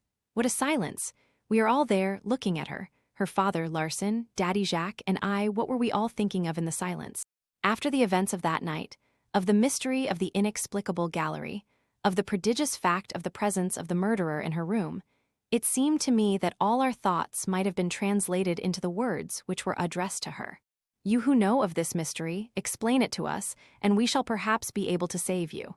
How I longed to save her from herself and from the other. It brought the tears to my eyes. She is there, shedding about her the perfume of the lady in black. At last, I see her, in the silence of her chamber. Since the fatal hour of the mystery of the Yellow Room, we have hung about this invisible and silent woman to learn what she knows. Our desires, our wish to know, must be a torment to her. Who can tell that, should we learn the secret of her mystery, it would not precipitate a tragedy more terrible than that which had already been enacted here? Who can tell if it might not mean her death, yet it had brought her close to death, and we still knew nothing? Or, rather, there are some of us who know nothing. But if I knew who, I should know all. Who? Not knowing who, I must remain silent out of pity for her, for there is no doubt that she knows how he escaped from the Yellow Room, and yet she keeps the secret. When I know who, I will speak to him. She looked at us now, with a faraway look in her eyes, as if we were not in the chamber. Monsieur Stangerson broke the silence. He declared that, henceforth, he would no more absent himself from his daughter's apartments. She tried to oppose him in vain. He adhered firmly to his purpose. He would install himself there this very night, he said. Solely concerned for the health of his daughter, he reproached her for having left her bed. Then he suddenly began talking to her as if she were a little child. He smiled at her and seemed not to know either what he said or what he did. The illustrious professor had lost his head. Mademoiselle Stangerson, in a tone of tender distress, said, "Father! Daddy Jacques blows his nose, and Frédéric Larsan himself is obliged to turn away to hide his emotion. For myself, I am able neither to think or feel. I felt an infinite contempt for myself. It was the first time that Frédéric Larsan, like myself, found himself face to face with Mademoiselle Stangerson since the attack in the Yellow Room. Like me, he had insisted on being allowed to question the unhappy lady, but he had not, any more than had I, been permitted. To him, as to me, the same answer had always been given. Mademoiselle Stangerson was too weak to receive us. The questionings of the examining magistrate had overfatigued her. It was evidently intended not to give us any assistance in our researches. I was not surprised, but Frédéric Larsan had always resented this conduct. It is true that he and I had a totally different theory of the crime. I still catch myself repeating from the depths of my heart, save her without his speaking. Who is he, the murderer? Take him and shut his mouth. But Monsieur Darzac made it clear that in order to shut his mouth, he must be killed. Have I the right to kill Mademoiselle Stangerson's murderer? No, I had not. But let him only give me the chance. Let me find out whether he is really a creature of flesh and blood. Let me see his dead body, since it cannot be taken alive. If I could but make this woman, who does not even look at us, understand. She is absorbed by her fears and by her father's distress of mind, and I can do nothing to save her. Yes, I will go to work once more and accomplish wonders. I moved towards her. I would speak to her. I would entreat her to have confidence in me. I would, in a word, make her understand, she alone, that I know how the murderer escaped from the Yellow Room, that I have guessed the motives for her secrecy, and that I pity her with all my heart. But by her gestures she begged us to leave her alone, expressing weariness and the need for immediate rest. Monsieur Stangerson asked us to go back to our rooms and thanked us. Frédéric Larsan and I bowed to him, and followed by Daddy Jacques, we regained the gallery. I heard Larsan murmur, "Strange, strange." He made a sign to me to go with him into his room. On the threshold, he turned towards Daddy Jacques. "Did you see him distinctly?" he asked. "Who?" "The man." "Saw him? Why, he had a big red beard and red hair." "That's how he appeared to me," I said. "And to me," said Larsan. The great Fred and I were alone in his chamber now to talk over this thing. We talked for an hour, turning the matter over and viewing it from every side. From the questions put by him, from the explanation which he gives me, it is clear to me that, in spite of all our senses, he is persuaded the man disappeared by some secret passage in the chateau known to him alone. He knows the chateau, he said to me, he knows it well. He is a rather tall man, well built, I suggested. He is as tall as he wants to be, murmured Fred. I understand, I said, but how do you account for his red hair and beard?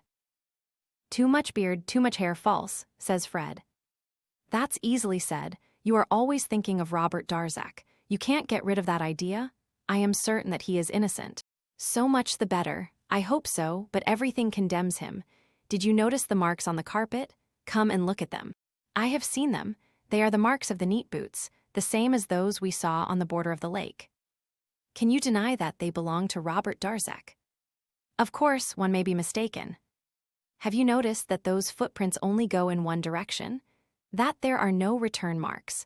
When the man came from the chamber, pursued by all of us, his footsteps left no traces behind them. He had perhaps been in the chamber for hours. The mud from his boots had dried, and he moved with such rapidity on the points of his toes. We saw him running, but we did not hear his steps. I suddenly put an end to this idle chatter, void of any logic, and made a sign to Larson to listen. There below, someone is shutting a door. I rise, Larson follows me, we descend to the ground floor of the Chateau. I lead him to the little semicircular room under the terrace beneath the window of the off-turning gallery. I point to the door, now closed, open a short time before, under which a shaft of light is visible. "The forest keeper," says Fred. "Come on," I whisper. Prepared, I know not why, to believe that the keeper is the guilty man, I go to the door and rap smartly on it. Some might think that we were rather late in thinking of the keeper, since our first business, after having found that the murderer had escaped us in the gallery, ought to have been to search everywhere else, around the Chateau, in the park. Had this criticism been made at the time, we could only have answered that the assassin had disappeared from the gallery in such a way that we thought he was no longer anywhere. He had eluded us when we all had our hands stretched out ready to seize him, when we were almost touching him. We had no longer any ground for hoping that we could clear up the mystery of that night. As soon as I rapped at the door, it was opened, and the keeper asked us quietly what we wanted. He was undressed and preparing to go to bed. The bed had not yet been disturbed. We entered, and I affected surprise. "Not gone to bed yet?" "No," he replied roughly. "I have been making a round of the park and in the woods. I am only just back and sleepy. Good night." "Listen," I said. "An hour or so ago, there was a ladder close by your window." "What ladder? I did not see any ladder. Good night." And he simply put us out of the room. When we were outside, I looked at Larson. His face was impenetrable. "Well," I said. "Well," he repeated. "Does that open out any new view to you?" There was no mistaking Larson's bad temper. On re-entering the Chateau, I heard him mutter, "It would be strange, very strange, if I had deceived myself on that point." He seemed to be talking to me rather than to himself. He added, "In any case, we shall soon know what to think. The morning will bring light with it." Chapter XVI. Rouletabille has drawn a circle between the two bumps on his forehead. Extract from the notebook of Joseph Rouletabille, continued. We separated on the thresholds of our rooms with a melancholy shake of the hands. I was glad to have aroused in him a suspicion of error. His was an original brain, very intelligent, but without method. I did not go to bed. I awaited the coming of daylight and then went down to the front of the Chateau and made a detour, examining every trace of footsteps coming towards it or going from it. These, however, were so mixed and confusing that I could make nothing of them. Here I may make a remark. I am not accustomed to attach an exaggerated importance to exterior signs left in the track of a crime. The method which traces the criminal by means of the tracks of his footsteps is altogether primitive. So many footprints are identical. However, in the disturbed state of my mind, I did go into the deserted court and did look at all the footprints I could find there, seeking for some indication as a basis for reasoning. If I could but find a right starting point. In despair, I seated myself on a stone. For over an hour, I busied myself with the common, ordinary work of a policeman. Like the least intelligent of detectives, I went on blindly over the traces of footprints which told me just no more than they could. I came to the conclusion that I was a fool, lower in the scale of intelligence than even the police of the modern romancer. Novelists build mountains of stupidity out of a footprint on the sand or from an impression of a hand on the wall. That's the way innocent men are brought to prison. It might convince an examining magistrate or the head of a detective department, but it's not proof. You writers forget that what the senses furnish is not proof. If I am taking cognizance of what is offered me by my senses, I do so, but to bring the results within the circle of my reason. That circle may be the most circumscribed, but if it is, it has this advantage: it holds nothing but the truth, Yes, I swear that I have never used the evidence of the senses, but as servants to my reason. I have never permitted them to become my master. They have not made of me that monstrous thing, worse than a blind man, a man who sees falsely. And that is why I can triumph over your error and your merely animal intelligence, Frederick Larsen. Be of good courage, then, friend Rouletabille. It is impossible that the incident of the inexplicable gallery should be outside the circle of your reason. You know that. Then have faith and take thought with yourself. And forget not that you took hold of the right end when you drew that circle in your brain within which to unravel this mysterious play of circumstance. To it, once again, go back to the gallery. Take your stand on your reason and rest there as Frederick Larsen rests on his cane. You will then soon prove that the great Fred is nothing but a fool. 30th October, noon. Joseph Rouletabille. I acted as I planned. With head on fire, I retraced my way to the gallery, and without having found anything more than I had seen on the previous night, the right hold I had taken of my reason drew me to something so important that I was obliged to cling to it to save myself from falling. Now for the strength and patience to find sensible traces to fit in with my thinking, and these must come within the circle I have drawn between the two bumps on my forehead. 30th of October, midnight. Joseph Rouletabille. Chapter 6. Rouletabille invites me to breakfast at the donjon. It was not until later that Rouletabille sent me the notebook in which he had written at length the story of the phenomenon of the inexplicable gallery. On the day I arrived at the Glandier and joined him in his room, he recounted to me, with the greatest detail, all that I have now related, telling me also how he had spent several hours in Paris, where he had learned nothing that could be of any help to him. The event of the inexplicable gallery had occurred on the night between the 29th and 30th of October, that is to say, 3 days before my return to the Chateau. It was on the 2nd of November, then, that I went back to the Glandier, summoned there by my friend's telegram, and taking the revolvers with me. I am now in Rouletabille's room, and he has finished his recital. While he had been telling me the story, I noticed him continually rubbing the glass of the eyeglasses he had found on the side table. From the evident pleasure he was taking in handling them, I felt they must be one of those sensible evidences destined to enter, what he had called, the circle of the right end of his reason. That strange and unique way of his, to express himself in terms wonderfully adequate for his thought, no longer surprised me. It was often necessary to know his thought to understand the terms he used, and it was not easy to penetrate into Rouletabille's thinking. This lad's brain was one of the most curious things I have ever observed. Rouletabille went on the even tenor of his way without suspecting the astonishment and even bewilderment he roused in others. I am sure he was not himself in the least conscious of the originality of his genius. He was himself, and at ease wherever he happened to be. When he had finished his recital, he asked me what I thought of it. I replied that I was much puzzled by his question.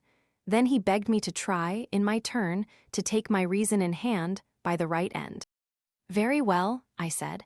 It seems to me that the point of departure of my reason would be this. There can be no doubt that the murderer you pursued was in the gallery. I paused. After making so good a start, you ought not to stop so soon, he exclaimed. Come, make another effort. I'll try. Since he disappeared from the gallery without passing through any door or window, he must have escaped by some other opening. Rouletabille looked at me pityingly, smiled carelessly, and remarked that I was reasoning like a postman, or like Frederick Larsen. Rouletabille had alternate fits of admiration and disdain for the great Fred. It all depended as to whether Larsen's discoveries tallied with Rouletabille's reasoning or not. When they did, he would exclaim, "He is really great." When they did not, he would grunt and mutter, "What an ass." It was a petty side of the noble character of this strange youth. We had risen, and he led me into the park. When we reached the court and were making towards the gate, the sound of blinds thrown back against the wall made us turn our heads, and we saw, at a window on the first floor of the Chateau, the ruddy and clean-shaven face of a person I did not recognize. "Hullo," muttered Rouletabille. "Arthur Rance." He lowered his head, quickened his pace, and I heard him ask himself between his teeth, "Was he in the Chateau that night? What is he doing here?" We had gone some distance from the Chateau when I asked him who this Arthur Rance was, and how he had come to know him. He referred to his story of that morning, and I remembered that Mr. Arthur W. Rance was the American from Philadelphia with whom he had had so many drinks at the Élysée reception.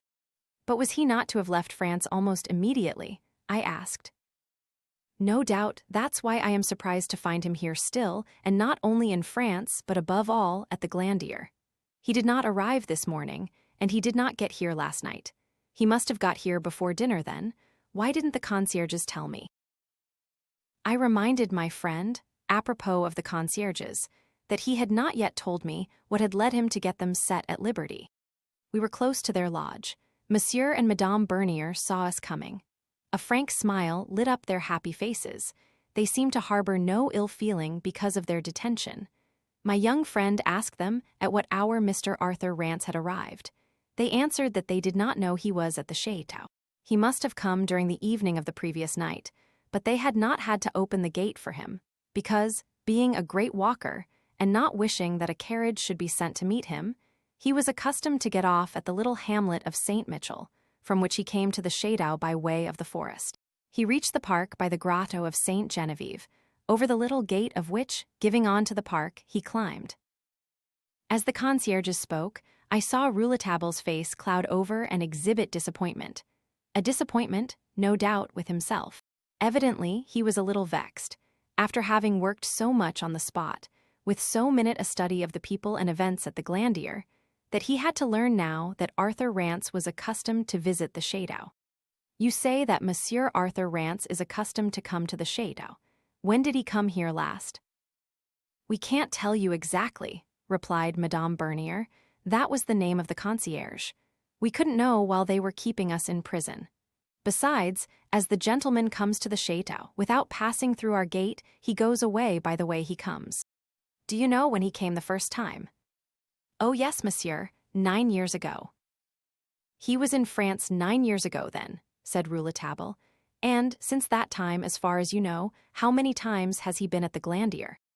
3 times. When did he come the last time, as far as you know? A week before the attempt in the Yellow Room. Rouletabille put another question, this time addressing himself particularly to the woman. In the grove of the Parquet. In the grove of the Parquet, she replied.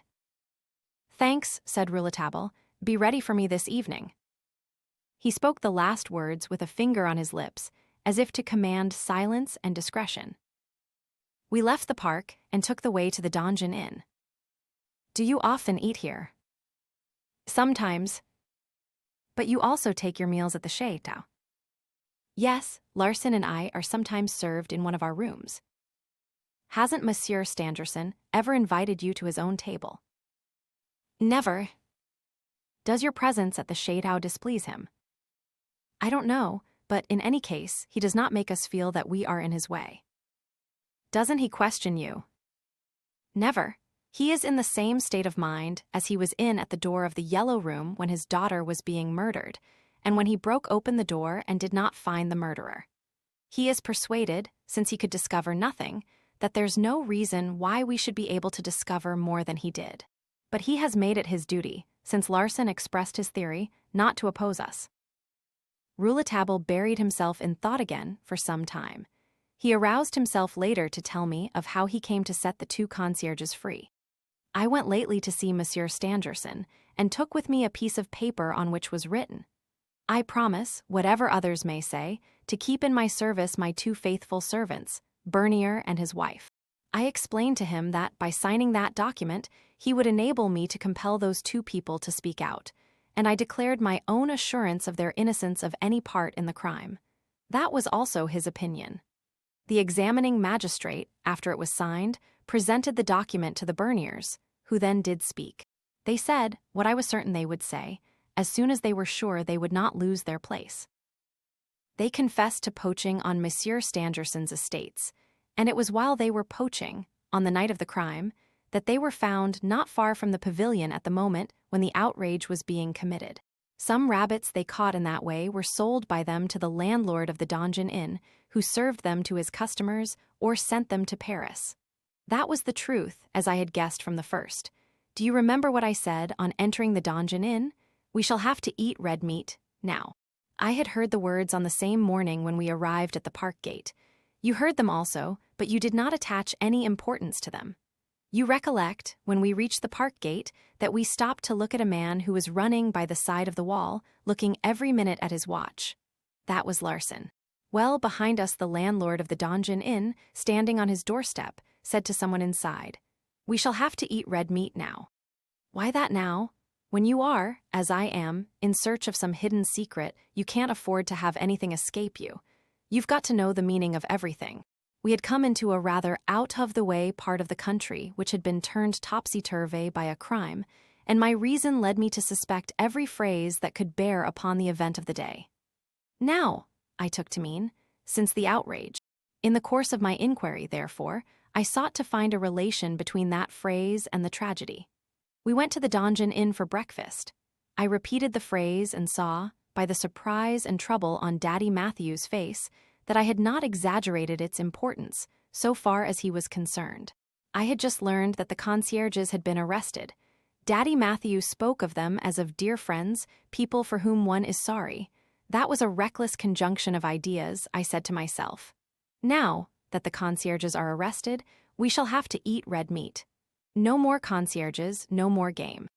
The hatred expressed by Daddy Matthew for Monsieur Stangerson's forest keeper, a hatred he pretended was shared by the concierges, led me easily to think of poaching. Now, as all the evidence showed the concierges had not been in bed at the time of the tragedy, why were they abroad that night? As participants in the crime. I was not disposed to think so. I had already arrived at the conclusion, by steps of which I will tell you later, that the assassin had had no accomplice, and that the tragedy held a mystery between Mademoiselle Stangerson and the murderer, a mystery with which the concierges had nothing to do. With that theory in my mind, I searched for proof in their lodge, which, as you know, I entered. I found there under their bed some springs and brass wire. Ah, I thought, these things explain why they were out in the park at night. I was not surprised at the dogged silence they maintained before the examining magistrate, even under the accusation so grave as that of being accomplices in the crime.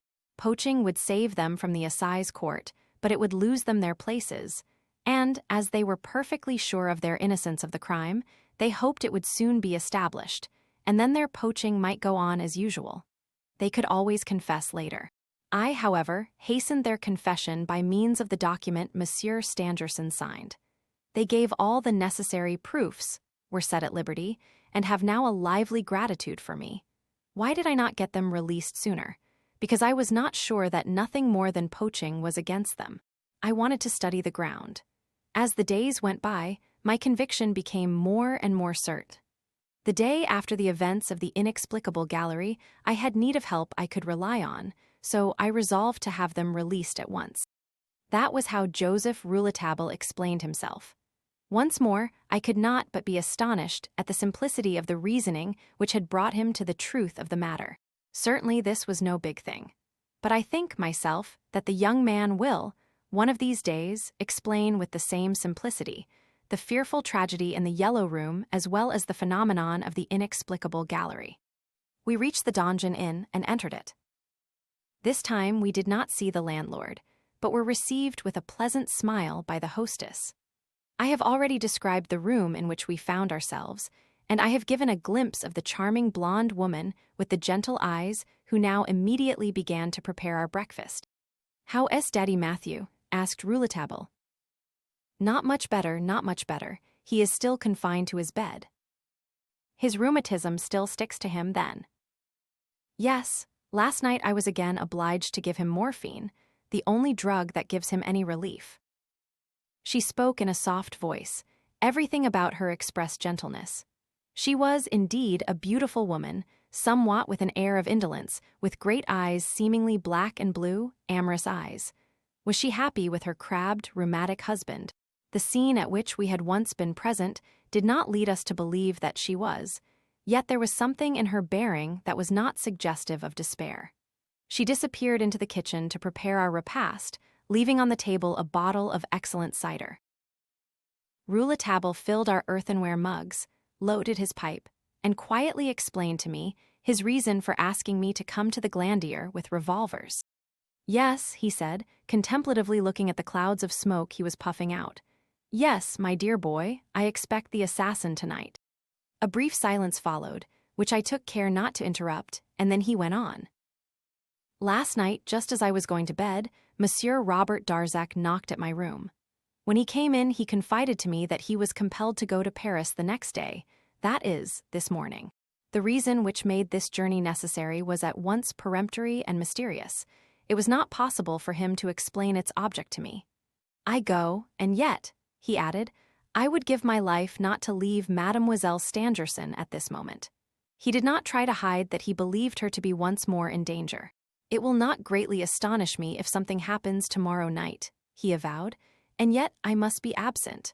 I cannot be back at the Glandier before the morning of the day after tomorrow. I asked him to explain himself, and this is all he would tell me. His anticipation of coming danger had come to him solely from the coincidence that Mademoiselle Stangerson had been twice attacked, and both times when he had been absent. On the night of the incident of the inexplicable gallery, he had been obliged to be away from the Glandier. On the night of the tragedy in the Yellow Room, he had also not been able to be at the Glandier, though this was the first time he had declared himself on the matter. Now a man so moved who should still go away must be acting under compulsion, must be obeying a will stronger than his own. That was how I reasoned, and I told him so. He replied, perhaps. I asked him if Mademoiselle Stangerson was compelling him. He protested that she was not. His determination to go to Paris had been taken without any conference with Mademoiselle Stangerson. To cut the story short, he repeated that his belief in the possibility of a fresh attack was founded entirely on the extraordinary coincidence. If anything happens to Mademoiselle Stangerson, he said, it would be terrible for both of us. For her, because her life would be in danger. For me, because I could neither defend her from the attack nor tell of where I had been.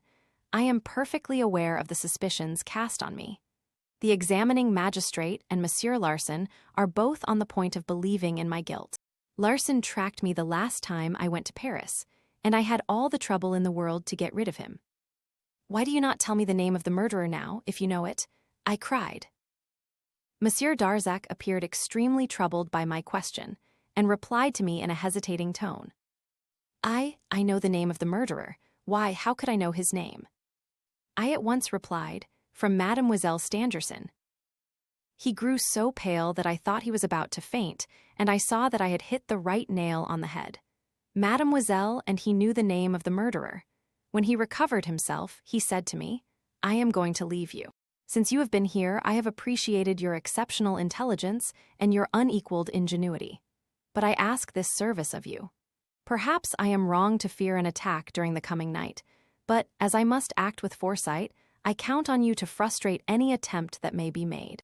Take every step needful to protect Mademoiselle Stangerson. Keep a most careful watch of her room.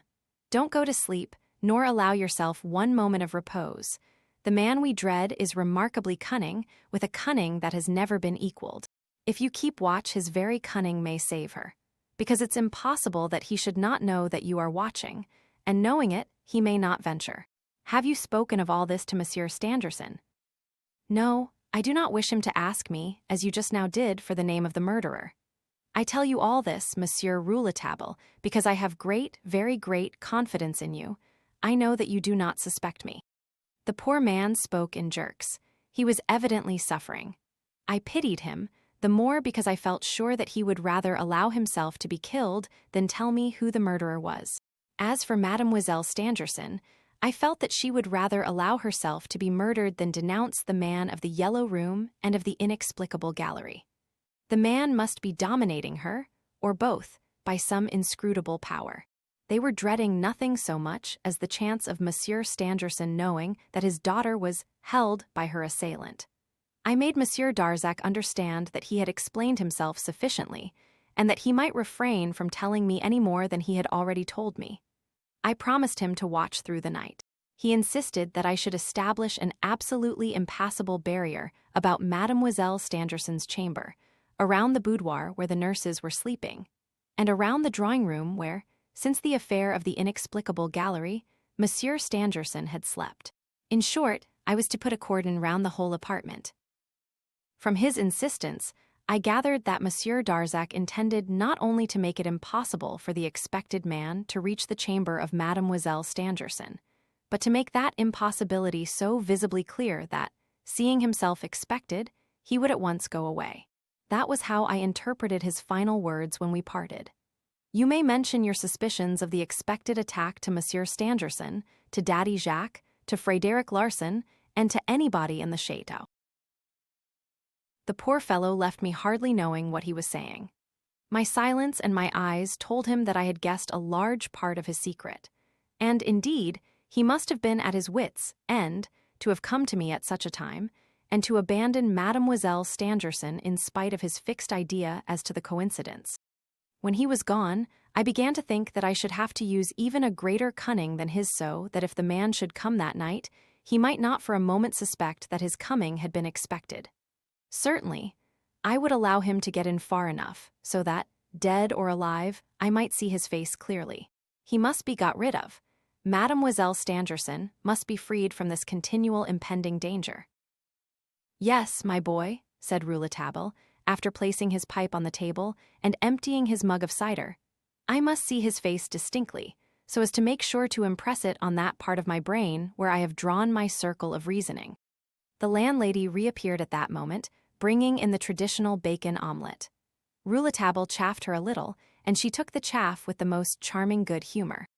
She is much jollier when Daddy Matthew is in bed with his rheumatism, Rouletabille said to me. But I had eyes neither for Rouletabille nor for the landlady's smiles. I was entirely absorbed over the last words of my young friend and in thinking over Monsieur Robert Darzac's strange behavior. When he had finished his omelette and we were again alone, Rouletabille continued the tale of his confidences. When I sent you my telegram this morning, he said, I had only the word of Monsieur Darzac that perhaps the assassin would come tonight. I can now say that he will certainly come. I expect him. What has made you feel this certainty? I have been sure since 10:30 this morning that he would come. I knew that before we saw Arthur Rance at the window in the court. Ah, I said, but again, what made you so sure, and why since 10:30 this morning?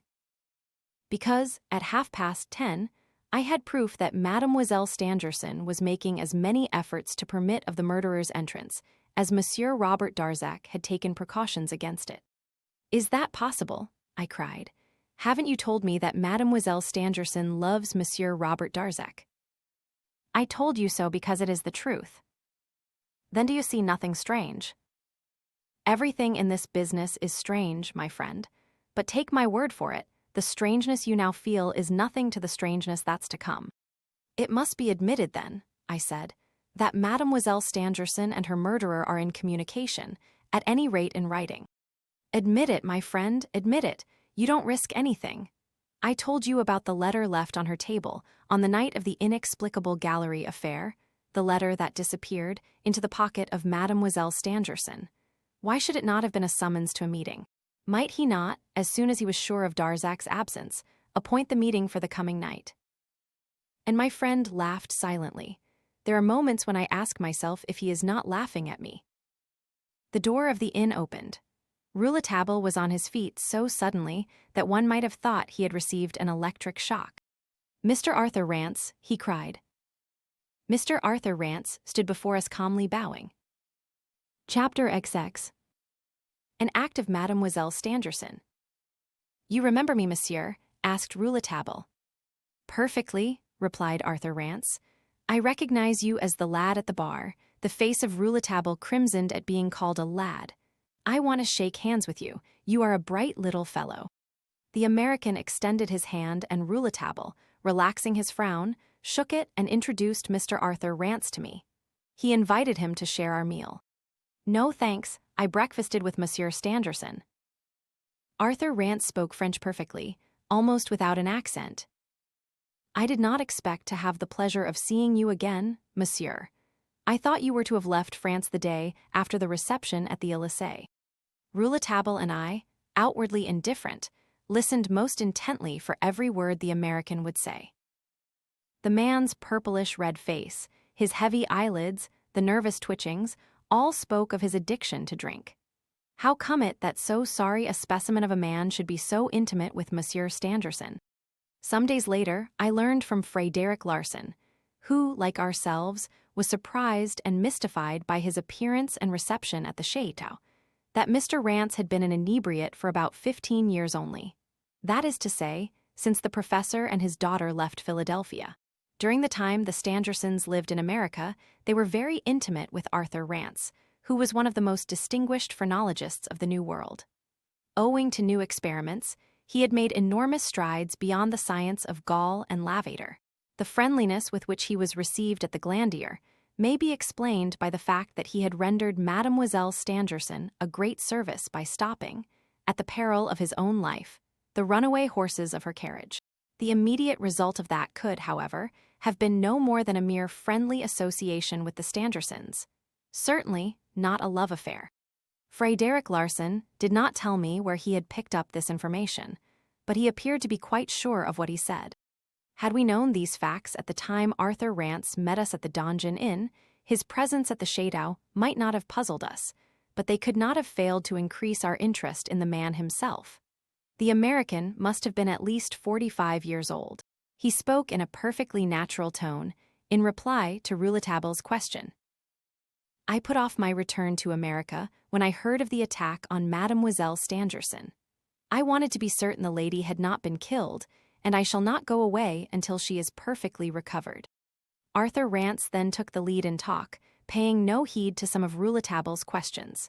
He gave us, without our inviting him, his personal views on the subject of the tragedy, views which, as well as I could make out, were not far from those held by Frederick Larsen. The American also thought that Robert Darzac had something to do with the matter. He did not mention him by name, but there was no room to doubt whom he meant. He told us he was aware of the efforts young Rouletabille was making to unravel the tangled skein of the Yellow Room mystery. He explained that Monsieur Stangerson had related to him all that had taken place in the inexplicable gallery. He several times expressed his regret at Monsieur Darzac's absence from the Chateau on all these occasions, and thought that Monsieur Darzac had done cleverly in allying himself with Monsieur Joseph Rouletabille, who could not fail, sooner or later, to discover the murderer. He spoke the last sentence with unconcealed irony. Then he rose, bowed to us, and left the inn. Rouletabille watched him through the window. An odd fish that, he said. Do you think he'll pass the night at the Glandier? I asked. To my amazement, the young reporter answered that it was a matter of entire indifference to him whether he did or not. As to how we spent our time during the afternoon, all I need say is that Rouletabille led me to the grotto of Saint Genevieve, and, all the time, talked of every subject but the one with which we were most interested. Towards evening, I was surprised to find Rouletabille making none of the preparations I had expected him to make. I spoke to him about it when night had come on, and we were once more in his room. He replied that all his arrangements had already been made, and this time the murderer would not get away from him. I expressed some doubt on this, reminding him of his disappearance in the gallery, and suggested that the same phenomenon might occur again. He answered that he hoped it would. He desired nothing more. I did not insist, knowing by experience how useless that would have been. He told me that, with the help of the concierges, the Chateau had since early dawn been watched in such a way that nobody could approach it without his knowing it, and that he had no concern for those who might have left it and remained without. It was then 6 o'clock by his watch. Rising, he made a sign to me to follow him, and without in the least trying to conceal his movements or the sound of his footsteps, he led me through the gallery. We reached the right gallery and came to the landing place which we crossed. We then continued our way in the gallery of the left wing, passing Professor Stangerson's apartment. At the far end of the gallery, before coming to the donjon, is the room occupied by Arthur Rance. We knew that because we had seen him at the window looking on to the court. The door of the room opens on to the end of the gallery, exactly facing the east window, at the extremity of the right gallery, where Rouletabille had placed Daddy Jacques, and commands an uninterrupted view of the gallery from end to end of the Chateau. That off-turning gallery, said Rouletabille, I reserve for myself, when I tell you you'll come and take your place here. And he made me enter a little dark, triangular closet built in a bend of the wall, to the left of the door of Arthur Rance's room. From this recess, I could see all that occurred in the gallery as well as if I had been standing in front of Arthur Rance's door, and I could watch that door, too. The door of the closet, which was to be my place of observation, was fitted with panels of transparent glass. In the gallery, where all the lamps had been lit, it was quite light. In the closet, however, it was quite dark. It was a splendid place from which to observe and remain unobserved. I was soon to play the part of a spy, a common policeman. I wonder what my leader at the bar would have said had he known. I was not altogether pleased with my duties, but I could not refuse Rouletabille the assistance he had begged me to give him. I took care not to make him see that I in the least objected, and for several reasons. I wanted to oblige him. I did not wish him to think me a coward. I was filled with curiosity, and it was too late for me to draw back, even had I determined to do so. That I had not had these scruples sooner was because my curiosity had quite got the better of me. I might also urge that I was helping to save the life of a woman, and even a lawyer may do that conscientiously. We returned along the gallery. On reaching the door of Mademoiselle Stangerson's apartment, it opened from a push given by the steward who was waiting at the dinner table. Monsieur Stangerson had, for the last 3 days, dined with his daughter in the drawing-room on the first floor. As the door remained open, we distinctly saw Mademoiselle Stangerson, taking advantage of the steward's absence, and while her father was stooping to pick up something he had let fall, pour the contents of a phial into Monsieur Stangerson's glass. Chapter XXI. On the watch. The act, which staggered me, did not appear to affect Rouletabille much. We returned to his room, and, without even referring to what we had seen, he gave me his final instructions for the night. First, we were to go to dinner. After dinner, I was to take my stand in the dark closet and wait there as long as it was necessary, to look out for what might happen. If you see anything before I do, he explained, you must let me know. If the man gets into the right gallery by any other way than the off-turning gallery, you will see him before I shall, because you have a view along the whole length of the right gallery, while I can only command a view of the off-turning gallery. All you need do to let me know is to undo the cord holding the curtain of the right gallery window nearest to the dark closet. The curtain will fall of itself and immediately leave a square of shadow where previously there had been a square of light. To do this, you need but stretch your hand out of the closet. I shall understand your signal perfectly. And then you will see me coming round the corner of the off-turning gallery. What am I to do then? You will immediately come towards me, behind the man, but I shall already be upon him and shall have seen his face. I attempted a feeble smile. Why do you smile? Well, you may smile while you have the chance, but I swear you'll have no time for that a few hours from now. And if the man escapes? So much the better, said Rouletabille coolly. I don't want to capture him. He may take himself off any way he can. I will let him go after I have seen his face. That's all I want. I shall know afterwards what to do so that as far as Mademoiselle Stangerson is concerned, he shall be dead to her, even though he continues to live. If I took him alive, Mademoiselle Stangerson and Robert Darzac would, perhaps, never forgive me, and I wish to retain their goodwill and respect. Seeing, as I have just now seen, Mademoiselle Stangerson pour a narcotic into her father's glass, so that he might not be awake to interrupt the conversation she is going to have with her murderer, you can imagine she would not be grateful to me if I brought the man of the yellow room and the inexplicable gallery, bound and gagged, to her father. I realize now that if I am to save the unhappy lady, I must silence the man and not capture him. To kill a human being is no small thing. Besides, that's not my business, unless the man himself makes it my business. On the other hand, to render him forever silent without the lady's assent and confidence is to act on one's own initiative and assumes a knowledge of everything with nothing for a basis. Fortunately, my friend, I have I have reasoned it all out. All that I ask of the man who is coming tonight is to bring me his face, so that it may enter into the circle. Exactly, and his face won't surprise me. But I thought you saw his face on the night when you sprang into the chamber. Only imperfectly. The candle was on the floor, and his beard. Will he wear his beard this evening? I think I can say for certain that he will. But the gallery is light, and now I know, or at least my brain knows and my eyes will see. If we are here only to see him and let him escape, why are we armed? Because, if the man of the yellow room and the inexplicable gallery knows that I know, he is capable of doing anything. We should then have to defend ourselves. And you are sure he will come tonight? As sure as that you are standing there. This morning, at 10:30 o'clock, Mademoiselle Stangerson, in the cleverest way in the world, arranged to have no nurses tonight. She gave them leave of absence for 24 hours, under some plausible pretexts, and did not desire anybody to be with her but her father, while they are away. Her father, who is to sleep in the boudoir, has gladly consented to the arrangement. Darzac's departure, and what he told me, as well as the extraordinary precautions Mademoiselle Stangerson is taking to be alone tonight, leaves me no room for doubt. She has prepared the way for the coming of the man whom Darzac dreads. That's awful. It is. And what we saw her do was done to send her father to sleep. Yes. Then there are but 2 of us for tonight's work. 4, the concierge and his wife will watch at all hazards. I don't set much value on them before, but the concierge may be useful after, if there's to be any killing. Then you think there may be? If he wishes it. Why haven't you brought in Daddy Jacques? Have you made no use of him today? No, replied Rouletabille sharply.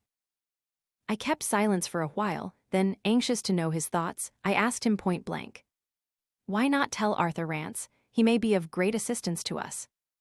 Oh, said Rouletabille crossly, then you want to let everybody into Mademoiselle Stangerson's secrets?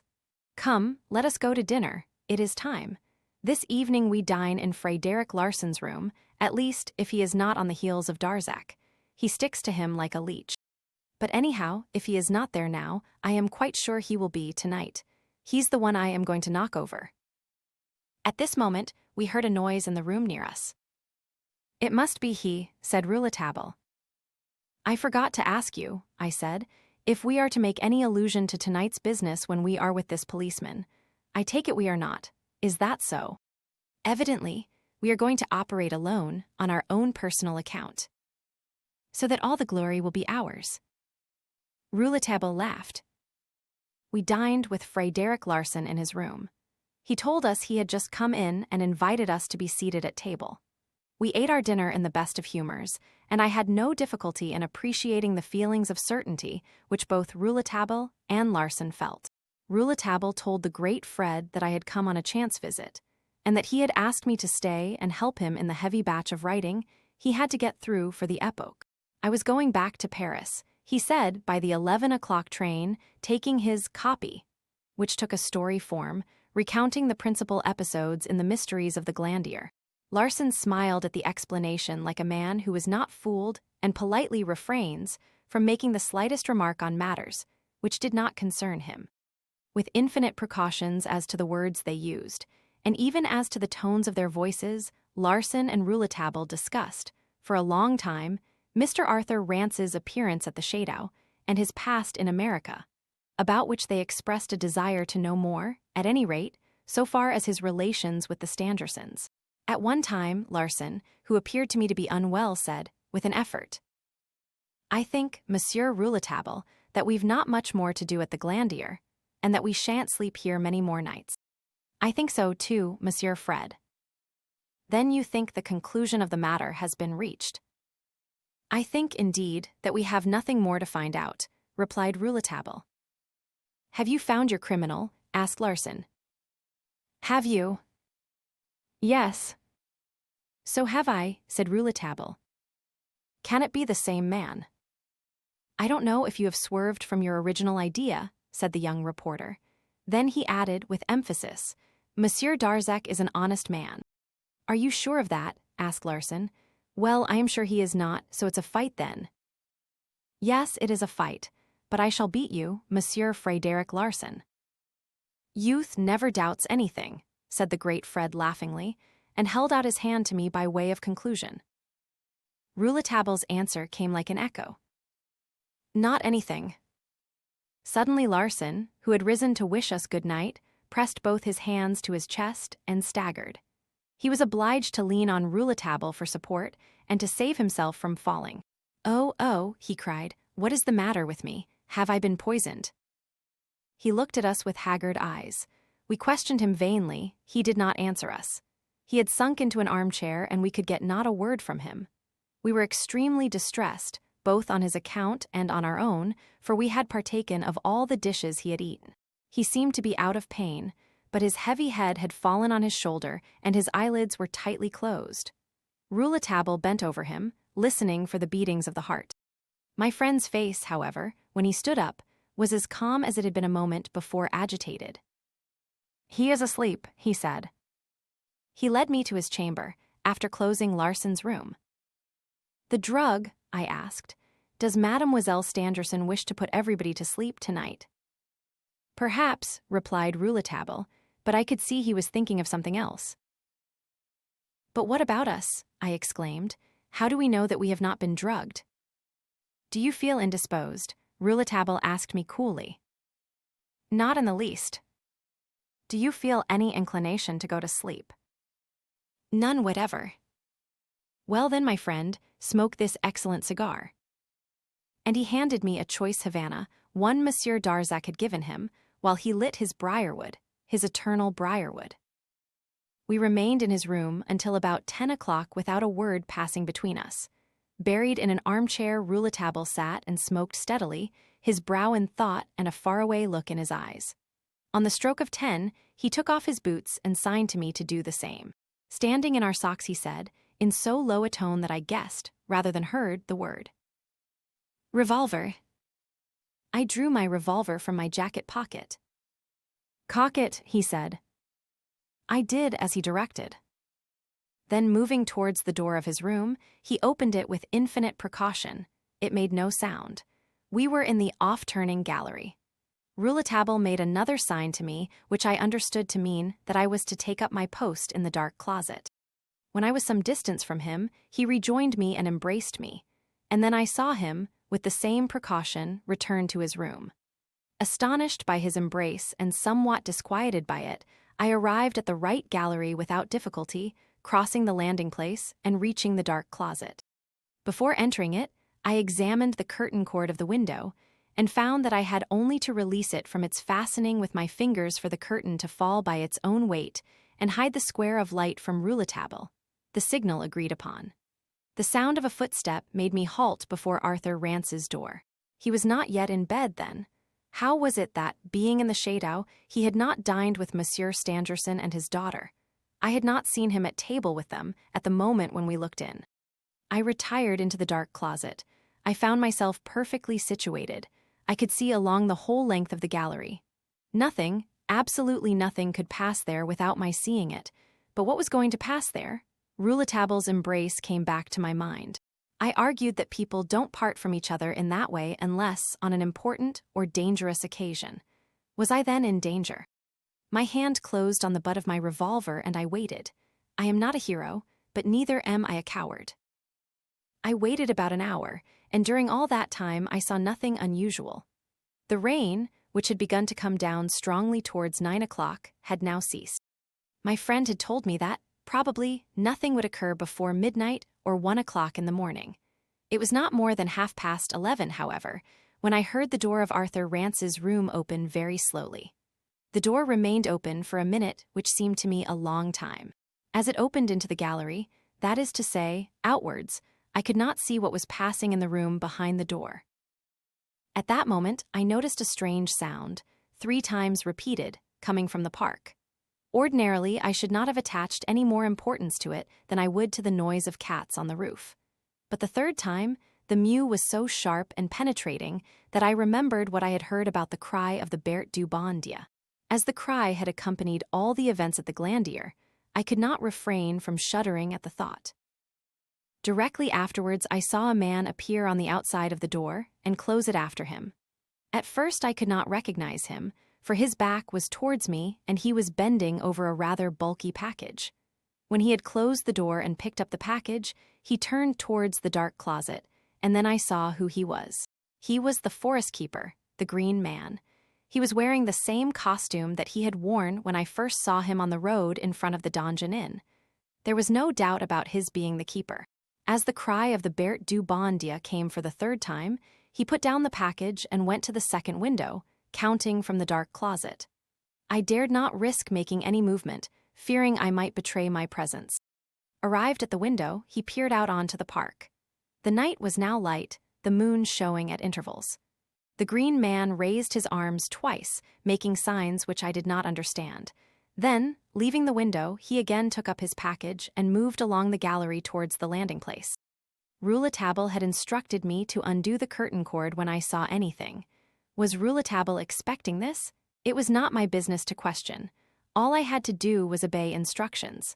I unfastened the window cord, my heart beating the while as if it would burst. The man reached the landing place, but, to my utter surprise, I had expected to see him continue to pass along the gallery.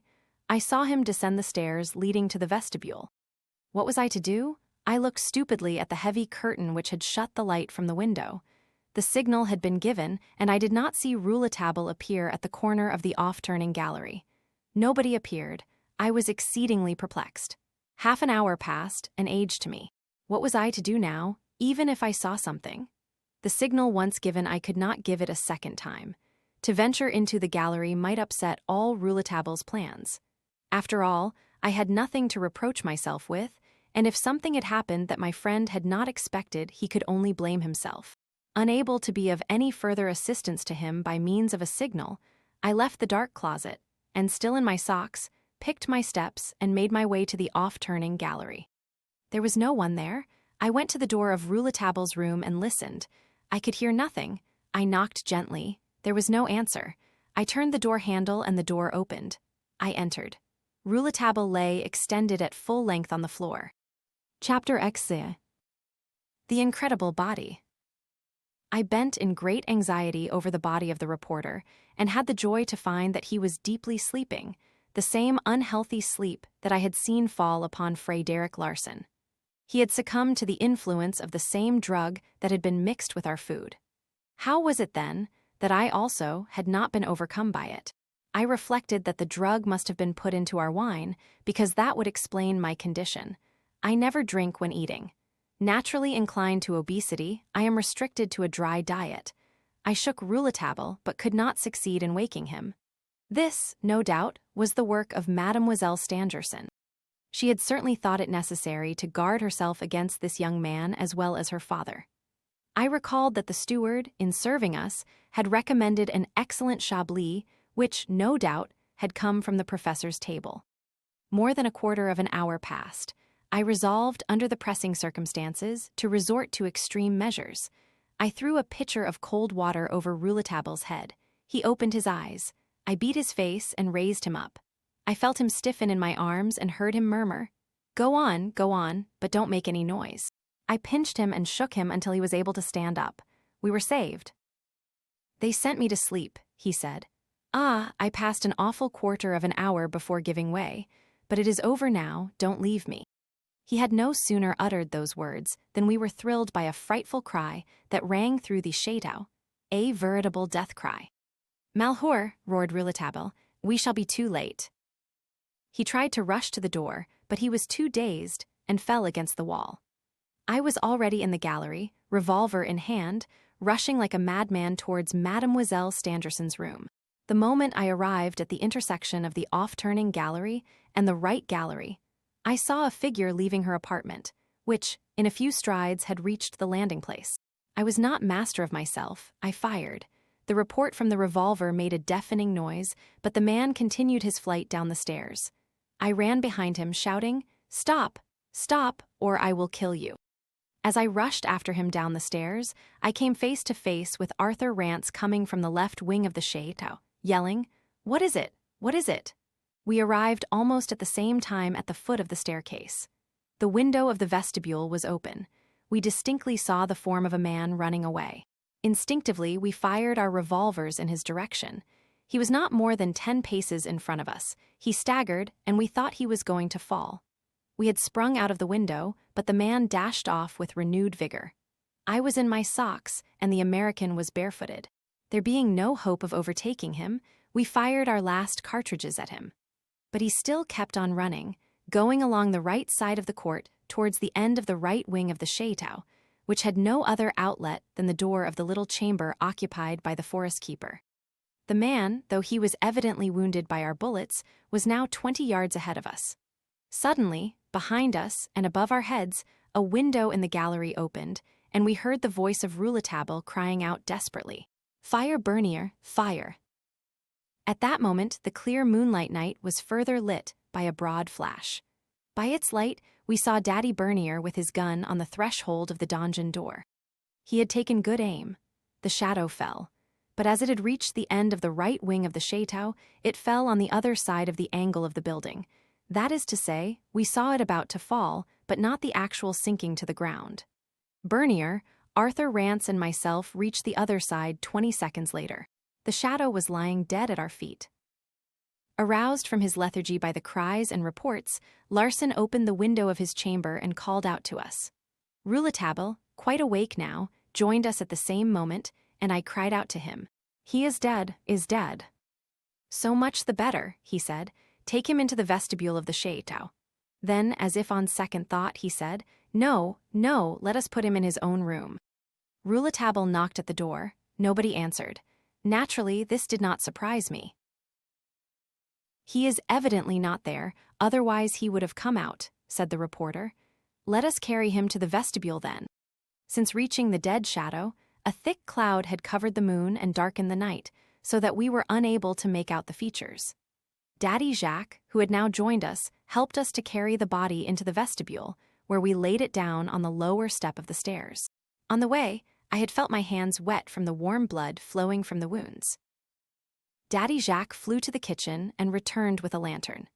He held it close to the face of the dead shadow, and we recognized the keeper, the man called by the landlord of the donjon in the Green Man, whom, an hour earlier, I had seen come out of Arthur Rance's chamber carrying a parcel.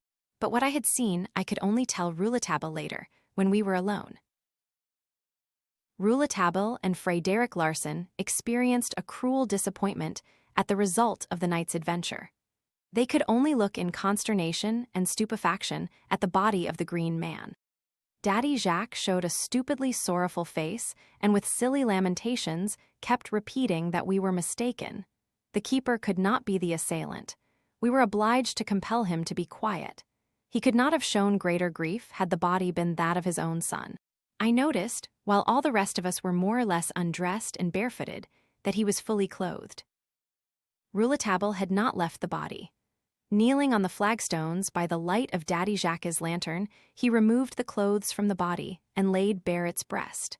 Then, snatching the lantern from Daddy Jacques, he held it over the corpse and saw a gaping wound. Rising suddenly, he exclaimed in a voice filled with savage irony, "The man you believe to have been shot was killed by the stab of a knife in his heart." I thought Rouletabille had gone mad, but bending over the body, I quickly satisfied myself that Rouletabille was right. Not a sign of a bullet anywhere. The wound, evidently made by a sharp blade, had penetrated the heart. Chapter XZI. The double scent. I had hardly recovered from the surprise into which this new discovery had plunged me, when Rouletabille touched me on the shoulder and asked me to follow him into his room. "What are we going to do there?" "To think the matter over." I confess I was in no condition for doing much thinking, nor could I understand how Rouletabille could so control himself as to be able calmly to sit down for reflection when he must have known that Mademoiselle Stangerson was at that moment almost on the point of death. But his self-control was more than I could explain. Closing the door of his room, he motioned me to a chair and, seating himself before me, took out his pipe. We sat there for some time in silence, and then I fell asleep. When I awoke, it was daylight. It was 8 o'clock by my watch. Rouletabille was no longer in the room. I rose to go out when the door opened and my friend re-entered. He had evidently lost no time. "How about Mademoiselle Stangerson?" I asked him. "Her condition, though very alarming, is not desperate." "When did you leave this room?" "Towards dawn." "I guess you have been hard at work." "Rather." "Have you found out anything?"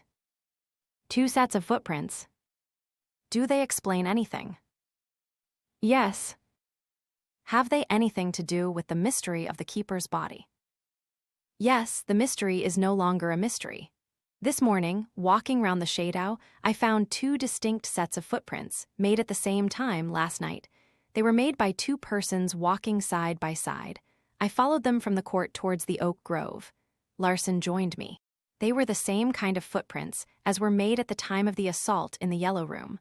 One set was from clumsy boots, and the other was made by neat ones, except that the big toe of one of the sets was of a different size from the one measured in the Yellow Room incident. I compared the marks with the paper patterns I had previously made. Still following the tracks of the prints, Larson and I passed out of the oak grove and reached the border of the lake. There they turned off to a little path leading to the high road to Epinay, where we lost the traces in the newly macadamized highway. We went back to the Chateau and parted at the courtyard. We met again, however, in Daddy Jacques' room, to which our separate trains of thinking had led us both. We found the old servant in bed. His clothes on the chair were wet through and his boots very muddy.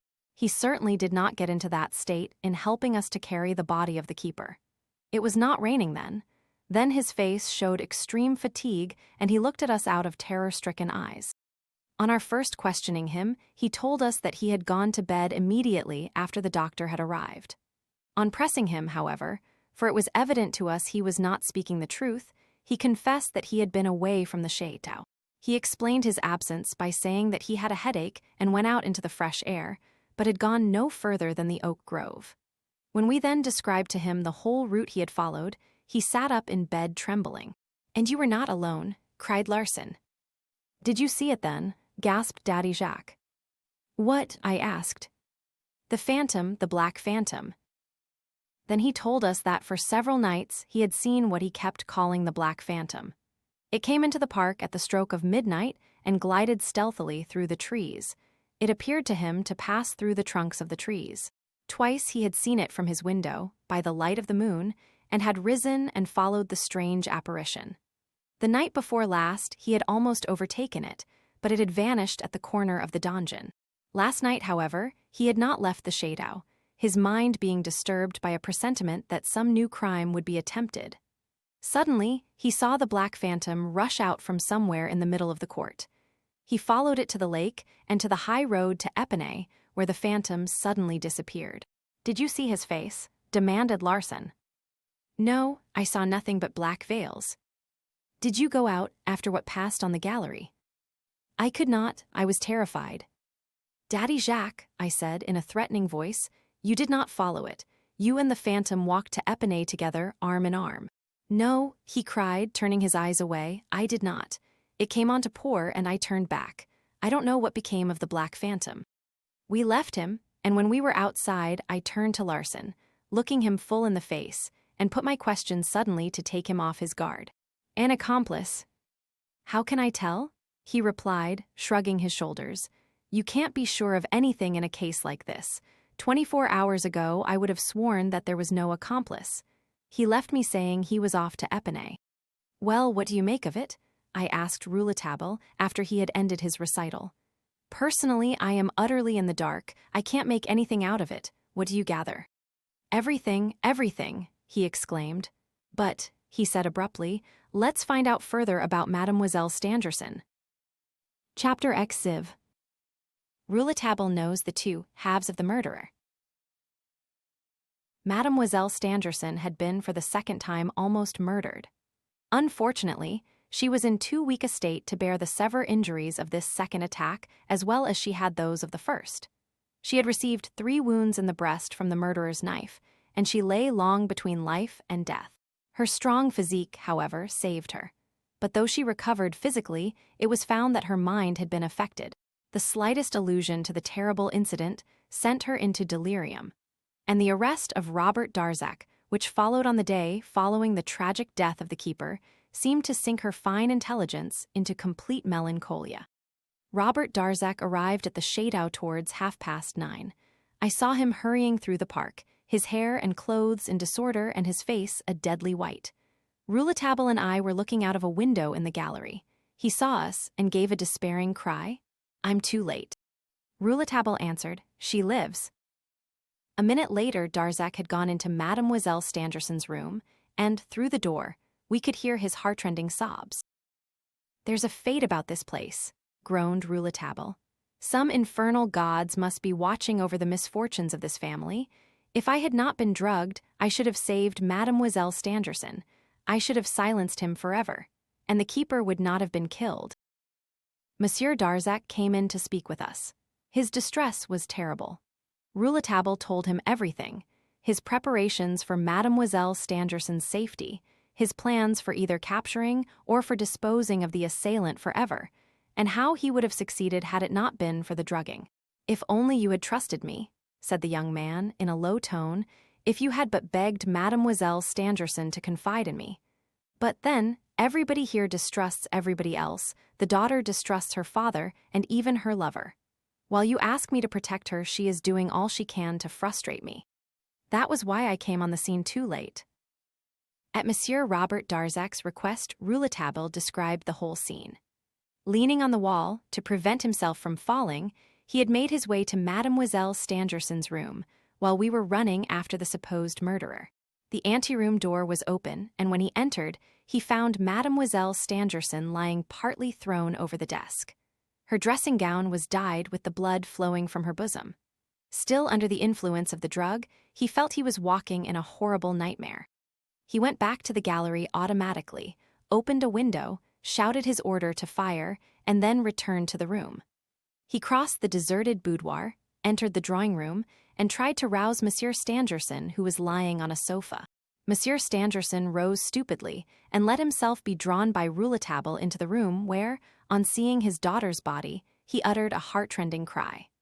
Both united their feeble strength and carried her to her bed. On his way to rejoin us, Rouletabille passed by the desk. On the floor, near it, he saw a large packet. He knelt down and, finding the wrapper loose, he examined it and made out an enormous quantity of papers and photographs. On one of the papers he read, "New differential electroscopic condenser. Fundamental properties of substance intermediary between ponderable matter and imponderable ether." Strange irony of fate that the professor's precious papers should be restored to him at the very time when an attempt was being made to deprive him of his daughter's life. What are papers worth to him now? The morning following that awful night saw Monsieur de Marquet once more at the Chateau with his registrar and gendarmes. Of course, we were all questioned. Rouletabille and I had already agreed on what to say. I kept back any information as to my being in the dark closet and said nothing about the drugging. We did not wish to suggest in any way that Mademoiselle Stangerson had been expecting her nocturnal visitor.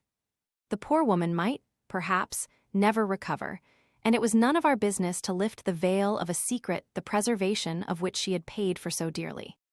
Arthur Rance told everybody, in a manner so natural that it astonished me, that he had last seen the keeper towards 11 o'clock of that fatal night. He had come for his valise, he said, which he was to take for him early next morning to the St. Mitchell station, and had been kept out late running after poachers. Arthur Rance had, indeed, intended to leave the Chateau, and according to his habit, to walk to the station. Monsieur Stangerson confirmed what Rance had said, adding that he had not asked Rance to dine with him, because his friend had taken his final leave of them both earlier in the evening. Monsieur Rance had had tea served him in his room, because he had complained of a slight indisposition. Bernier testified, instructed by Rouletabille, that the keeper had ordered him to meet at a spot near the oak grove, for the purpose of looking out for poachers. Finding that the keeper did not keep his appointment, he, Bernier, had gone in search of him. He had almost arrived at the donjon, when he saw a figure running swiftly in a direction opposite to him, towards the right wing of the Chateau. He heard revolver shots from behind the figure and saw Rouletabille at one of the gallery windows. He heard Rouletabille call out to him to fire, and he had fired. He believed he had killed the man until he learned, after Rouletabille had uncovered the body, that the man had died from a knife thrust. Who had given it, he could not imagine. Nobody could have been near the spot without my seeing him. When the examining magistrate reminded him that the spot where the body was found was very dark, and that he himself had not been able to recognize the keeper before firing, Daddy Bernier replied that neither had they seen the other body, nor had they found it. In the narrow court where 5 people were standing, it would have been strange if the other body, had it been there, could have escaped. The only door that opened into the court was that of the keeper's room, and that door was closed, and the key of it was found in the keeper's pocket. However that might be, the examining magistrate did not pursue his inquiry further in this direction. He was evidently convinced that we had missed the man we were chasing, and we had come upon the keeper's body in our chase. This matter of the keeper was another matter entirely. He wanted to satisfy himself about that without any further delay. Probably it chimed in with the conclusions he had already arrived at as to the keeper and his intrigues with the wife of Matthew, the landlord of the Donjon Inn. This Matthew, later in the afternoon, was arrested and taken to Corbel in spite of his rheumatism.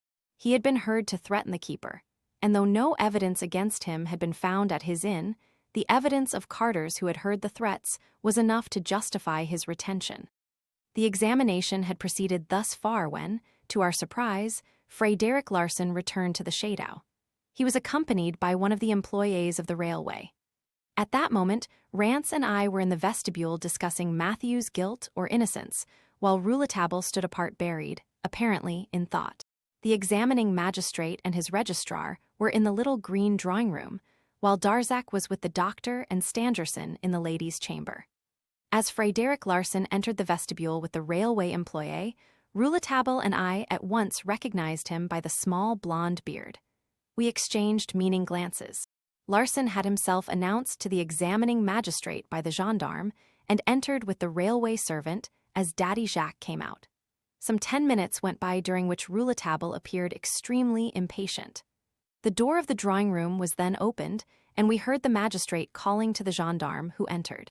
Presently he came out, mounted the stairs, and coming back shortly, went into the magistrate and said, Monsieur Robert Darzac will not come." "What not come?" cried Monsieur de Marquet. "He says he cannot leave Mademoiselle Stangerson in her present state." "Very well," said Monsieur de Marquet, "then we'll go to him." Monsieur de Marquet and the gendarme mounted the stairs. He made a sign to Larsen and the railway employee to follow. Rouletabille and I went along too. On reaching the door of Mademoiselle Stangerson's chamber, Monsieur de Marquet knocked. A chambermaid appeared.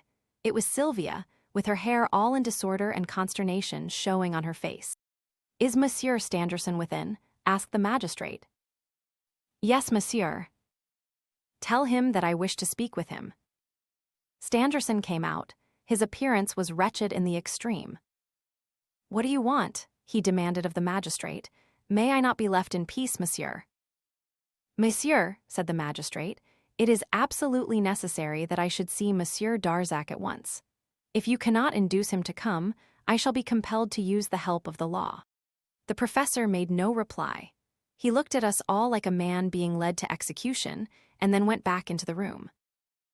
Almost immediately after Monsieur Robert Darzac came out, he was very pale. He looked at us, and his eyes falling on the railway servant, his features stiffened, and he could hardly repress a groan. We were all much moved by the appearance of the man. We felt that what was about to happen would decide the fate of Monsieur Robert Darzac. Frederick Larsen's face alone was radiant, showing a joy as of a dog that had at last got its prey. Pointing to the railway servant, Monsieur de Marquet said to Monsieur Darzac, "Do you recognize this man, monsieur?" "I do," said Monsieur Darzac, in a tone which he vainly tried to make firm. "He is an employé at the station at Épinay-sur-Orge. This young man," went on Monsieur de Marquet, "affirms that he saw you get off the train at Épinay-sur-Orge." "That night," said Monsieur Darzac, interrupting, "at 10:30, it is quite true." An interval of silence followed. "Monsieur Darzac," the magistrate went on in a tone of deep emotion, "Monsieur Darzac, what were you doing that night at Épinay-sur-Orge at that time?" Monsieur Darzac remained silent, simply closing his eyes. "Monsieur Darzac," insisted Monsieur de Marquet, "can you tell me how you employed your time that night?" Monsieur Darzac opened his eyes. He seemed to have recovered his self-control. "No, monsieur." "Think, monsieur. For, if you persist in your strange refusal, I shall be under the painful necessity of keeping you at my disposition." "I refuse." "Monsieur Darzac, in the name of the law, I arrest you." The magistrate had no sooner pronounced the words than I saw Rouletabille move quickly towards Monsieur Darzac. He would certainly have spoken to him, but Darzac, by a gesture, held him off. As the gendarme approached his prisoner, a despairing cry rang through the room. "Robert, Robert!" We recognized the voice of Mademoiselle Stangerson. We all shuddered. Larsan himself turned pale. Monsieur Darzac, in response to the cry, had flown back into the room. The magistrate, the gendarme, and Larsan followed closely after. Rouletabille and I remained on the threshold. It was a heartbreaking sight that met our eyes. Mademoiselle Stangerson, with a face of deathly pallor, had risen on her bed in spite of the restraining efforts of 2 doctors and her father. She was holding out her trembling arms towards Robert Darzac, on whom Larsan and the gendarme had laid hands. Her distended eyes saw she understood. Her lips seemed to form a word, but nobody made it out, and she fell back insensible. Monsieur Darzac was hurried out of the room and placed in the vestibule to wait for the vehicle Larsan had gone to fetch. We were all overcome by emotion, and even Monsieur de Marquet had tears in his eyes. Rouletabille took advantage of the opportunity to say to Monsieur Darzac, "Are you going to put in any defense?" "No," replied the prisoner. "Very well, then I will, monsieur." "You cannot do it," said the unhappy man with a faint smile. "I can and I will." Rouletabille's voice had in it a strange strength and confidence. "I can do it, Monsieur Robert Darzac, because I know more than you do." "Come, come," murmured Darzac almost angrily. "Have no fear, I shall know only what will benefit you." "You must know nothing, young man, if you want me to be grateful." Rouletabille shook his head, going close up to Darzac. "Listen to what I am about to say," he said in a low tone, "and let it give you confidence. You do not know the name of the murderer. Mademoiselle Stangerson knows it, but only half of it, but I know his 2 halves, I know the whole man." Robert Darzac opened his eyes with a look that showed he had not understood a word of what Rouletabille had said to him. At that moment the conveyance arrived, driven by Frédéric Larsan. Darzac and the gendarme entered it, Larsan remaining on the driver's seat. The prisoner was taken to Corbel. Chapter XXV. Rouletabille goes on a journey. That same evening, Rouletabille and I left the Glandier. We were very glad to get away, and there was nothing more to keep us there. I declared my intention to give up the whole matter. It had been too much for me.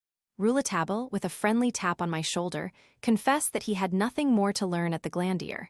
He had learned there all it had to tell him.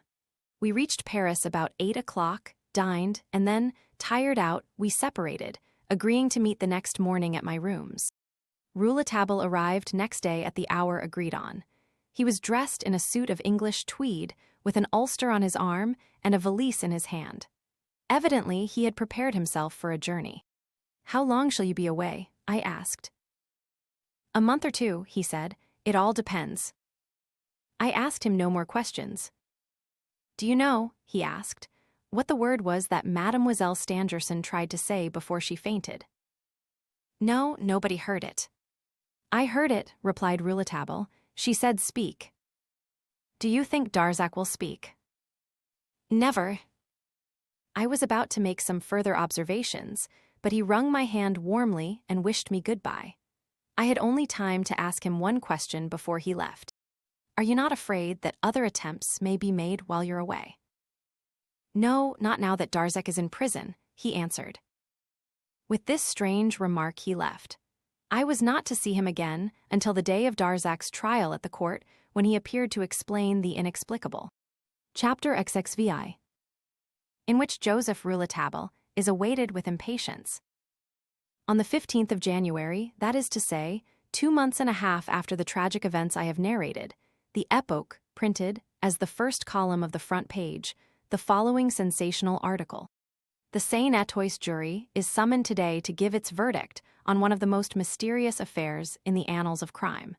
There never has been a case with so many obscure, incomprehensible, and inexplicable points. And yet the prosecution has not hesitated to put into the prisoner's dock a man who is respected, esteemed, and loved by all who knew him. A young savant, the hope of French science, whose whole life has been devoted to knowledge and truth. When Paris heard of Monsieur Robert Darzac's arrest, a unanimous cry of protest arose from all sides. The whole Sorbonne, disgraced by this act of the examining magistrate, asserted its belief in the innocence of Mademoiselle Stangerson's fiancé. Monsieur Stangerson was loud in his denunciation of this miscarriage of justice. There is no doubt in the mind of anybody that could the victim speak, she would claim from the jurors of Saint-Atois the man she wishes to make her husband, and whom the prosecution would send to the scaffold. It is to be hoped that Mademoiselle Stangerson will shortly recover her reason, which has been temporarily unhinged by the horrible mystery at the Glandier. The question before the jury is the one we propose to deal with this very day. We have decided not to permit 12 worthy men to commit a disgraceful miscarriage of justice. We confess that the remarkable coincidences, the many convicting evidences, and the inexplicable silence on the part of the accused, as well as a total absence of any evidence for an alibi, were enough to warrant the bench of judges in assuming that in this man alone was centered the truth of the affair. The evidences are, in appearance, so overwhelming against Monsieur Robert Darzac that a detective so well informed, so intelligent, and generally so successful as Monsieur Frédéric Larsan may be excused for having been misled by them. Up to now, everything has gone against Monsieur Robert Darzac in the magisterial inquiry. Today, however, we are going to defend him before the jury, and we are going to bring to the witness stand a light that will illumine the whole mystery of the Glandier. For we possess the truth. If we have not spoken sooner, it is because the interests of certain parties in the case demand that we should take that course. Our readers may remember the unsigned reports we published relating to the left foot of the Rue Oberkampf, at the time of the famous robbery of the Crédit Universal, and the famous case of the gold ingots of the Mint. In both those cases, we were able to discover the truth long before even the excellent ingenuity of Frédéric Larsan had been able to unravel it. These reports were written by our youngest reporter, Joseph Rouletabille, a youth of 18, whose fame tomorrow will be worldwide. When attention was first drawn to the Glandier case, our youthful reporter was on the spot and installed in the château, when every other representative of the press had been denied admission. He worked side by side with Frédéric Larsan. He was amazed and terrified at the grave mistake the celebrated detective was about to make, and tried to divert him from the false scent he was following. But the great Fred refused to receive instructions from this young journalist. We know now to where it brought Monsieur Robert Darzac. But now France must know, the whole world must know, that, on the very evening on which Monsieur Darzac was arrested, young Rouletabille entered our editorial office and informed us that he was about to go away on a journey. "How long I shall be away," he said, "I cannot say, perhaps a month, perhaps 2, perhaps 3, perhaps I may never return. Here is a letter. If I am not back on the day on which Monsieur Darzac is to appear before the assize court, have this letter opened and read to the court after all the witnesses have been heard. Arrange it with Monsieur Darzac's counsel. Monsieur Darzac is innocent. In this letter is written the name of the murderer, and that is all I have to say. I am leaving to get my proofs for the irrefutable evidence of the murderer's guilt." Our reporter departed. For a long time we were without news from him, but a week ago a stranger called upon our manager and said, "Act in accordance with the instructions of Joseph Rouletabille if it becomes necessary to do so. The letter left by him holds the truth. The gentleman who brought us this message would not give us his name. Today, the 15th of January, is the day of the trial. Joseph Rouletabille has not returned. It may be we shall never see him again. The press also counts its heroes, its martyrs to duty. It may be he is no longer living. We shall know how to avenge him. Our manager will, this afternoon, be at the court of assize at Versailles, with the letter containing the name of the murderer." At the head of the article appeared a portrait of Rouletabille, the same given as the frontispiece to this book. Those Parisians who flocked the assize court at Versailles to be present at the trial of what was known as the mystery of the Yellow Room will certainly remember the terrible crush at the Saint-Lazare station. The ordinary trains were so full that special trains had to be made up. The article in the Epoque had so excited the populace that discussion was rife everywhere, even to the verge of blows. Partisans of Rouletabille fought with the supporters of Frédéric Larsan. Curiously enough, the excitement was due less to the fact that an innocent man was in danger of a wrongful conviction than to the interest taken in their own ideas as to the mystery of the Yellow Room. Each had his explanation to which each held fast.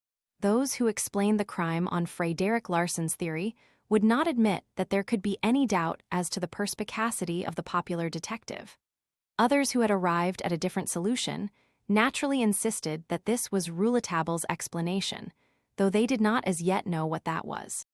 With the day's epoch in their hands, the Larsans and the Rouletabils fought and shoved each other on the steps of the Palais de Justice, right into the court itself.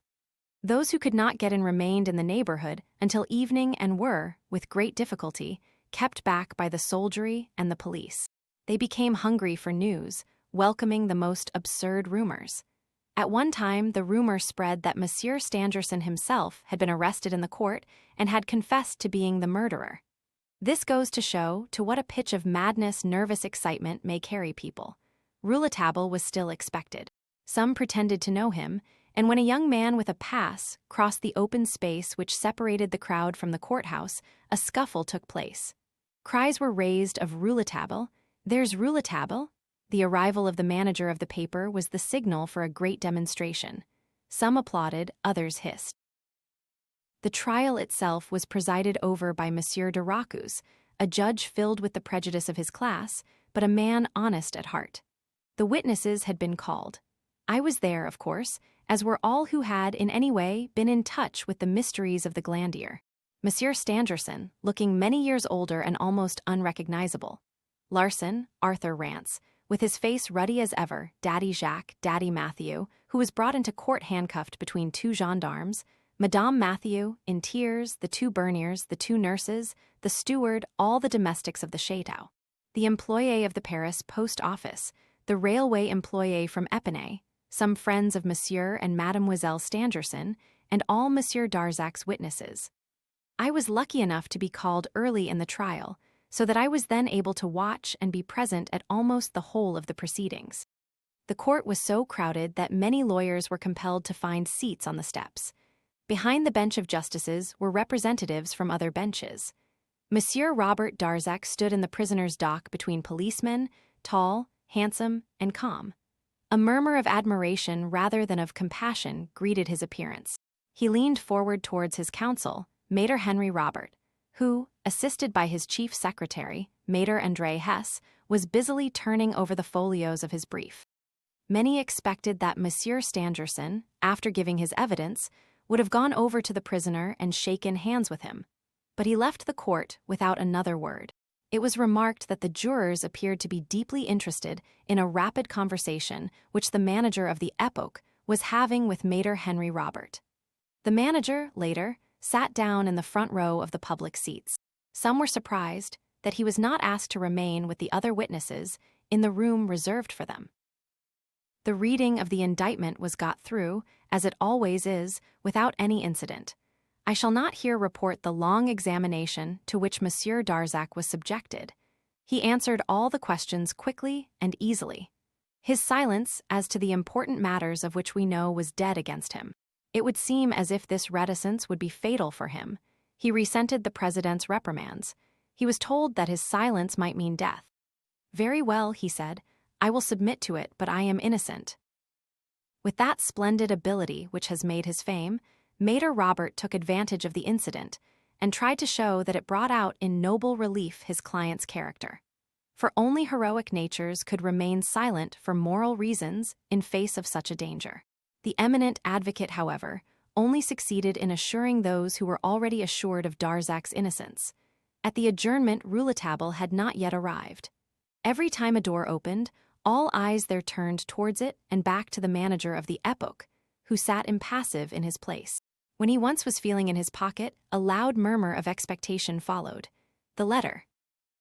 It is not, however, my intention to report in detail the course of the trial. My readers are sufficiently acquainted with the mysteries surrounding the Glandier case to enable me to go on to the really dramatic denouement of this ever-memorable day. When the trial was resumed, Mater Henry Robert questioned Daddy Matthew as to his complicity in the death of the keeper. His wife was also brought in and was confronted by her husband. She burst into tears and confessed that she had been the keeper's mistress and that her husband had suspected it.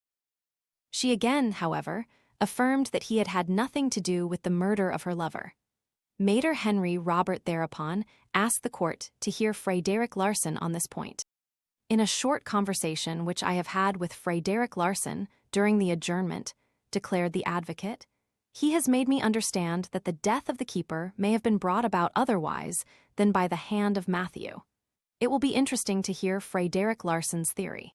Frederick Larsen was brought in. His explanation was quite clear. "I see no necessity," he said, "for bringing Matthew in this. I have told Monsieur de Marquet that the man's threats had biased the examining magistrate against him. To me, the attempt to murder Mademoiselle and the death of the keeper are the work of one and the same person. Mademoiselle Stangerson's murderer, flying through the court, was fired on. It was thought he was struck, perhaps killed. As a matter of fact, he only stumbled at the moment of his disappearance behind the corner of the right wing of the Shadow. There he encountered the keeper who, no doubt, tried to seize him. The murderer had in his hand the knife with which he had stabbed Mademoiselle Stangerson, and with this he killed the keeper."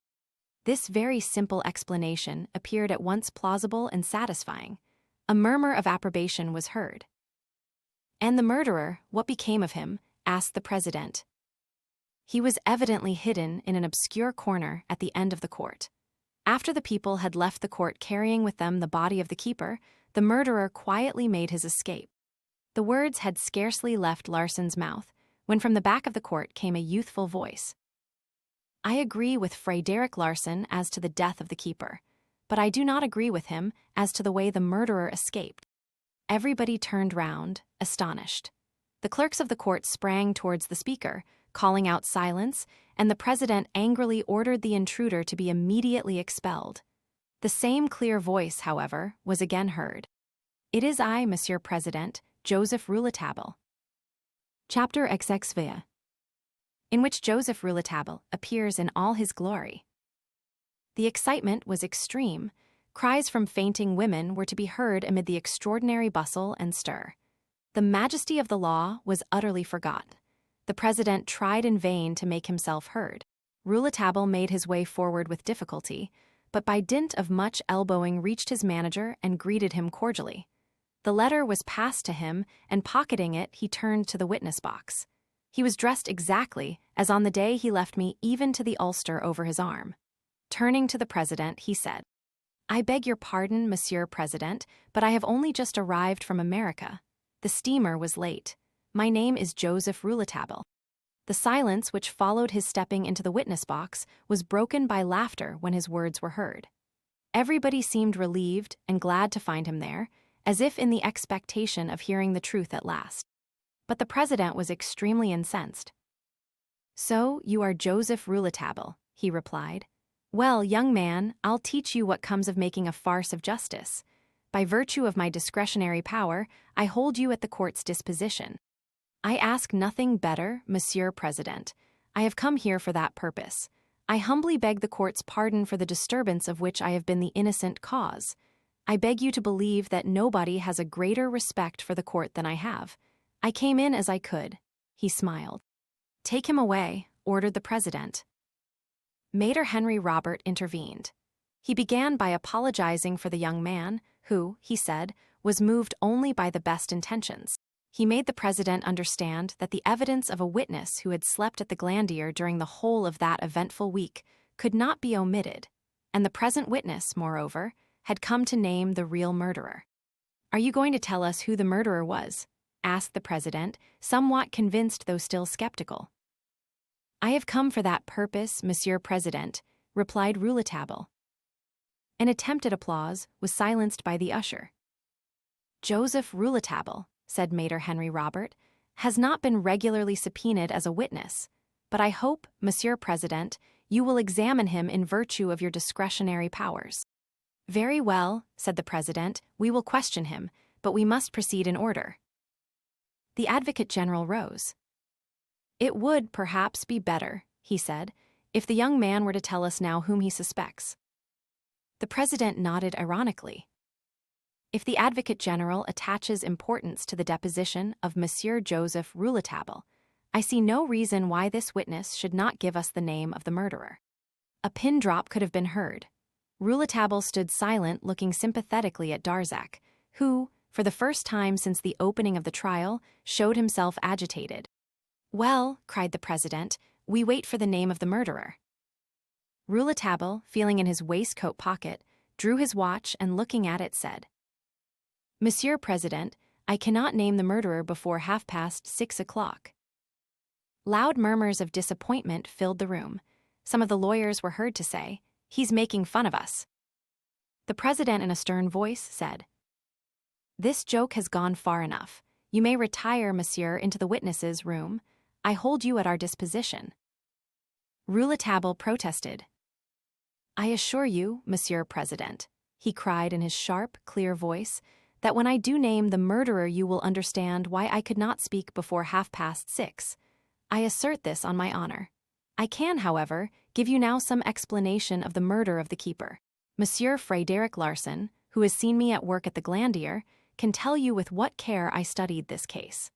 I found myself compelled to differ with him in arresting Monsieur Robert Darzac, who is innocent.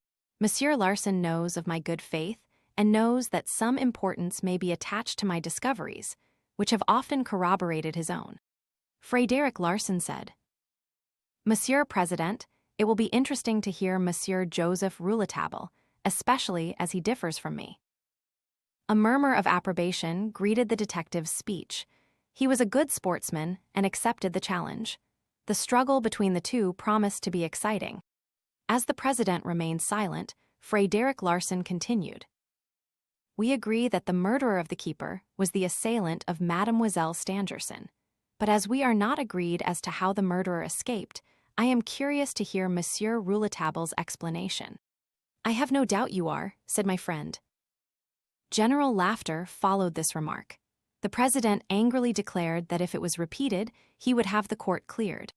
"Now, young man," said the president, "you have heard Monsieur Frédéric Larsan. How did the murderer get away from the court?" Rouletabille looked at Madame Mathieu, who smiled back at him sadly. "Since Madame Mathieu," he said, "has freely admitted her intimacy with the keeper." "Why, it's the boy," exclaimed Daddy Mathieu. "Remove that man," ordered the president. Mathieu was removed from the court. Rouletabille went on. "Since she has made this confession, I am free to tell you that she often met the keeper at night on the first floor of the donjon, in the room which was once an oratory. These meetings became more frequent when her husband was laid up by his rheumatism. She gave him morphine to ease his pain and to give herself more time for the meetings. Madame Mathieu came to the Shadow that night, enveloped in a large black shawl which served also as a disguise. This was the phantom that disturbed Daddy Jacques. She knew how to imitate the mewing of Mother Angenou, cat, and she would make the cries to advise the keeper of her presence. The recent repairs of the donjon did not interfere with their meetings in the keeper's old room. In the donjon, since the new room assigned to him at the end of the right wing was separated from the steward's room by a partition only. Previous to the tragedy in the court, Madame Mathieu and the keeper left the donjon together. I learnt these facts from my examination of the footmarks in the court the next morning. Bernier, the concierge, whom I had stationed behind the donjon, as he will explain himself, could not see what passed in the court. He did not reach the court until he heard the revolver shots, and then he fired. When the woman parted from the man, she went towards the open gate of the court, while he returned to his room. He had almost reached the door when the revolvers rang out. He had just reached the corner when a shadow bounded by. Meanwhile, Madame Mathieu, surprised by the revolver shots and by the entrance of people into the court, crouched in the darkness. The court is a large one, and being near the gate, she might easily have passed out unseen. But she remained and saw the body being carried away. In great agony of mind, she neared the vestibule and saw the dead body of her lover on the stairs lit up by Daddy Jacques' lantern. She then fled, and Daddy Jacques joined her. That same night before the murder, Daddy Jacques had been awakened by the cat's cry, and looking through his window, had seen the black phantom. Hastily dressing himself, he went out and recognized her. He is an old friend of Madame Mathieu, and when she saw him, she had to tell him of her relations with the keeper and begged his assistance. Daddy Jacques took pity on her and accompanied her through the oak grove out of the park, past the border of the lake to the road to Epinay. From there it was but a very short distance to her home. Daddy Jacques returned to the Chateau, and seeing how important it was for Madame Mathieu's presence at the Chateau to remain unknown, he had done all he could to hide it. I appeal to Monsieur Larsan, who saw me, next morning, examine the 2 sets of footprints. Here Rouletabille, turning towards Madame Mathieu, with a bow, said, "The footprints of Madame bear a strange resemblance to the neat footprints of the murderer." Madame Mathieu trembled and looked at him with wide eyes as if in wonder at what he would say next. "Madame has a shapely foot, long and rather large for a woman. The imprint, with its pointed toe, is very like that of the murderer, S." A movement in the court was repressed by Rouletabille. He held their attention at once. "I hasten to add," he went on, "that I attach no importance to this. Outward signs like these are often liable to lead us into error if we do not reason rightly. Monsieur Robert Darzac's footprints are also like the murderer S, and yet he is not the murderer." The president, turning to Madame Mathieu, asked, "Is that in accordance with what you know occurred?" "Yes, Monsieur President," she replied. "It is as if Monsieur Rouletabille had been behind us." "Did you see the murderer running towards the end of the right wing?" "Yes, as clearly as I saw them afterwards carrying the keeper's body." "What became of the murderer? You were in the court and could easily have seen." "I saw nothing of him, Monsieur President. It became quite dark just then." "Then Monsieur Rouletabille," said the president, "must explain how the murderer made his escape." Rouletabille continued, "It was impossible for the murderer to escape by the way he had entered the court without our seeing him. Or if we couldn't see him, we must certainly have felt him, since the court is a very narrow one enclosed in high iron railings. Then if the man was hemmed in that narrow square, how is it you did not find him? I have been asking you that for the last half hour." "Monsieur President," replied Rouletabille, "I cannot answer that question before 6:30. By this time, the people in the courtroom were beginning to believe in this new witness. They were amused by his melodramatic action in thus fixing the hour, but they seemed to have confidence in the outcome. As for the president, it looked as if he also had made up his mind to take the young man in the same way. He had certainly been impressed by Rouletabille's explanation of Madame Mathieu's part. "Well, Monsieur Rouletabille," he said, "as you say, but don't let us see any more of you before 6:30. Rouletabille bowed to the president and made his way to the door of the witnesses' room. I quietly made my way through the crowd and left the court almost at the same time as Rouletabille. He greeted me heartily and looked happy. "I'll not ask you, my dear fellow," I said, smiling, "what you've been doing in America, because I've no doubt you'll say you can't tell me until after 6:30. No, my dear St. Clair, I'll tell you right now why I went to America. I went in search of the name of the other half of the murderer." "The name of the other half?" "Exactly. When we last left the Glandier, I knew there were 2 halves to the murderer and the name of only one of them. I went to America for the name of the other half."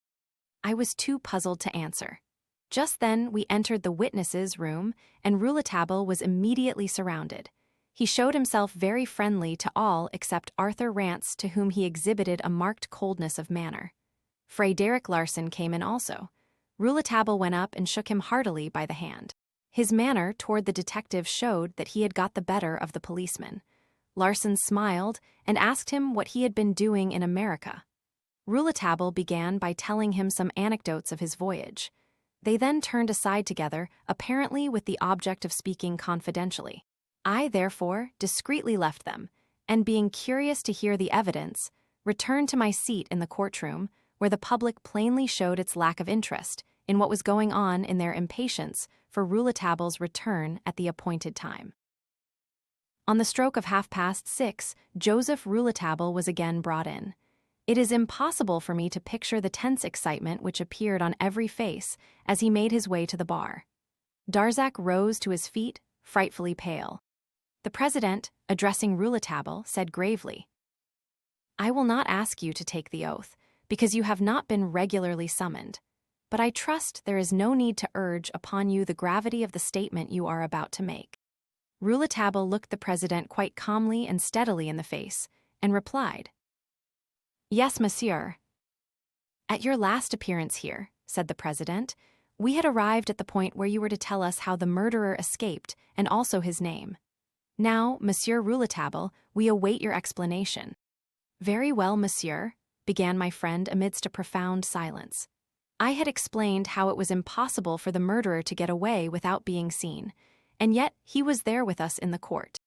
And you did not see him, at least that is what the prosecution declares." "No, we all of us saw him, Monsieur le Président," cried Rouletabille. "Then why was he not arrested?" "Because no one, besides myself, knew that he was the murderer. It would have spoiled my plans to have had him arrested, and I had then no proof other than my own reasoning. I was convinced we had the murderer before us and that we were actually looking at him. I have now brought what I consider the indisputable proof." "Speak out, monsieur. Tell us the murderer's name." "You will find it on the list of names present in the court on the night of the tragedy," replied Rouletabille. The people present in the courtroom began showing impatience. Some of them even called for the name and were silenced by the usher. "The list includes Daddy Jacques, Bernier the concierge, and Mr. Arthur Rance," said the president. "Do you accuse any of these?" "No, monsieur." "Then I do not understand what you are driving at. There was no other person at the end of the court."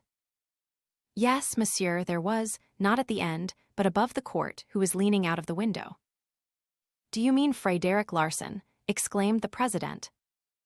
"Yes, Frédéric Larsan," replied Rouletabille in a ringing tone. "Frédéric Larsan is the murderer." The courtroom became immediately filled with loud and indignant protests. So astonished was he that the president did not attempt to quiet it. The quick silence which followed was broken by the distinctly whispered words from the lips of Robert Darzac. "It's impossible, he's mad." "You dare to accuse Frédéric Larsan, monsieur?" asked the president. "If you are not mad, what are your proofs?" "Proofs, monsieur? Do you want proofs? Well, here is one," cried Rouletabille shrilly. "Let Frédéric Larsan be called." "Usher, call Frédéric Larsan." The usher hurried to the side door, opened it, and disappeared. The door remained open, while all eyes turned expectantly towards it. The clerk reappeared and, stepping forward, said, "Monsieur President, Frédéric Larsan is not here. He left at about 4 o'clock and has not been seen since." "That is my proof," cried Rouletabille triumphantly. "Explain yourself," demanded the president. "My proof is Larsan's flight," said the young reporter. "He will not come back. You will see no more of Frédéric Larsan." "Unless you are playing with the court, monsieur, why did you not accuse him when he was present? He would then have answered you." "He could give no other answer than the one he has now given by his flight." "We cannot believe that Larsan has fled.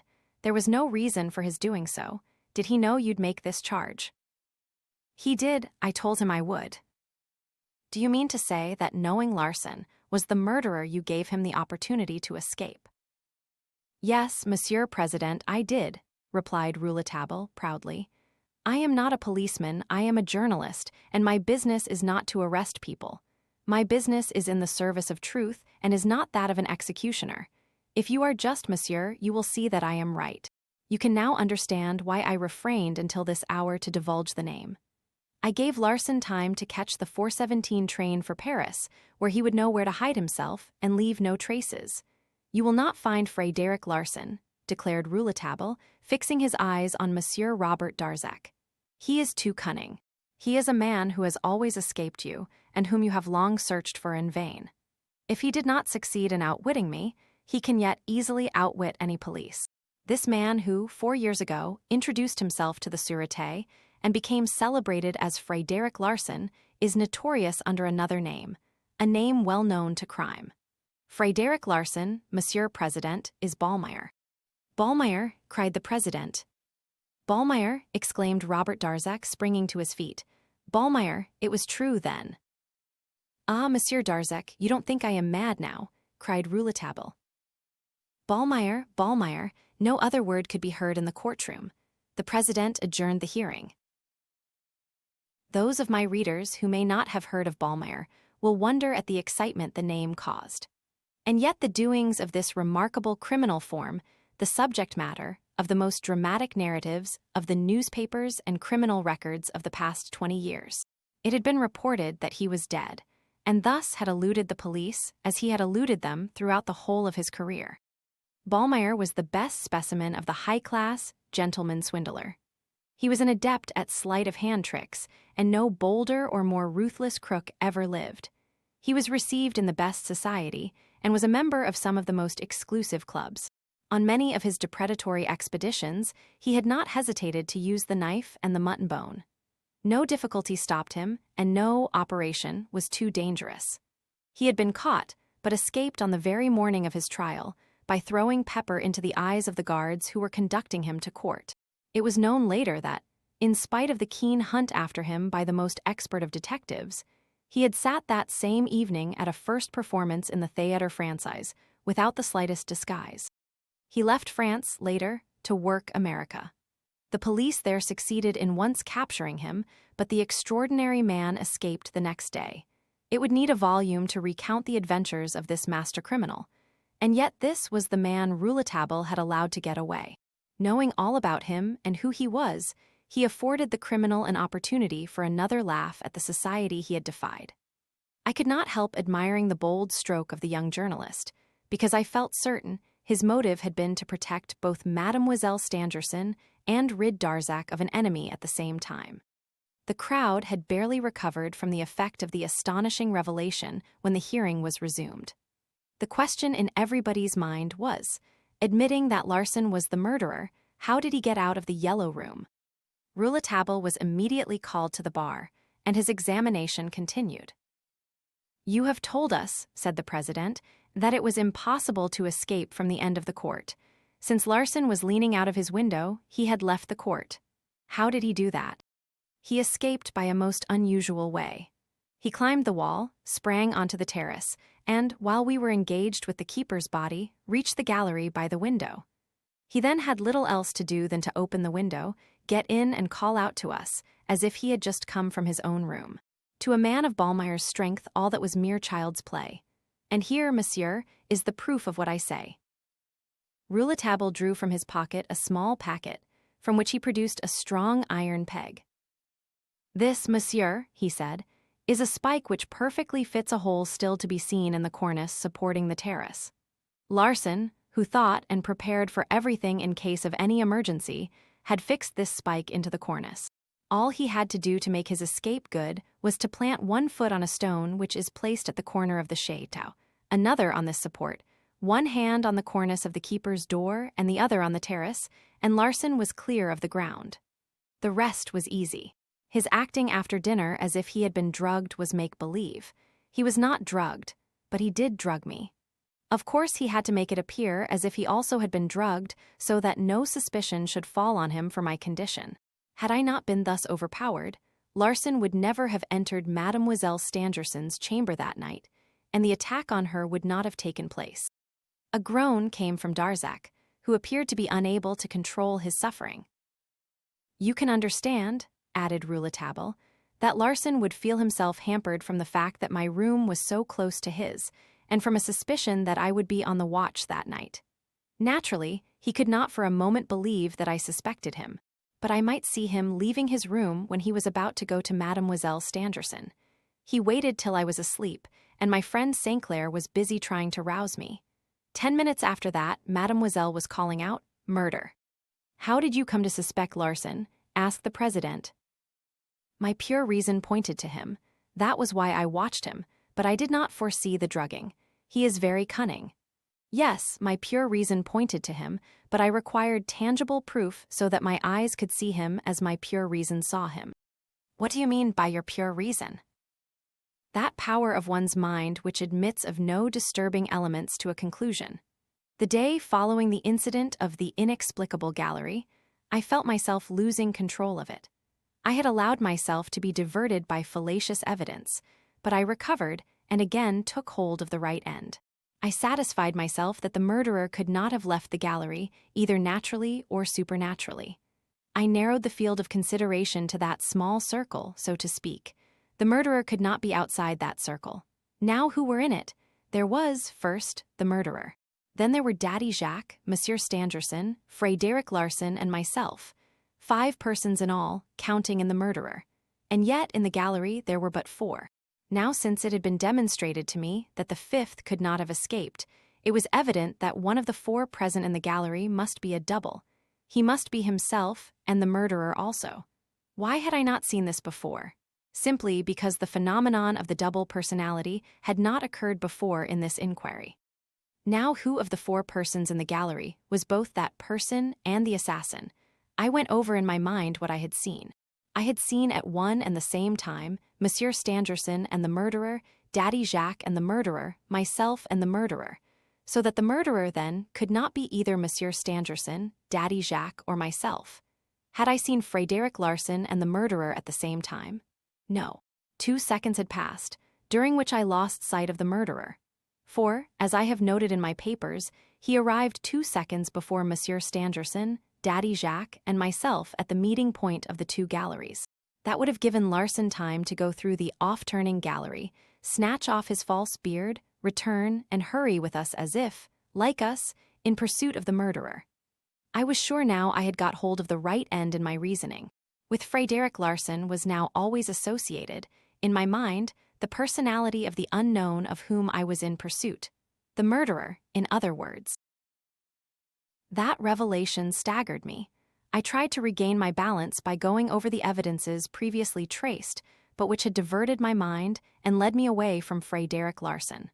What were these evidences? First, I had seen the unknown in Mademoiselle Stangerson's chamber. On going to Frédéric Larsan's room, I had found Larsan sound asleep. Second, the latter. Third, I had placed Frédéric Larsan at the end of the off-turning gallery and had told him that I would rush into Mademoiselle Stangerson's room to try to capture the murderer. Then I returned to Mademoiselle Stangerson's chamber, where I had seen the unknown. The first evidence did not disturb me much.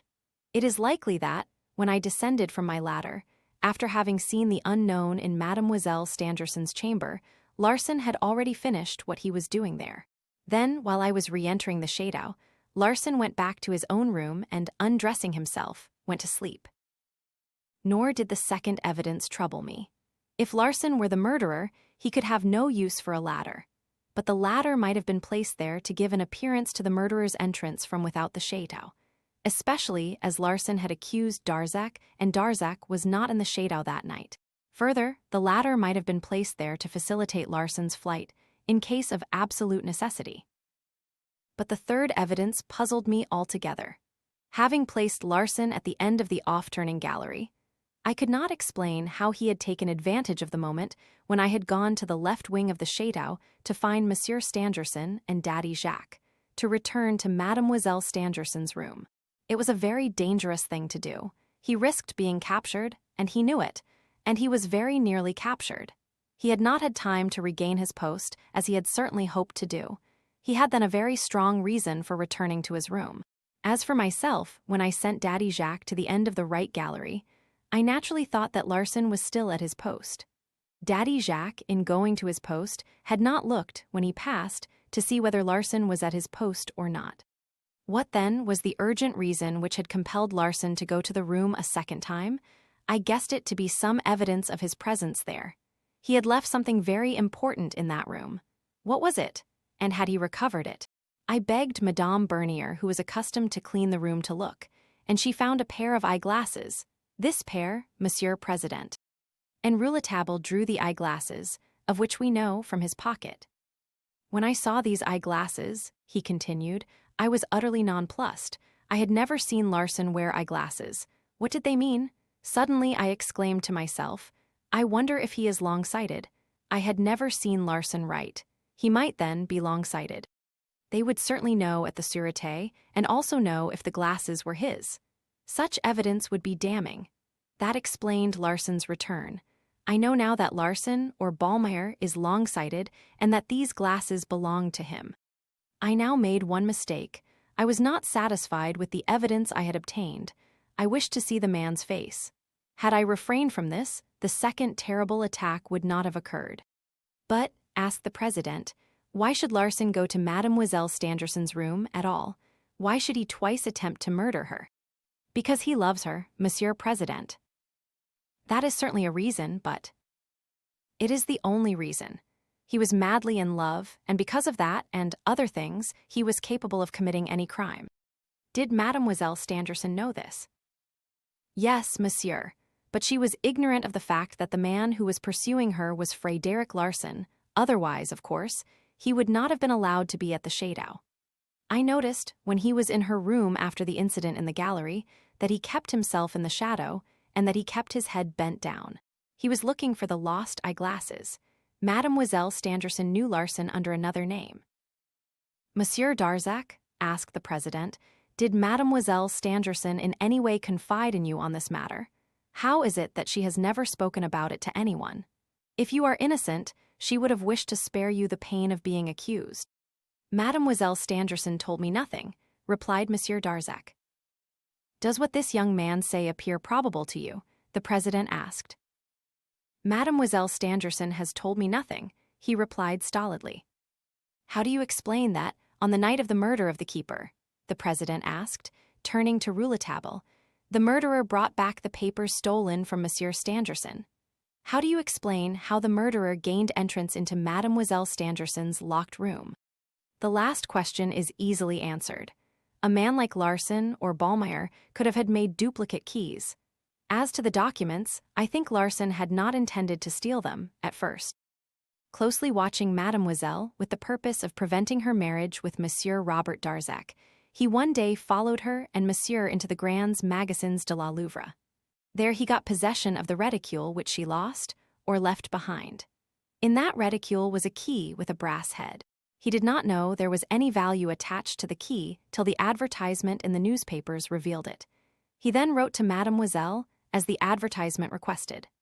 No doubt he asked for a meeting, making known to her that he was also the person who had for some time pursued her with his love. He received no answer. He went to the post office and ascertained that his letter was no longer there. He had already taken complete stock of Monsieur Darzac, and, having decided to go to any lengths to gain Mademoiselle Stangerson, he had planned that, whatever might happen, Monsieur Darzac, his hated rival, should be the man to be suspected.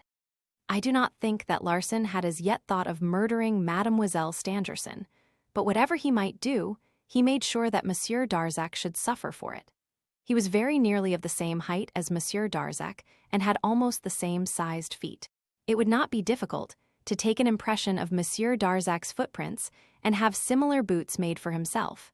Such tricks were mere child's play for Larsen or Ballmeyer. Receiving no reply to his letter, he determined, since Mademoiselle Stangerson would not come to him, that he would go to her. His plan had long been formed. He had made himself master of the plans of the Chateau and the pavilion, so that, one afternoon, while Monsieur and Mademoiselle Stangerson were out for a walk, and while Daddy Jacques was away, he entered the latter by the vestibule window. He was alone, and, being in no hurry, he began examining the furniture. One of the pieces, resembling a safe, had a very small keyhole.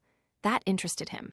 He had with him the little key with the brass head, and associating one with the other, he tried the key in the lock. The door opened. He saw nothing but papers. They must be very valuable to have been put away in a safe, and the key to which to be of so much importance.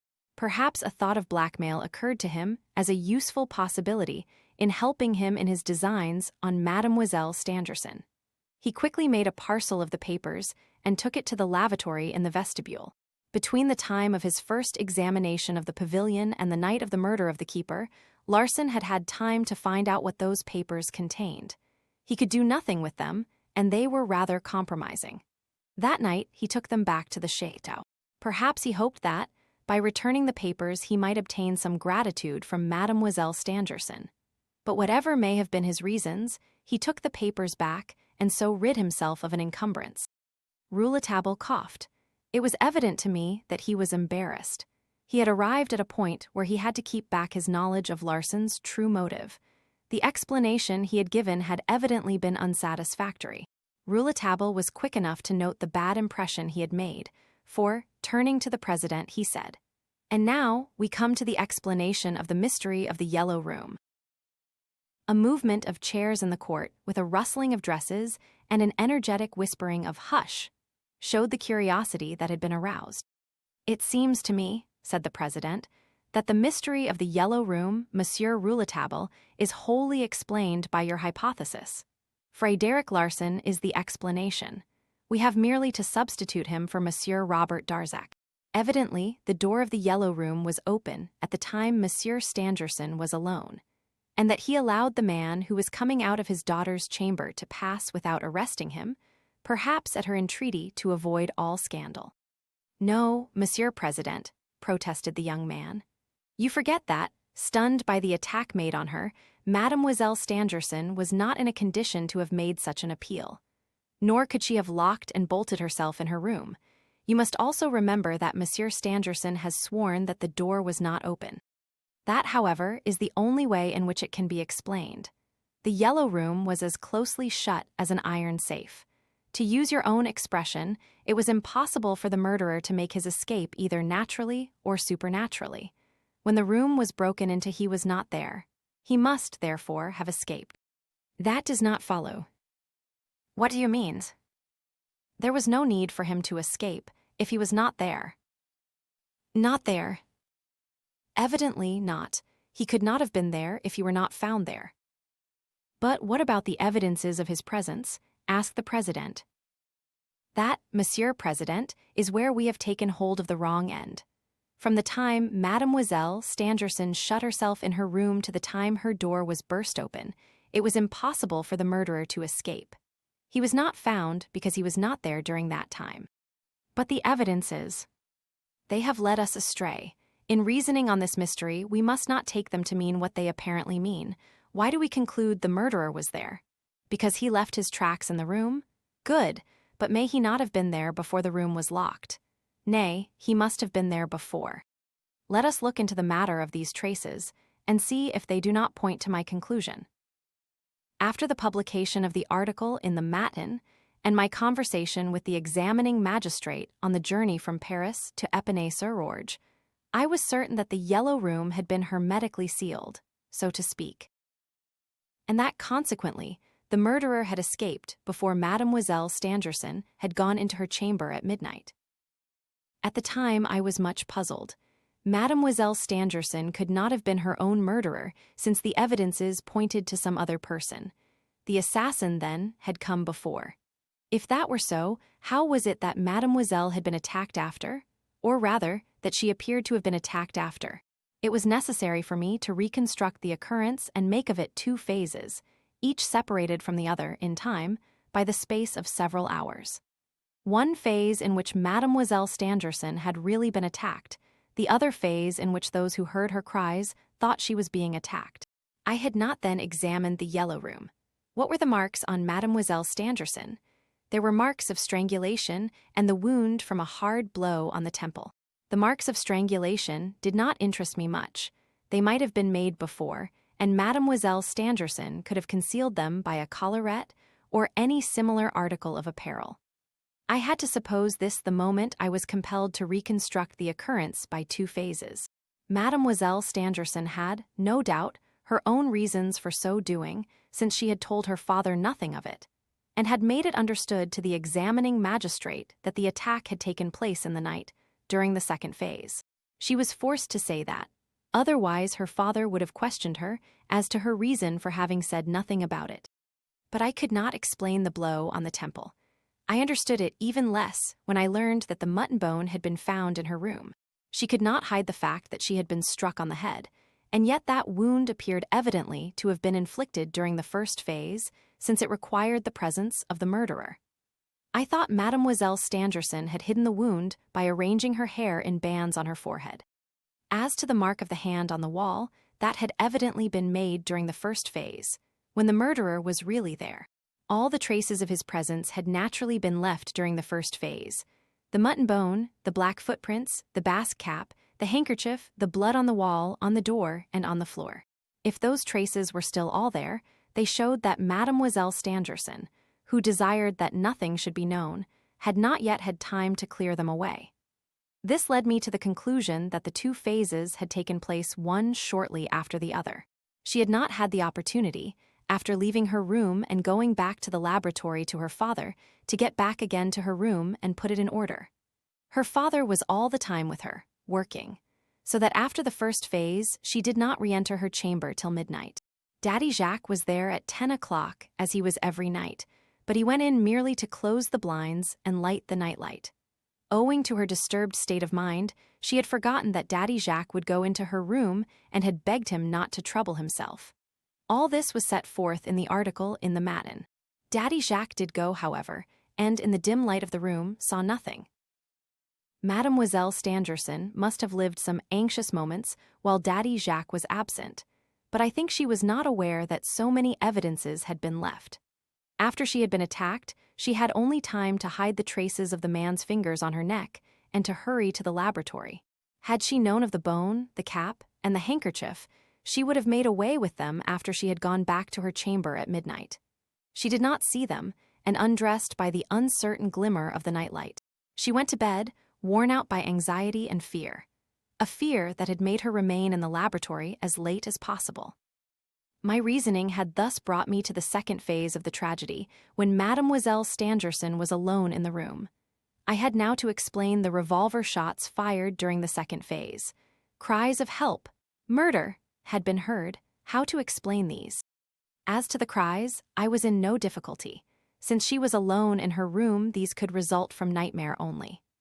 My explanation of the struggle and noise that were heard is simply that in her nightmare, she was haunted by the terrible experience she had passed through in the afternoon. In her dream, she sees the murderer about to spring upon her, and she cries, "Help, murder!" Her hand wildly seeks the revolver she had placed within her reach on the night table by the side of her bed, but her hand, striking the table, overturns it, and the revolver, falling to the floor, discharges itself, the bullet lodging in the ceiling. I knew from the first that the bullet in the ceiling must have resulted from an accident. Its very position suggested an accident to my mind, and so fell in with my theory of a nightmare. I no longer doubted that the attack had taken place before Mademoiselle had retired for the night. After wakening from her frightful dream and crying aloud for help, she had fainted. My theory, based on the evidence of the shots that were heard at midnight, demanded 2 shots, one which wounded the murderer at the time of his attack, and one fired at the time of the nightmare. The evidence given by the Berniers before the examining magistrate was to the effect that only 1 shot had been heard. Monsieur Stangerson testified to hearing a dull sound first followed by a sharp ringing sound. The dull sound I explained by the falling of the marble-top table. The ringing sound was the shot from the revolver. I was now convinced I was right. The shot that had wounded the hand of the murderer and had caused it to bleed so that he left the bloody imprint on the wall was fired by Mademoiselle in self-defense, before the second phase, when she had been really attacked. The shot in the ceiling which the Berniers heard was the accidental shot during the nightmare. I had now to explain the wound on the temple. It was not severe enough to have been made by means of the mutton bone, and Mademoiselle had not attempted to hide it. It must have been made during the second phase. It was to find this out that I went to the yellow room, and I obtained my answer there. Rouletabille drew a piece of white folded paper from his pocket, and drew out of it an almost invisible object, which he held between his thumb and forefinger. "This, Monsieur President," he said, "is a hair, a blonde hair stained with blood. It is a hair from the head of Mademoiselle Stangerson. I found it sticking to one of the corners of the overturned table." The corner of the table was itself stained with blood, a tiny stain, hardly visible. But it told me that, on rising from her bed, Mademoiselle Stangerson had fallen heavily and had struck her head on the corner of its marble top. I had still to learn, in addition to the name of the assassin, which I did later, the time of the original attack. I learned this from the examination of Mademoiselle Stangerson and her father, though the answers given by the former were well calculated to deceive the examining magistrate. Mademoiselle Stangerson had stated very minutely how she had spent the whole of her time that day. We established the fact that the murderer had introduced himself into the pavilion between 5 and 6 o'clock. At 6:15, the professor and his daughter had resumed their work. At 5, the professor had been with his daughter, and since the attack took place in the professor's absence from his daughter, I had to find out just when he left her. The professor had stated that at the time, when he and his daughter were about to re-enter the laboratory, he was met by the keeper and held in conversation about the cutting of some wood and the poachers. Mademoiselle Stangerson was not with him then, since the professor said, "I left the keeper and rejoined my daughter, who was at work in the laboratory." It was during that short interval of time that the tragedy took place. That is certain. In my mind's eye, I saw Mademoiselle Stangerson re-enter the pavilion, go to her room to take off her hat, and find herself faced by the murderer. He had been in the pavilion for some time waiting for her. He had arranged to pass the whole night there. He had taken off Daddy Jacques' boots, he had removed the papers from the cabinet, and had then slipped under the bed. Finding the time long, he had risen, gone again into the laboratory, then into the vestibule, looked into the garden, and had seen, coming towards the pavilion, Mademoiselle Stangerson, alone. He would never have dared to attack her at that hour if he had not found her alone. His mind was made up. He would be more at ease alone with Mademoiselle Stangerson in the pavilion than he would have been in the middle of the night, with Daddy Jacques sleeping in the attic. So he shut the vestibule window. That explains why neither Monsieur Stangerson nor the keeper, who were at some distance from the pavilion, had heard the revolver shot. Then he went back to the yellow room. Mademoiselle Stangerson came in. What passed must have taken place very quickly. Mademoiselle tried to call for help, but the man had seized her by the throat. Her hand had sought and grasped the revolver, which she had been keeping in the drawer of her night table, since she had come to fear the threats of her pursuer. The murderer was about to strike her on the head with the mutton bone, a terrible weapon in the hands of a Larson or Ballmeyer. But she fired in time, and the shot wounded the hand that held the weapon. The bone fell to the floor covered with the blood of the murderer, who staggered, clutched at the wall for support, imprinting on it the red marks, and, fearing another bullet, fled. She saw him pass through the laboratory and listened. He was long at the window. At length he jumped from it. She flew to it and shut it. The danger past, all her thoughts were of her father. Had he either seen or heard, at any cost to herself, she must keep this from him. Thus, when Monsieur Stangerson returned, he found the door of the yellow room closed, and his daughter in the laboratory, bending over her desk at work. Turning towards Monsieur Darzac, Rouletabille cried, "You know the truth. Tell us then if that is not how things happened." "I don't know anything about it," replied Monsieur Darzac. "I admire you for your silence," said Rouletabille, "but if Mademoiselle Stangerson knew of your danger, she would release you from your oath. She would beg of you to tell all she has confided to you. She would be here to defend you." Monsieur Darzac made no movement, nor uttered a word. He looked at Rouletabille sadly. "However," said the young reporter, "since Mademoiselle is not here, I must do it myself. But believe me, Monsieur Darzac, the only means to save Mademoiselle Stangerson and restore her to her reason is to secure your acquittal. What is this secret motive that compels Mademoiselle Stangerson to hide her knowledge from her father?" asked the president. "That, monsieur, I do not know," said Rouletabille. "It is no business of mine." The president, turning to Monsieur Darzac, endeavored to induce him to tell what he knew. "Do you still refuse, monsieur, to tell us how you employed your time during the attempts on the life of Mademoiselle Stangerson?" "I cannot tell you anything, monsieur." The president turned to Rouletabille, as if appealing for an explanation. "We must assume, Monsieur President, that Monsieur Robert Darzac's absentions are closely connected with Mademoiselle Stangerson's secret, and that Monsieur Darzac feels himself in honor bound to remain silent. It may be that Larson, who, since his 3 attempts, has had everything in training to cast suspicion on Monsieur Darzac, had fixed on just those occasions for a meeting with Monsieur Darzac at a spot most compromising. Larson is cunning enough to have done that." The president seemed partly convinced, but still curious, he asked, "But what is this secret of Mademoiselle Stangerson?" "That I cannot tell you," said Rouletabille. "I think, however, you know enough now to acquit Monsieur Robert Darzac, unless Larson should return, and I don't think he will," he added with a laugh. "One question more," said the president. "Admitting your explanation, we know that Larson wished to turn suspicion on Monsieur Robert Darzac, but why should he throw suspicion on Daddy Jacques also?" There came in the professional detective, monsieur, who proves himself an unraveler of mysteries by annihilating the very proofs he had accumulated. He's a very cunning man, and a similar trick had often enabled him to turn suspicion from himself. He proved the innocence of one before accusing the other. You can easily believe, monsieur, that so complicated a scheme as this must have been long and carefully thought out in advance by Larsan. I can tell you that he had long been engaged on its elaboration. If you care to learn how he had gathered information, you will find that he had, on one occasion, disguised himself as the commissionaire between the laboratory of the Sûreté and Monsieur Stangerson, of whom experiments were demanded.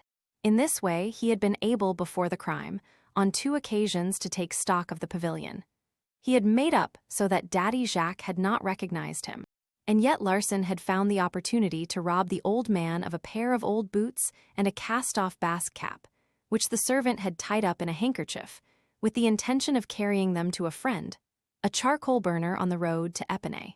When the crime was discovered, Daddy Jacques had immediately recognized these objects as his. They were extremely compromising, which explains his distress at the time when we spoke to him about them. Larsan confessed it all to me. He is an artist at the game.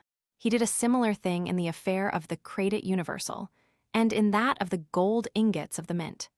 Both these cases should be revised. Since Ballmeyer or Larsan has been in the Sûreté, a number of innocent persons have been sent to prison. Chapter XXVIA, in which it is proved that one does not always think of everything. Great excitement prevailed when Rouletabille had finished. The courtroom became agitated with the murmurings of suppressed applause. Maître Henry Robert called for an adjournment of the trial and was supported in his motion by the public prosecutor himself. The case was adjourned. The next day, Monsieur Robert Darzac was released on bail, while Daddy Jacques received the immediate benefit of a no cause for action. Search was everywhere made for Frédéric Larsan, but in vain. Monsieur Darzac finally escaped the awful calamity which, at one time, had threatened him. After a visit to Mademoiselle Stangerson, he was led to hope that she might, by careful nursing, one day recover her reason. Rouletabille, naturally, became the man of the hour. On leaving the Palais de Justice, the crowd bore him aloft in triumph. The press of the whole world published his exploits and his photograph. He, who had interviewed so many illustrious personages, had himself become illustrious and was interviewed in his turn. I am glad to say that the enormous success in no way turned his head. We left Versailles together, after having dined at the Dog That Smokes. In the train, I put a number of questions to him which, during our meal, had been on the tip of my tongue, but which I had refrained from uttering, knowing he did not like to talk shop while eating.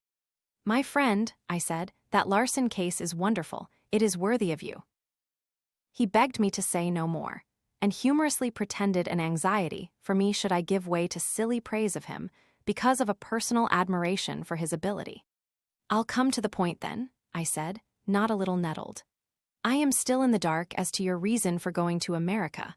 When you left the Glandier, you had found out, if I rightly understand, all about Frédéric Larsan. You had discovered the exact way he had attempted the murder." "Quite so. And you," he said, turning the conversation, "did you suspect nothing?" "Nothing." "It's incredible." "I don't see how I could have suspected anything. You took great pains to conceal your thoughts from me. Had you already suspected Larsan when you sent for me to bring the revolvers?" "Yes, I had come to that conclusion through the incident of the inexplicable gallery." Larsan's return to Mademoiselle Stangerson's room, however, had not then been cleared up by the eyeglasses. My suspicions were the outcome of my reasoning only, and the idea of Larsan being the murderer seemed so extraordinary that I resolved to wait for actual evidence before venturing to act. Nevertheless, the suspicion worried me, and I sometimes spoke to the detective in a way that ought to have opened your eyes. I spoke disparagingly of his methods, but until I found the eyeglasses, I could but look upon my suspicion of him in the light of an absurd hypothesis only. You can imagine my elation after I had explained Larsan's movements. I remember well rushing into my room like a madman and crying to you, "I'll get the better of the great Fred. I'll get the better of him in a way that will make a sensation." I was then thinking of Larsan, the murderer. It was that same evening that Darzac begged me to watch over Mademoiselle Stangerson. I made no efforts until after we had dined with Larson, until 10 o'clock. He was right there before me, and I could afford to wait. You ought to have suspected, because when we were talking of the murderer's arrival, I said to you, I am quite sure Larson will be here tonight. But one important point escaped us both. It was one which ought to have opened our eyes to Larson. Do you remember the bamboo cane? I was surprised to find Larson had made no use of that evidence against Robert Darzac. Had it not been purchased by a man whose description tallied exactly with that of Darzac? Well, just before I saw him off at the train, after the recess during the trial, I asked him why he hadn't used the cane evidence. He told me he had never had any intention of doing so, that our discovery of it in the little inn at Epinay had much embarrassed him. If you will remember, he told us then that the cane had been given him in London. Why did we not immediately say to ourselves, Fred is lying. He could not have had this cane in London. He was not in London. He bought it in Paris. Then you found out, on inquiry at Cassette S, that the cane had been bought by a person dressed very like Robert Darzac, though, as we learned later from Darzac himself, it was not he who had made the purchase. Couple this with the fact we already knew, from the letter at the poste restante, that there was actually a man in Paris who was passing as Robert Darzac. Why did we not immediately fix on Fred himself? Of course, his position at the Sûreté was against us. But when we saw the evident eagerness on his part to find convicting evidence against Darzac, nay, even the passion he displayed in his pursuit of the man, the lie about the cane should have had a new meaning for us. If you ask why Larson bought the cane, if he had no intention of manufacturing evidence against Darzac, by means of it, the answer is quite simple. He had been wounded in the hand by Mademoiselle Stangerson, so that the cane was useful to enable him to close his hand in carrying it. You remember I noticed that he always carried it. All these details came back to my mind when I had once fixed on Larson as the criminal. But they were too late then to be of any use to me. On the evening when he pretended to be drugged, I looked at his hand and saw a thin silk bandage covering the signs of a slight healing wound. Had we taken a quicker initiative at the time Larson told us that lie about the cane, I am certain he would have gone off, to avoid suspicion. All the same, we worried Larson or Ballmeyer without our knowing it. But, I interrupted, if Larson had no intention of using the cane as evidence against Darzac, why had he made himself up to look like the man when he went in to buy it? He had not specially made up as Darzac to buy the cane. He had come straight to Cassette S immediately after he had attacked Mademoiselle Stangerson. His wound was troubling him, and as he was passing along the Avenue de l'Opéra, the idea of the cane came to his mind and he acted on it. It was then 8 o'clock. And I, who had hit upon the very hour of the occurrence of the tragedy, almost convinced that Darzac was not the criminal, and knowing of the cane, I still never suspected Larson. There are times, I said, when the greatest intellects. Rouletabille shut my mouth. I still continued to joke him, but, finding he did not reply, I saw he was no longer paying any attention to what I was saying. I found he was fast asleep. Chapter X6. The Mystery of Mademoiselle Stangerson. During the days that followed, I had several opportunities to question him as to his reason for his voyage to America, but I obtained no more precise answers than he had given me on the evening of the adjournment of the trial, when we were on the train for Paris. One day, however, on my still pressing him, he said, "Can't you understand that I had to know Larson's true personality?" "No doubt," I said, "but why did you go to America to find that out?" He sat smoking his pipe and made no further reply. I began to see that I was touching on the secret that concerned Mademoiselle Stangerson. Rouletabille evidently had found it necessary to go to America to find out what the mysterious tie was that bound her to Larson by so strange and terrible a bond. In America, he had learned who Larson was and had obtained information which closed his mouth. He had been to Philadelphia. And now, what was this mystery which held Mademoiselle Stangerson and Monsieur Robert Darzac in so inexplicable a silence? After so many years and the publicity given the case by a curious and shameless press, now that Monsieur Stangerson knows all and has forgiven all may be told. In every phase of this remarkable story, Mademoiselle Stangerson had always been the sufferer. The beginning dates from the time when, as a young girl, she was living with her father in Philadelphia. A visitor at the house, a Frenchman, had succeeded by his wit, grace, and persistent attention in gaining her affections. He was said to be rich and had asked her of her father. Monsieur Stangerson, on making inquiries as to Monsieur Jean Roussel, found that the man was a swindler and an adventurer. Jean Roussel was but another of the many names under which the notorious Ballmeyer, a fugitive from France, tried to hide himself. Monsieur Stangerson did not know of his identity with Ballmeyer. He learned that the man was simply undesirable for his daughter. He not only refused to give his consent to the marriage, but denied him admission into the house. Mathilde Stangerson, however, had fallen in love. To her Jean, Roussel was everything that her love painted him. She was indignant at her father's attitude and did not conceal her feelings. Her father sent her to stay with an aunt in Cincinnati. There she was joined by Jean Roussel and, in spite of the reverence she felt for her father, ran away with him to get married. They went to Louisville and lived there for some time. One morning, however, a knock came at the door of the house in which they were, and the police entered to arrest Jean Roussel. It was then that Mathilde Stangerson, or Roussel, learned that her husband was no other than the notorious Ballmeyer. The young woman in her despair tried to commit suicide. She failed in this and was forced to rejoin her aunt at Cincinnati. The old lady was overjoyed to see her again. She had been anxiously searching for her and had not dared to tell Monsieur Stangerson of her disappearance. Mathilde swore her to secrecy so that her father should not know she had been away. A month later, Mademoiselle Stangerson returned to her father, repentant, her heart dead within her, hoping only one thing, that she would never again see her husband, the horrible Ballmeyer.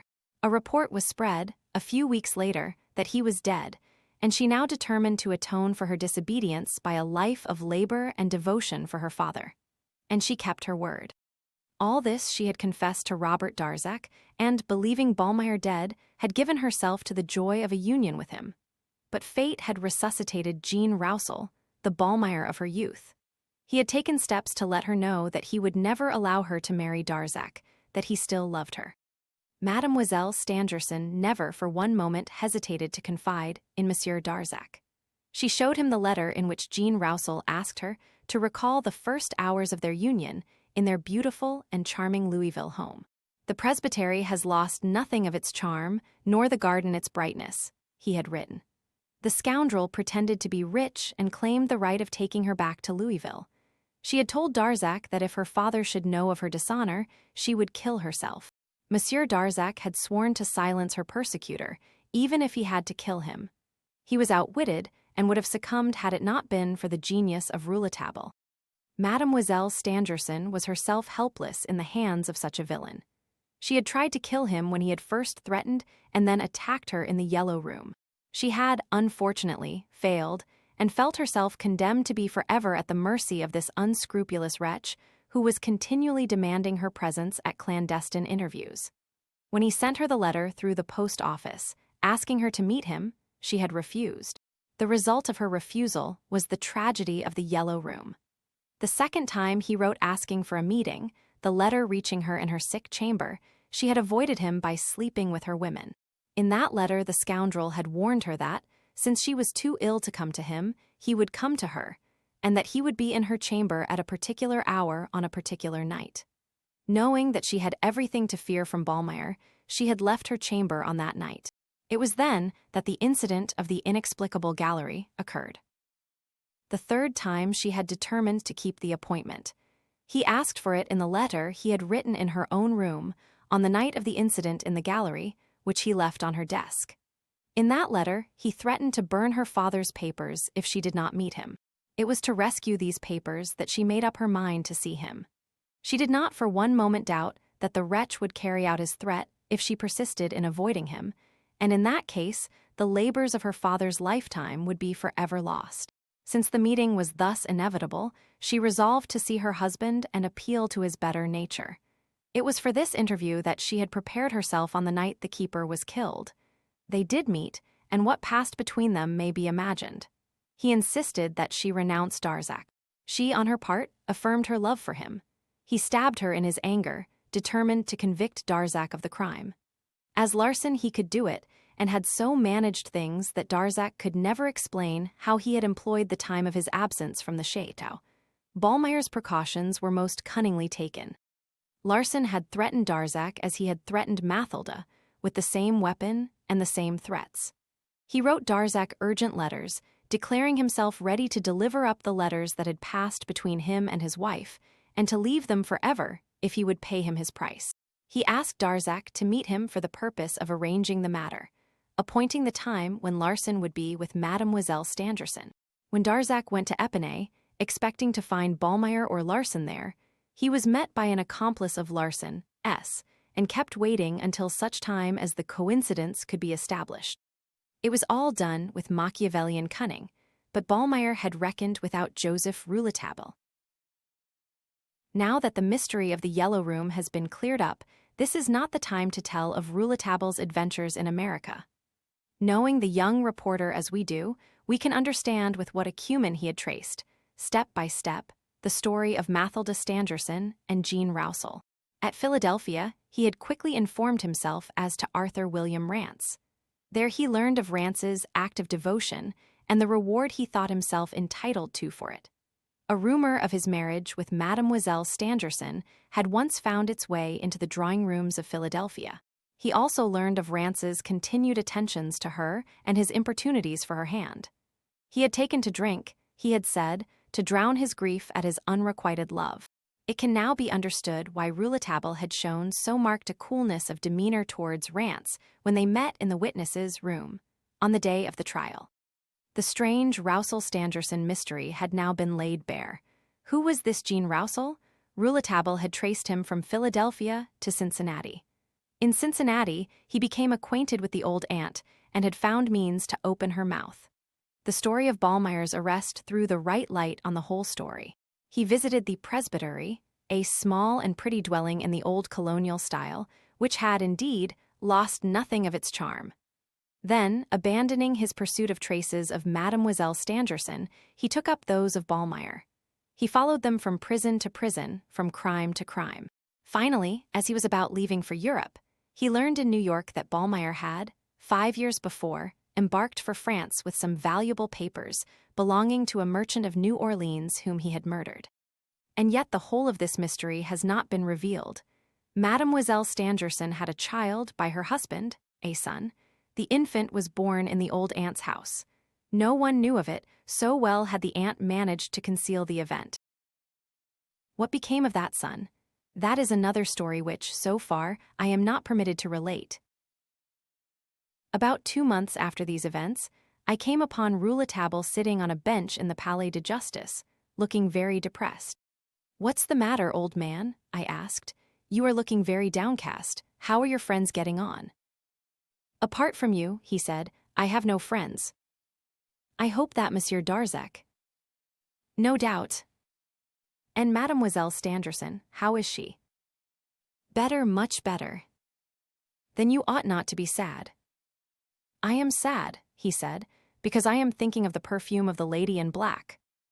"The perfume of the lady in black? I have heard you often refer to it. Tell me why it troubles you." "Perhaps some day," said Rouletabille. And he heaved a profound sigh. Transcriber's notes. This transcription follows the text of the first edition published by Brentanos in 1908. Archaic and inconsistent spellings and punctuation have generally been left unchanged. However, the following alterations have been made to correct what are believed to be unambiguous errors in the text. 14 occurrences of invalid or misleading punctuation, 12 of which involved errors in placement or type of quotation marks, have been corrected. 2 occurrences of paragraphs ending without punctuation have been corrected. The original text contained the misspelled words utterreed, villainies, and himself. These have all been corrected. The original text also contained the following misspellings specific to non-English names and phrases: 2 occurrences of Bert du Bondia, 2 occurrences of Monsieur Marquet, 2 occurrences of Frederick Larsan, 3 occurrences of Rue Oberskampf, 4 occurrences of Mater, and 13 occurrences of Elise. These have all been corrected. The phrase "is if we were" has been corrected to "as if we were" in Chapter X5. The original text has no heading for Chapter XVI, despite being part of the same continuous excerpt as chapters XVI and XVI. This absence has been corrected. Thanks for listening to The Mystery of the Yellow Room by Gaston Leroux.